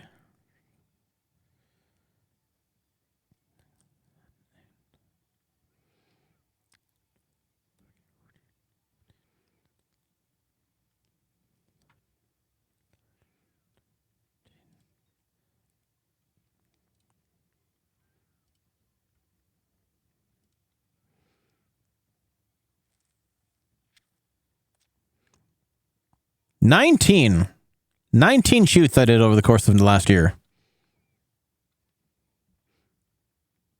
Well, last year being like the start of the year to the end of the year.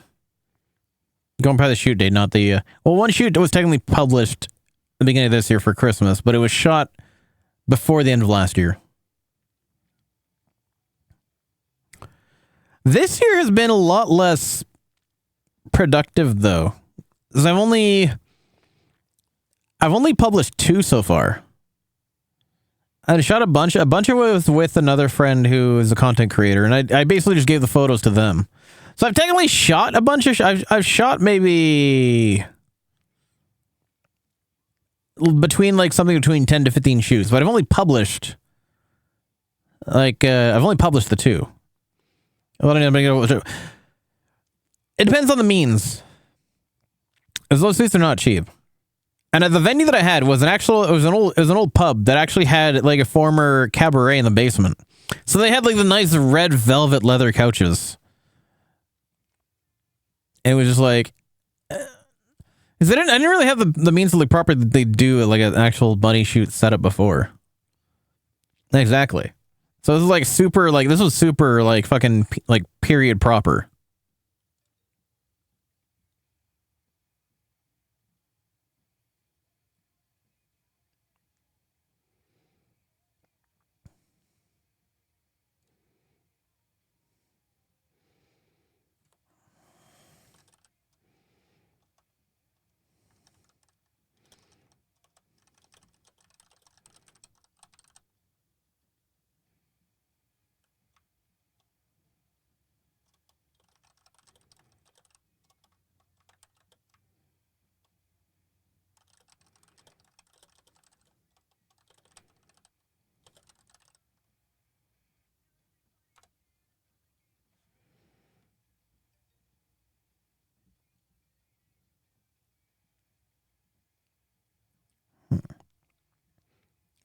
Exactly.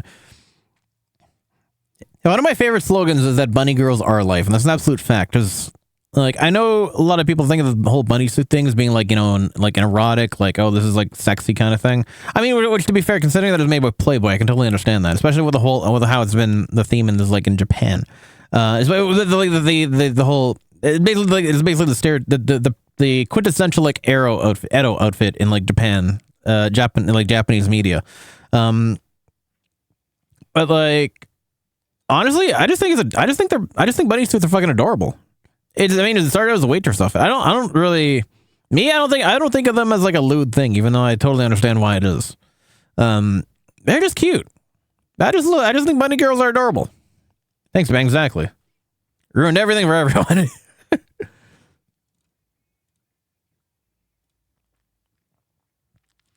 Well, like, I shot them very tastefully too, so it was like. The only reason one of the shoots was even close to being lewd was because one of the models for it was a content creator, and then they actually asked to do like more risque shots with them. Well, that was the only exception. The rest of the time, it was more kind of just like you know, playful pinup kind of thing. If any, actually, not even pinup. It was more just kind of like almost like promotional photos, I guess, the way. Not like a lewd thing, but it was yeah. That's understandable.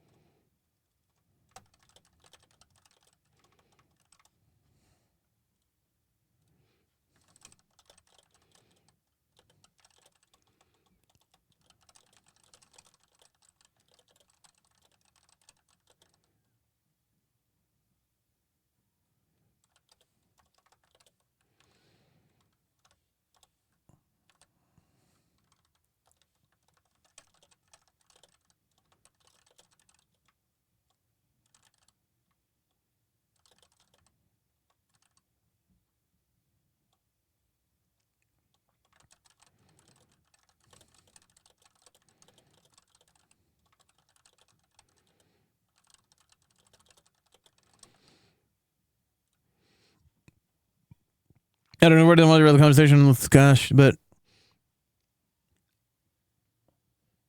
what issues required?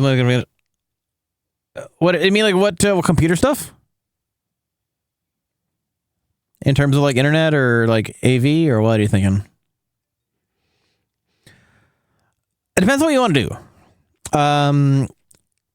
At the core, each room usually needs projector, speakers, and microphones.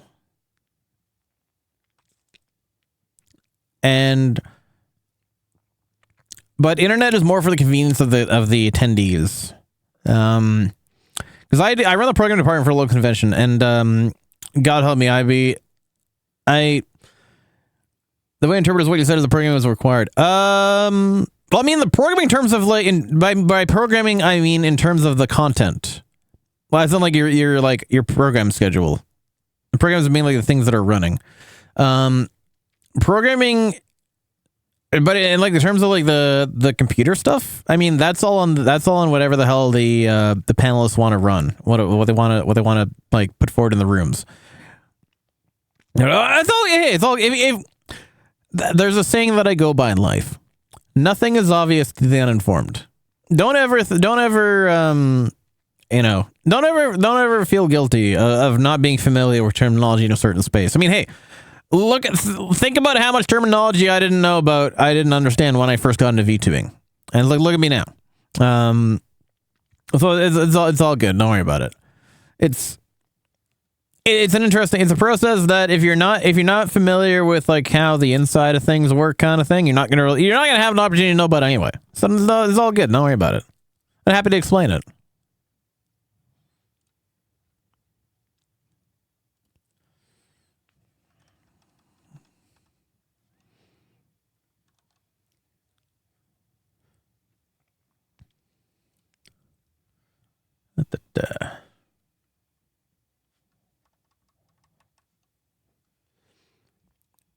Yeah, apparently we're having another meeting soon about our convention. This is next year's convention on Monday night. So hopefully we'll know more about when a convention is going to be happening, and then I can start planning about what's going to be happening in there.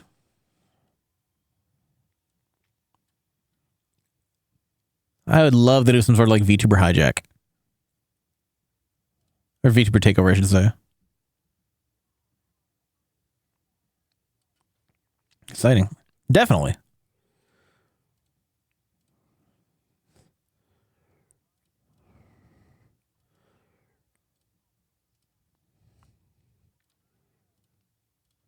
As long as we get our venue dates in, that's the important thing. There's supposed to be sometime in February. We just need to get the venue confirmed, but the place that we booked the venue from is a fucking dick. That does not prioritize at all. I think I mentioned this before, the person who was in charge of the bookings likes to go on vacation for months at a time, and our request has been pending since June. And it's like, these are things that are not these are things that take a little bit more than just 4 months to put together. So we kind of had to do a little bit of juggling of kicking things off preemptively when we didn't even have our venue in place. That's a little bit of a dangerous game. Yeah. So we're not exactly having fun right now. We just want to get the shit. We just want to start getting shit together and get the show on the road.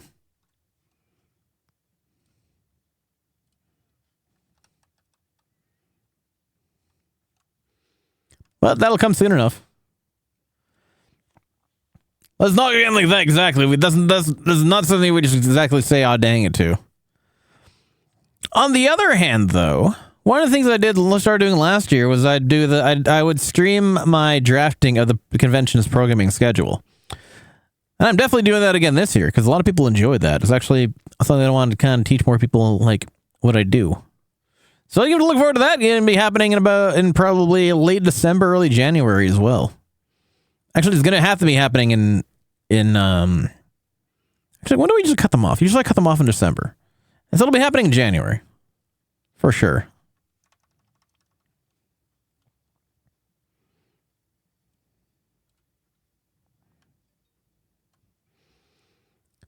So if you're interested in knowing if you're interested in finding out how I put together a calendar for an event over an entire weekend, it'll be interesting tuning in for that.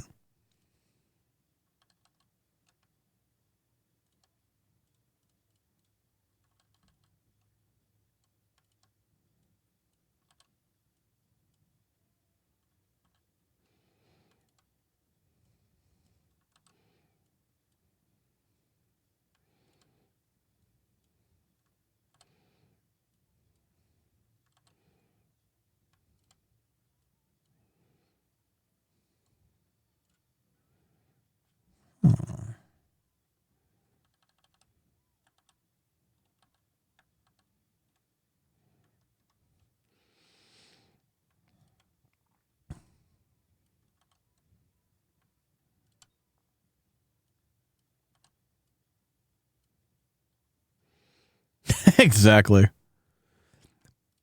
Me when I'm in rhinoceros at the zoo in the evening.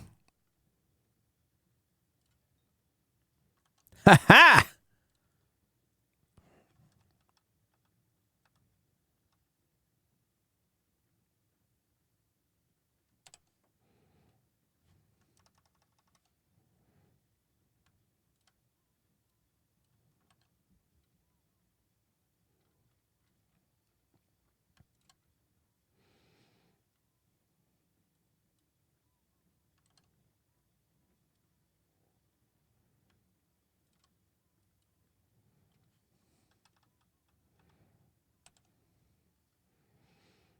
All right, almost done this photo set. We are at 6 photos left remaining.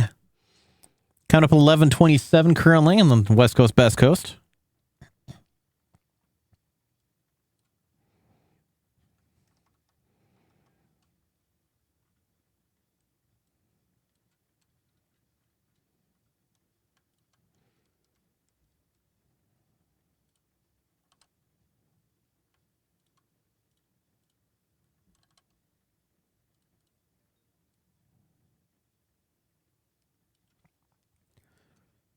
These get started next shoot.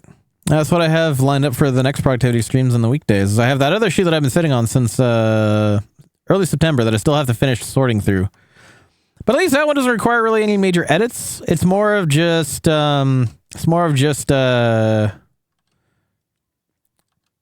just figuring out which photos I want, which ones I don't, and then just editing them, just touching them up in Lightroom, and then we're basically good to go at that point. Sounds gonna be nice and a lot more nice and simple than what I'm working on right now.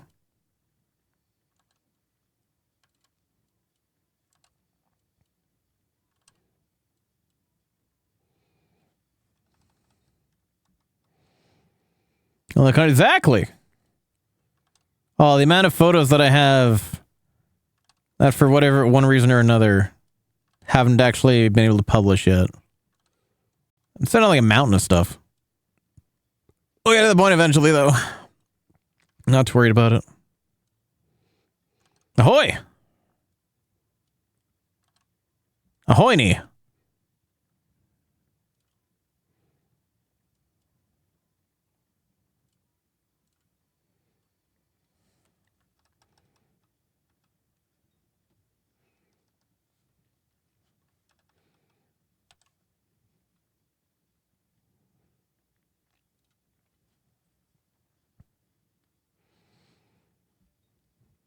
Basically, yeah. Technically, you could pass for it.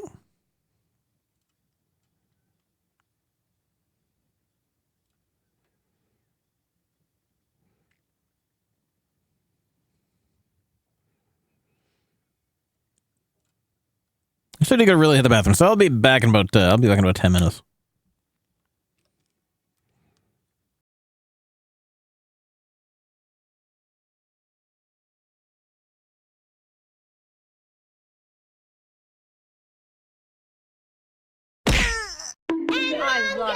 Thank you for following.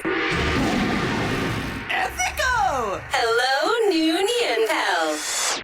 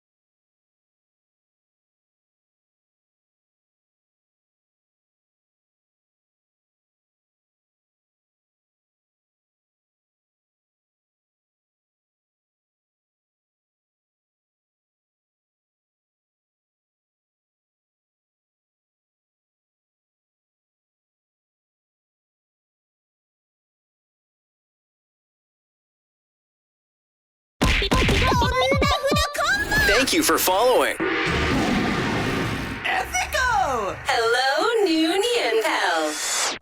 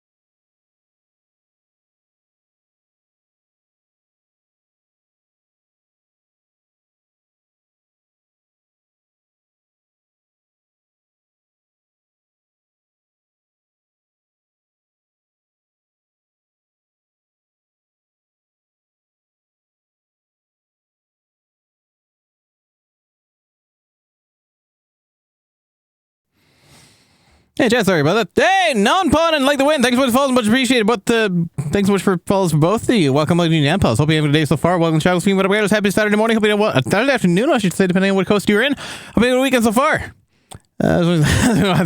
Pay no attention to the cat behind the camera. There we go. Good to see you both. Thanks all for joining. Thanks all for tuning in. Nice to meet you.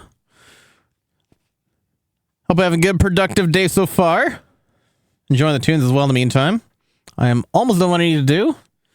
Should be done probably top of the next hour. Of course, I can't show you what I'm working on, but just know that the productivity is at least happening.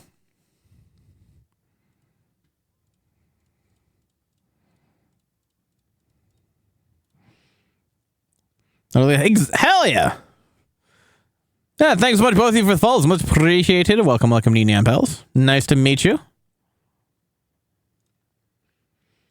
If my voice came as a little bit of a surprise to you, I'm a Bobby Niku streamer that's typically a male or male presenting user that uses runs a female model, but may also refer to anyone whose model does not match the gender they present as IRL.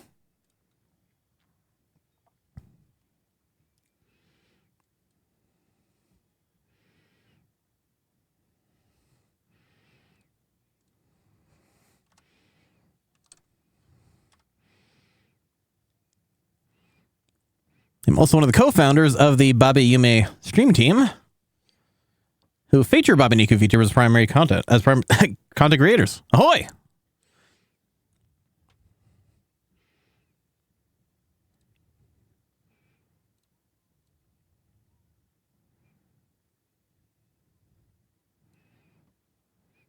Let's go to Minecraft.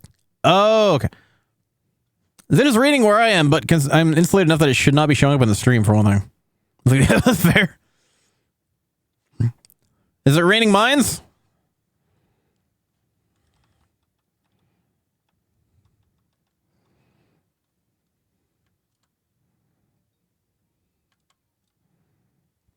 Ha!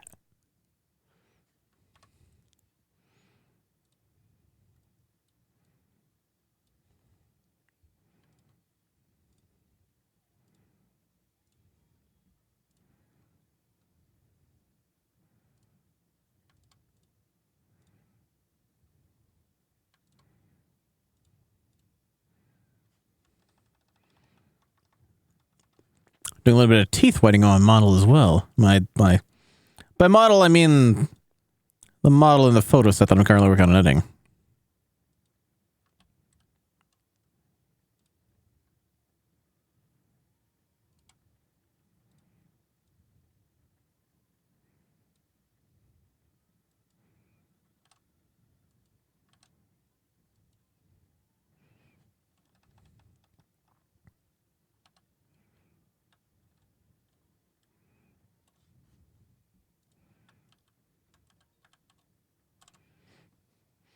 Endless teeth whitening strips.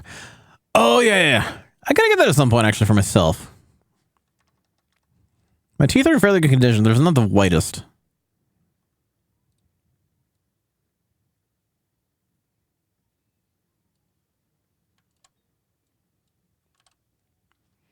Confused.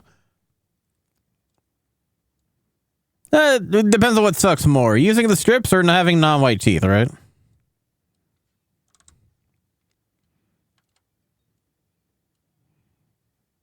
Looks max, exactly. So demure, so mindful. White pilled looks maxing.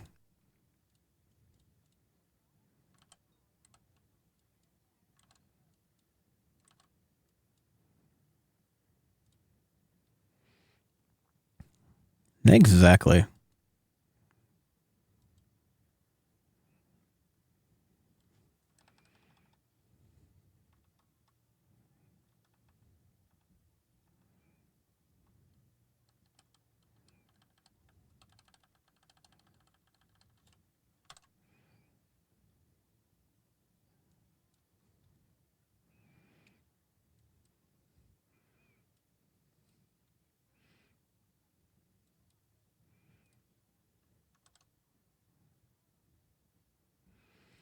When your sauna's too warm, you gotta cool that sauna air.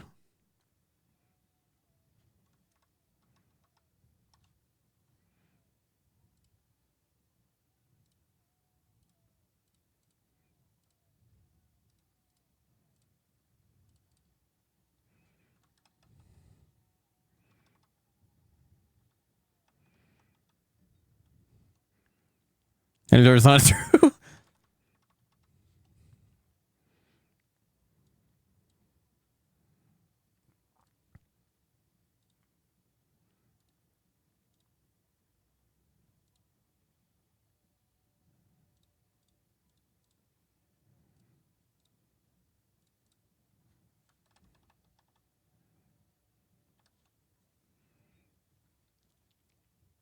Oppa Gangnam Style.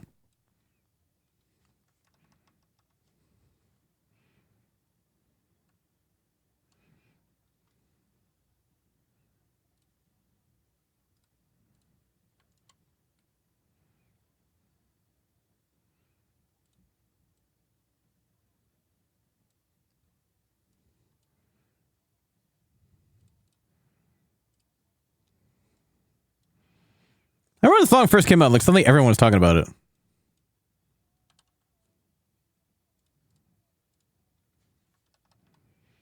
Okay, tomorrow. I gotta see. I moved it to like a full week ahead. Depends on how awake I am at the time, because I don't usually like to do stuff right before Sunday Squad. I was going to do some planning with Mia and Hanako for the Bobby Yume thing on Monday. So I don't think we might be doing any crap tomorrow.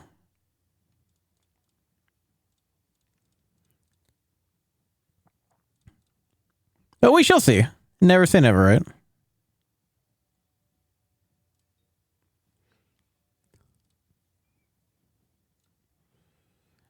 If anything, it might be a very last minute put together.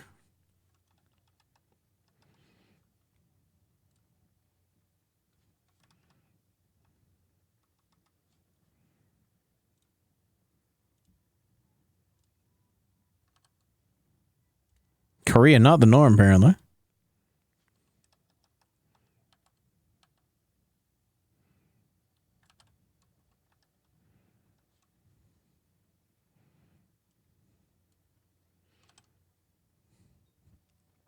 Make Korea the norm. Exactly. Actually, funny enough, BTS has been in the top 100 for a surprising amount of years in a row.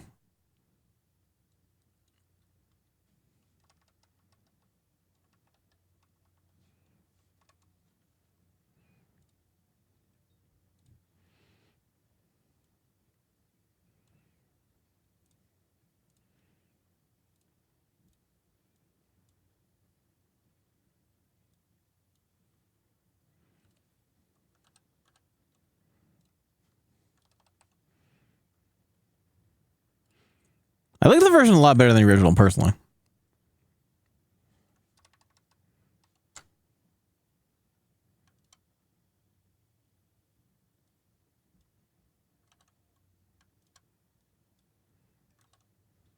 A minute, someone knows somebody. Recent years, yes. Hey, Nonpod, welcome back. Thanks for the follow. Much appreciated. How's your day going so far? Good to see you. Happy Saturday to you. Happy weekend. Nice to meet you, Nyan Pal.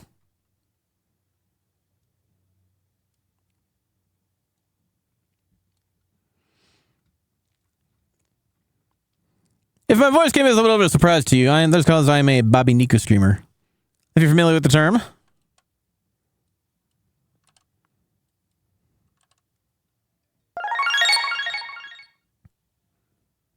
Why does it keep doing that? Try it again.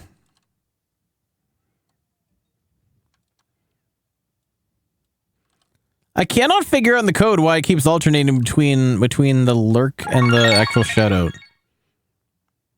Twice. Oh, don't do the @ in there. That might be why I did it twice in a row. If it doesn't parse it, then usually. Yeah, there we go.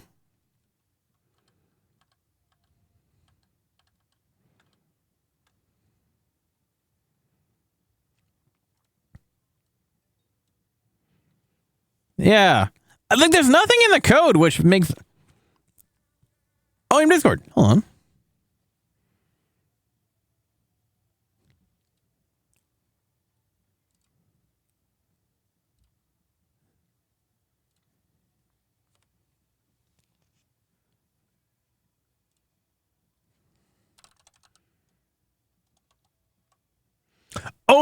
The Bobby Yumi Discord. My apologies. Yeah. Sorry, I mean, and so many different Discords that it's like hard to keep track of everyone and which one's which.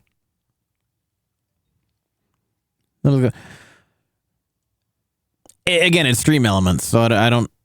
It's not like looking at the code is gonna be able to change anything.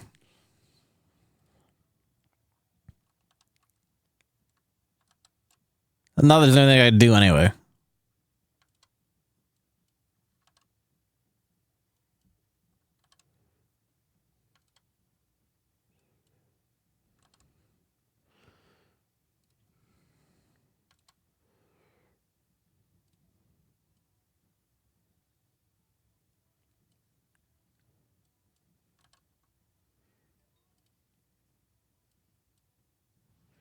Exactly.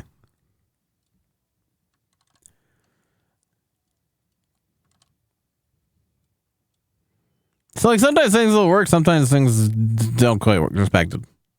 For the most part, they work though, which is not, I just been noticing more often than not though. The Shadow's been throwing a lurk command. I'm not sure why.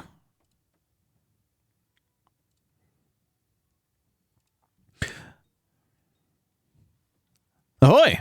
Let me just pop up another. Well, I'll finish with that. I'm only on the last 2 photos for now, so I'll do that first, and then I'll see if I can dig into the stream elements. See if I can find anything. You never know, right?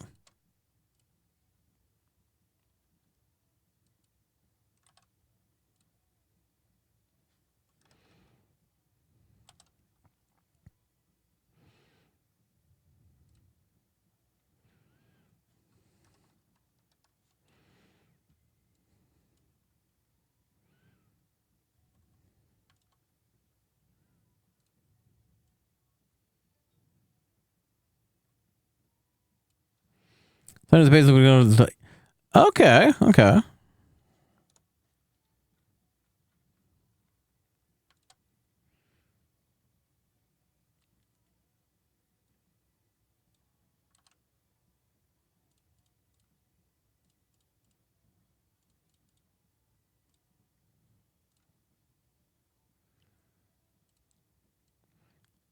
Yeah, we'll have us look see in a little bit.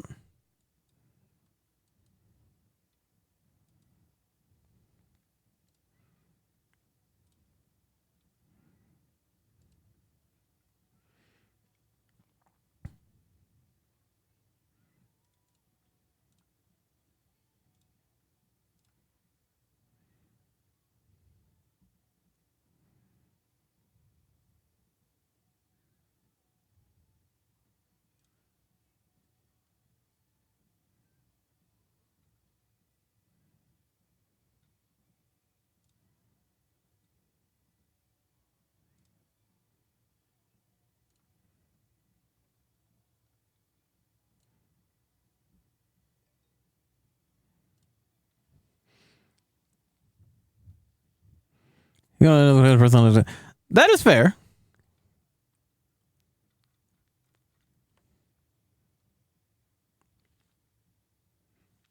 I mean, I'm honestly in pretty much the same way. Can we fix it? No, it's fucked. That doesn't mean we can't try our best.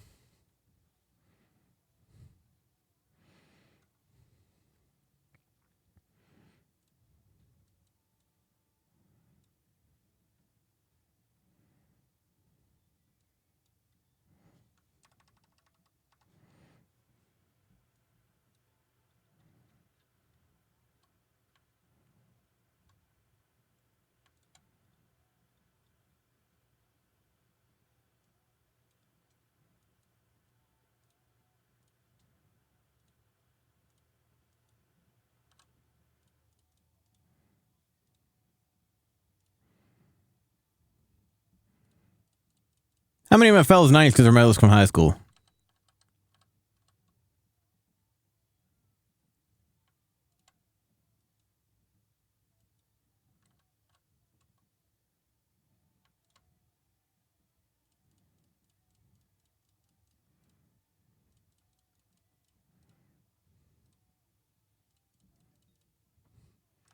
No problem with me. I didn't realize I'm a little pop punk myself as well. I just knew this was in the. This is one of the recommendations when I put this playlist together. So, like, sure, why not?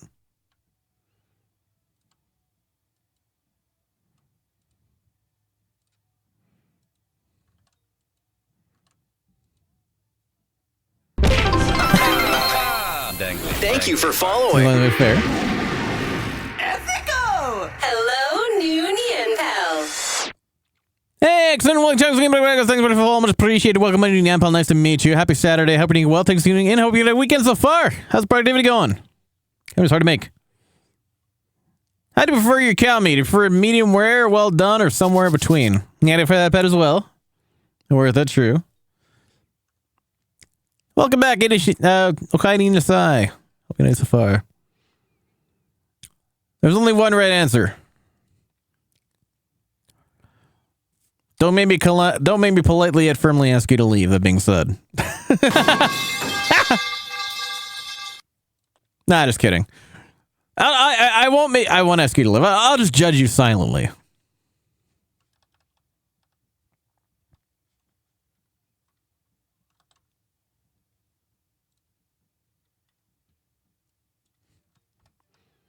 Gentlemen, well made. We're talking steak. We're talking steak, exactly. As long as it's not so well done that it's congratulations. That is a different story. But I'm personally a medium rare person.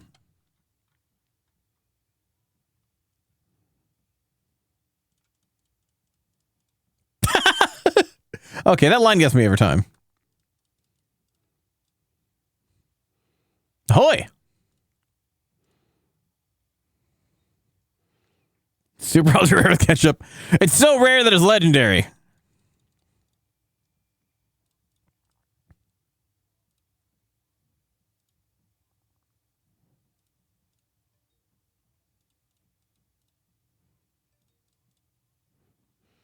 Let me steak, let me women.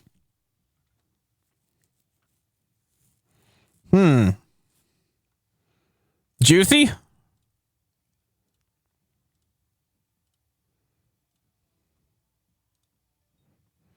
Chocolate colored. Okay, that's fair. Everybody's got their preference.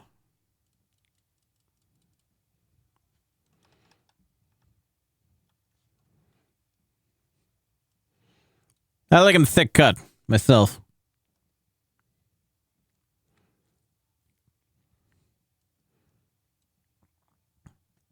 I like them thick and juicy.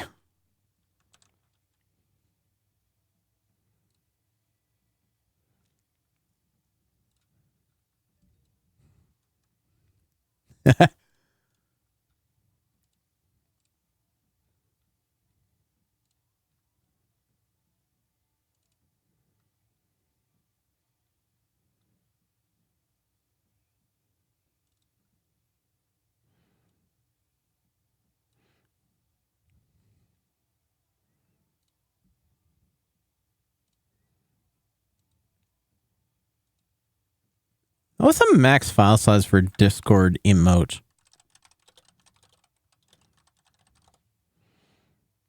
200 kilobytes. What's my PNG at? 905, I see.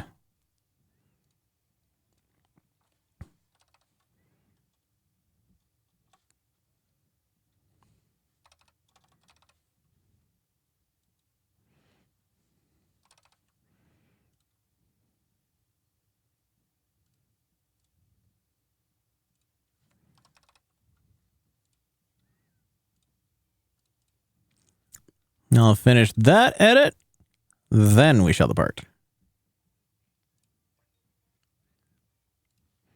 What? 200 is like 256 kilobits. My current avatar was at 295. Ooh, okay. We got to make this what, a 400? Okay, that's fine.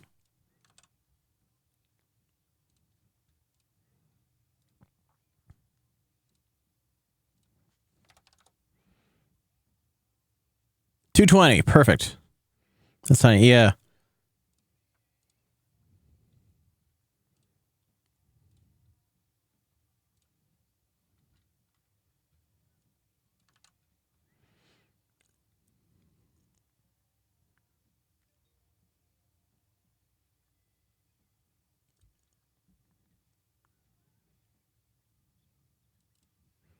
I mean, hey, you're not wrong.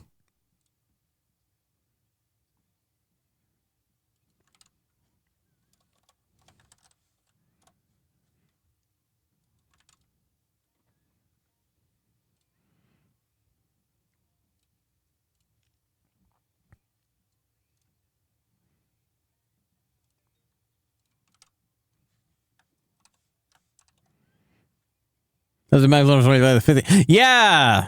That's bullshit. Oh, 20. No, it was like, it used to be 25, then I made it like 15 or 10 or some shit, I don't know. Well, I made it about on the Discord side. I think I probably should do the same on Twitch side. But I don't want to make it as like a square, is the thing. Actually, no, this is a lot of the squares anyway. What's talking about? It's meant to be square, right? It's like what Huey Lewis said. Might as well here is fair. I have not.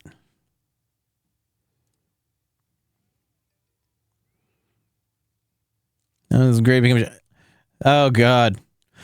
I mean, hey, think about all the people who've been on Twitter, right? That's basically what's happening with that, too. Remember when social media used to be good? Then it wasn't?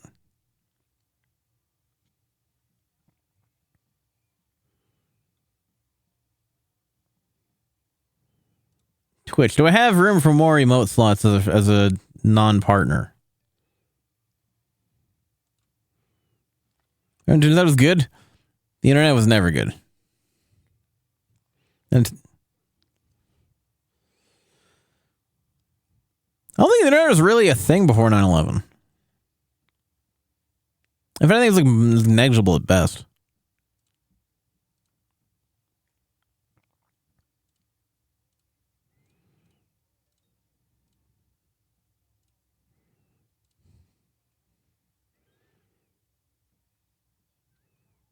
Oh, I don't have any more free slots.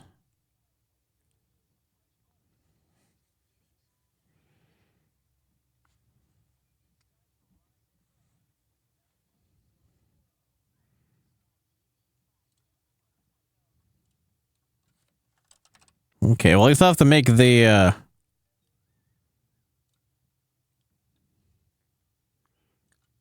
I'll have to make Smug Nyanko as a subscription emote, sadly. I'll make it I'll set it to sus.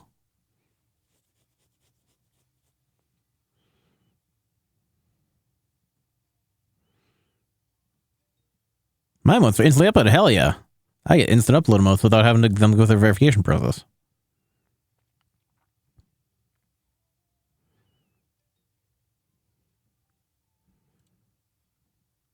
Bam.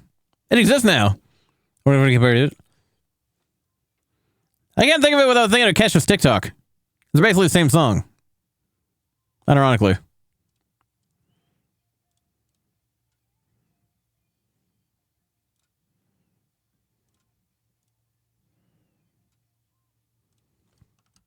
Will this work? No. Okay, it hasn't been in the system yet. Oh, maybe I gotta refresh it. Oh no, it works. Okay. I just didn't hit refresh on the chat. It exists in chat form now. Exactly.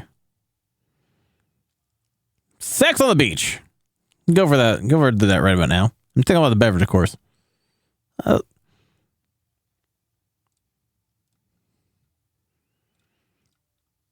Someone done everything I need to do. I gotta go raid over to my fellow Babiniku.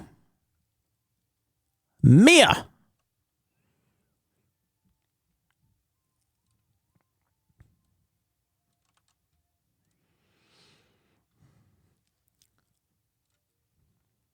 Hope you all enjoyed the tunes and had some good productive time as well. Again, thank you so much to all the wonderful raiders. Let's give one more name to all of them before we go. Matter activity feed. The activity was one out.